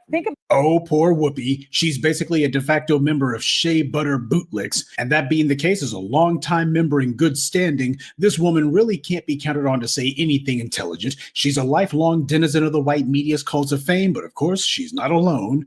Talk about the right tool for the job, bringing on Charlamagne the Fraud to act as a foil for what to me feels and smells like some sort of thinly veiled PR stunt. I don't trust anything that comes from the white media or any of these bootlicks who work for them because I've seen too many things too many times. But for the sake of argument, let's go ahead and say that there was a kernel of authenticity to this. And given the character of both Whoopi Goldberg and Charlamagne the Fraud, a kernel of authenticity is the most you can hope for. Of course, these two are going to wind up at each other's throats because when flunkies and lackeys don't have their masters to tell them what to do, they just tear into each other. That's all that they're good for. They certainly won't be wagging their finger at Massa. Now, mark your calendars, family, because this will be the first and hopefully last time that I agree with Charlamagne the Fraud on anything. But at least rhetorically, he does have a point, one which the black media also pointed out. It would have been one thing if Biden, when asked, "Are you going to pardon your son?" if he had said, "I'm not going to comment on ongoing litigation," or "It would be highly improper for me to comment on an ongoing prosecution," or to say that this is something my predecessor Trump did multiple times, commenting on ongoing prosecutions and it's horrible for democracy, so I'm not even going to touch it.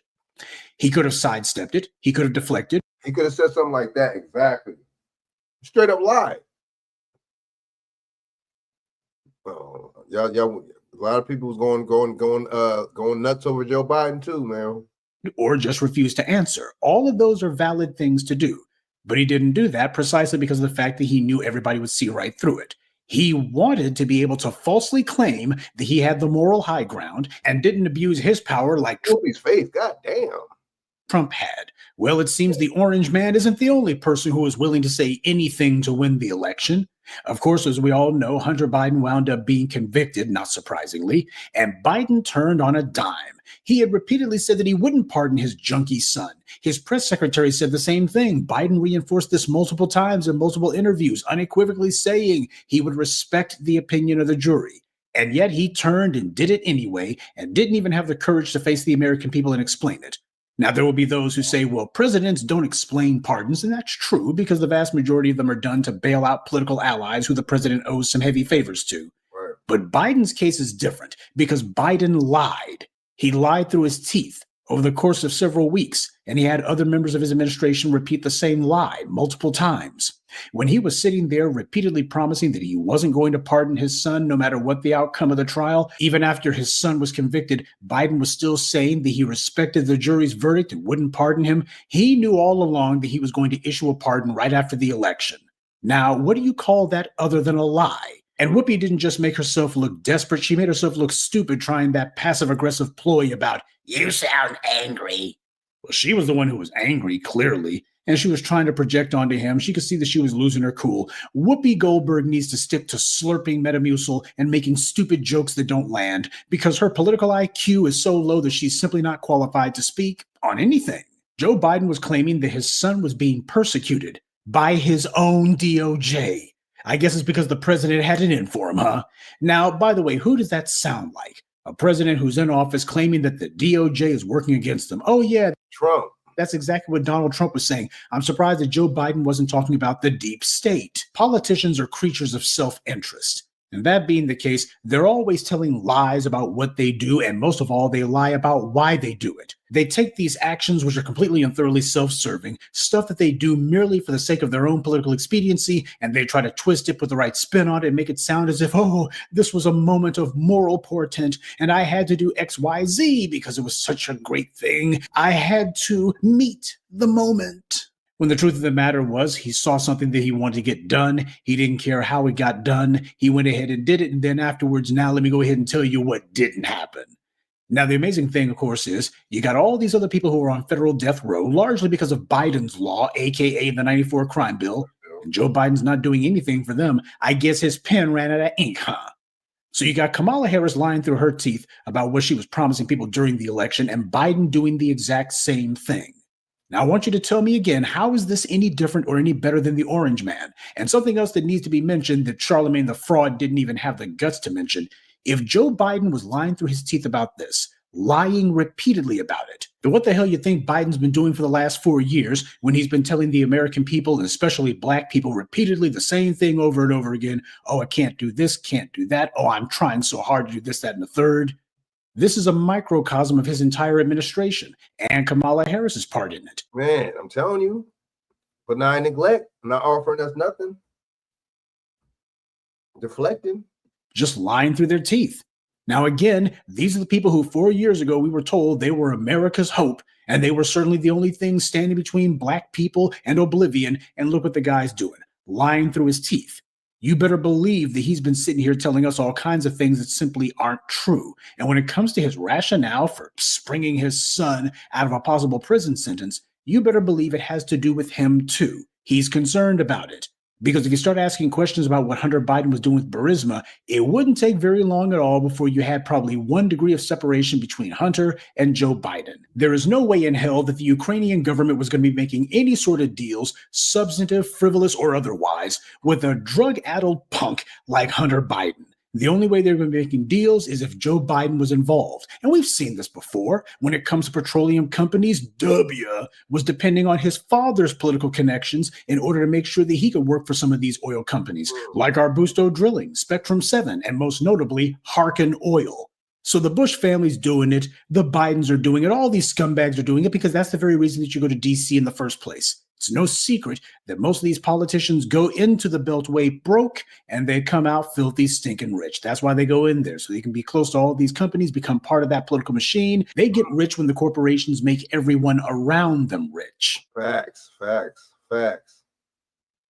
It's very rare that these corporations actually hand somebody the proverbial envelope full of cash. The way they do it is they make sure that your kids or your siblings or spouse or whatever, these people get caked off, and of course the politician gets a piece of that. You better believe that if people start asking serious questions about what was going on in 2014 and forward with Burisma Oil, it won't be long before it's not just Hunter's name that comes up, it's going to be Joe Biden's name coming up. And Biden claimed he didn't know anything about what Hunter was doing. He had no knowledge of it. If that was true, I sincerely doubt that he would be making the moves that he's making.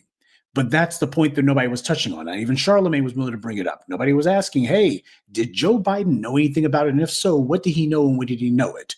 And notice how neither Whoopi Goldberg nor anyone else was willing to address the fact that Biden had lied through his teeth. None of them wanted to touch that. All Whoopi was willing to say is that Biden was tired of watching people getting over. Well, I gave you the rundown about how it is that Hunter Biden has been a junkie his entire adult life. This guy got himself into the Navy, at least on paper. He wasn't actually an active duty member of the Navy. It was simply a ceremonial post of that.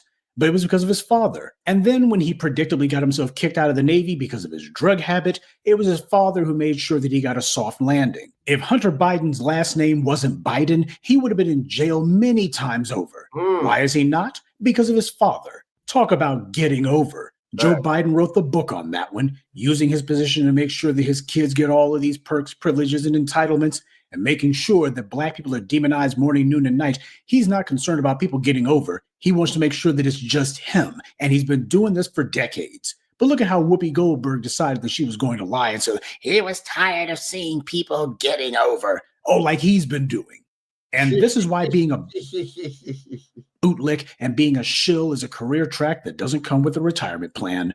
So-called consultants and the like, they get paid by sucking up to whomever will pay their exorbitant fees. So for them, lying to their clients is just fine because that's how you drum up business. On the other hand, if you're not one of the incompetent operative class and you depend on an audience for your paycheck, then you can play the fool for a candidate, but after that candidate is exposed, they lose their credibility, and so do you. Charlemagne's not to be taken seriously on important matters, but for the low IQ dregs who listen to him, he at least wants to put forward the flimsy appearance that he has something valid, I suppose, to say about matters of the day.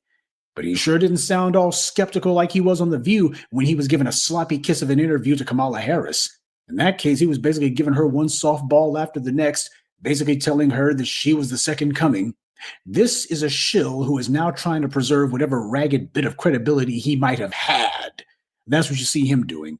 Biden's not going to be president in a month, so it's okay for Charlemagne to criticize him lightly. And notice that he limited his criticism to Biden alone. He didn't say anything about Hunter, didn't say anything about Kamala Harris. Right. Now understand something. Without the black media, this would be the only viewpoints you would see. Bootlicks competing to see which one of them can be the loudest and the wrongest. Neither one of them supported Trump, and that being the case, they're not depending on him to give them any interviews or what have you. As far as they're concerned, there's more than enough celebrity politicians in the Democrat camp for them to be able to fill out whatever content gaps that they have. But what Whoopi Goldberg did is to put on a first-class performance as... Shit, my bad. Uh-oh. All right, now check this out. All right, now salute. You know what I'm saying? This is Gematria Effects. This is Zach Hubbard. Shout him out. You know what I'm saying? Check out his channel. Check out Zach Hubbard, man. He be spitting. You know what I'm saying? It's about that gematria, them numbers, and numerology. All right, salute. Zach Hubbard. Check him out. Being able to have something to always protect myself with this. Fair use, 1976 under the Copyright Act, Section 107. On the Copyright Act, allowance is made for me to report on this for commentary and educational purposes, all right? Allows me to have that peace of mind no matter. Welcome back, Truth Seeker. Once again, when Clarence Avant, the Black Godfather, the founder of Sussex Records, died, an image was syndicated with him and Diddy and Jay-Z. And I pointed out that day, which was shortly before Jay-Z and Diddy turned 54 years old, that Clarence Avant had established Sussex Records 54 years earlier. And I said I thought the image foreshadowed that we'd see Diddy and Jay-Z go down at age 54. Well, of course, Diddy did go down at age 54, and Jay-Z got to make it to age 55. He just turned 55 4 days before the rape accusation. The accusation coming from the same woman who was reportedly 13 when it happened, and she said it was Jay-Z and Diddy involved. But of course, while Jay-Z was 54 years old, the rumor mill had begun that he would be going down after Diddy and that they were connected in some of the wrongdoing. Well, let's talk about this coming 4 days after Jay-Z's 55th birthday, or you could also say his 5th day of being 55 years old. This is the same woman who filed the charges against Diddy on October 21st. She's now added Jay-Z to the lawsuit. I'm going to get to why she waited the amount of days she did. But again, if you're new here, what we talk about is the significance of numbers in the Kabbalistic practice of gematria. You learn this simple code of A, B, C, 1, 2, 3, like the Jackson 5 once sang about. We all saw what they did to Tito Jackson earlier this year on the 5-date numerology, RIP. That was 15 years after MJ, when 15 is the 5th triangular. But again, that song, A, B, C, 1, 2, 3, it's pretty much what gematria is about. And when you write out MTV, for example, M's the 13th letter of the alphabetic order, T's the 20th, V's the 22nd. You put the letters together, MTV's 55. The story is that Diddy and Jay-Z raped a 13-year-old after the MTV VMAs. And VMAs are the same thing with the alphabetic order. VMAs are 55. As for Diddy, who just turned 55 years old November 4th, again, he's born a month before Jay-Z. Don't forget they set his trial for May 5th, 5-5, at age 55. Hold and up, you might recall that when hold up. Don Richard. So he's 55 and Jay-Z's 55, but Puffy's trial is due on 5/5/25. Wow. Come on, Brandon. It's no coincidence, man, with these numbers, man. It ain't. Came out, and it was the news, especially on the day of this year's MTV VMAs. But you might recall she filed a suit against Diddy saying that she had proof that he beat Kim Porter. She filed that on September 10th, 55 days before Diddy's birthday at the time. And you can see MTV's 55 when you use the alphabetic order with numerology. MTV's 10, like she filed it on the 10th of September. And again, 55 is the 10th triangular and the 10th Fibonacci number. And she was on MTV's Making the Band with Diddy. Making the Band, when you apply numerology to the alphabetic order, is 55. Kim Porter's 55 when you apply numerology and run the alphabetic order in reverse. Don Richard was 41 years old at the time, which went with the group Danity Kane. And there were a number of other things to this, again, explaining the significance of who's behind this. Again, it's the Jesuits that gave us the language and the calendar and synced up this system. And again, there's a reason R. Kelly went down at age 54 and was sentenced on, or was found guilty on September 27th, the anniversary of the Jesuits being recognized by Rome. We'll come back to that. But yeah, 55 is the main point right now. And then just another point. Again, this woman who was 13 at the time, she filed her lawsuit against Diddy on October 21st, which was 49 days before she filed her lawsuit against Jay-Z. And remember, bad boy equals 49. And it goes. What a coincidence, right? The waiting, right? And then she filed one and then refiled one with Jay-Z's name in it. With right? Diddy getting arrested 49 days before his birthday. And you might recall at the time we covered how it was connected with Kamala, who went to Howard like Diddy. And again, Diddy's connected to the election because he's Mr. Rock the Vote. He's Mr. Vote or Die. Welcome to Ignite. Today I want to focus Kamala's the 49th VP in the history of the United States. Her name in gematria, Kamala Harris, equals 49. Don't forget what they did to the wrestler Kamala, who was born James Harris. His name also equals 49. RIP to him. Again, he lost to the wrestler Mega right after Trump's 60th birthday, and eventually Trump, Mr. Mega, beats Kamala in the 60th presidential election. Anyway, it's a whole nother story. But coming back to the bad boy piece with Diddy or Jay-Z becoming part of this allegation 49 days later, again, a lot of people never heard of Jay-Z until Diddy's album No Way Out, which came out after Biggie's death. And don't forget how they raided Diddy's home on the anniversary of life after death. But Jay-Z, a lot of people heard his voice for the first time on Diddy's No Way Out album back when he was Puff Daddy. And that album came out July 22nd, but the song on there is called Young G's.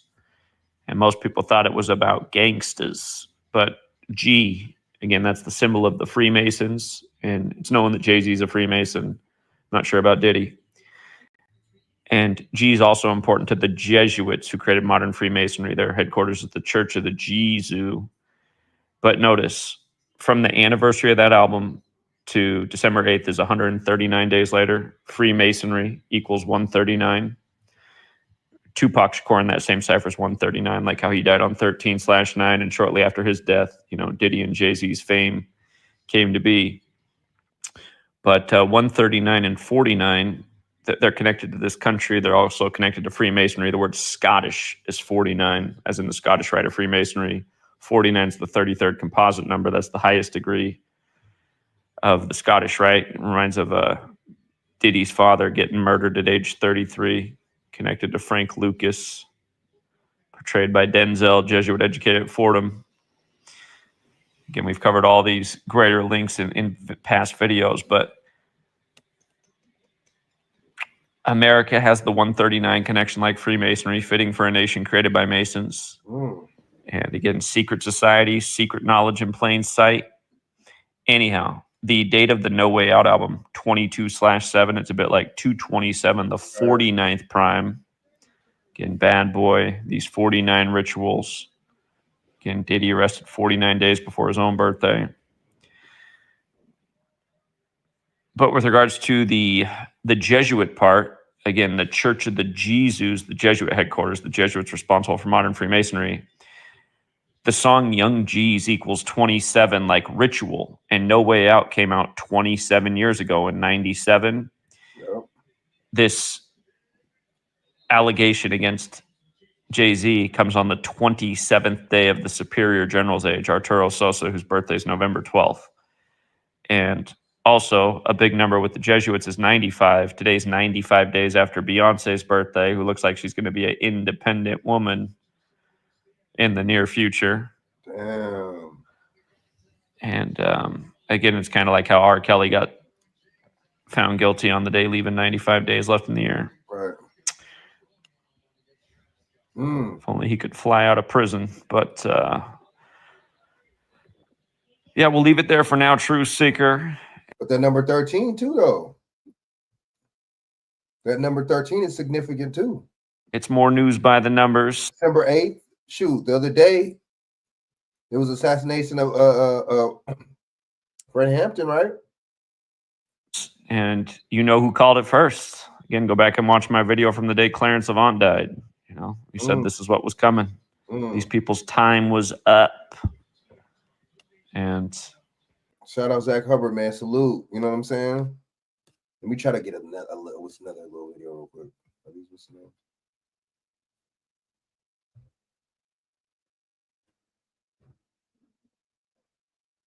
Let me check another video. Now I'll just get a short real quick and I'm gonna get out the phone. Yeah, Zach Hubbard, you be breaking it down, man.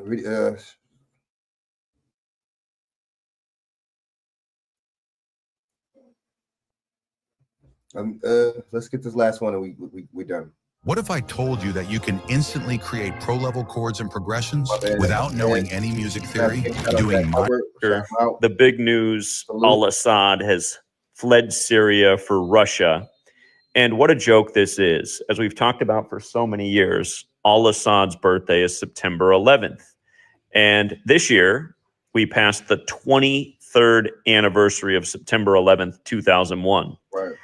He has officially fled on the day, leaving 23 days left in the year, September 8th, or excuse me, December 8th.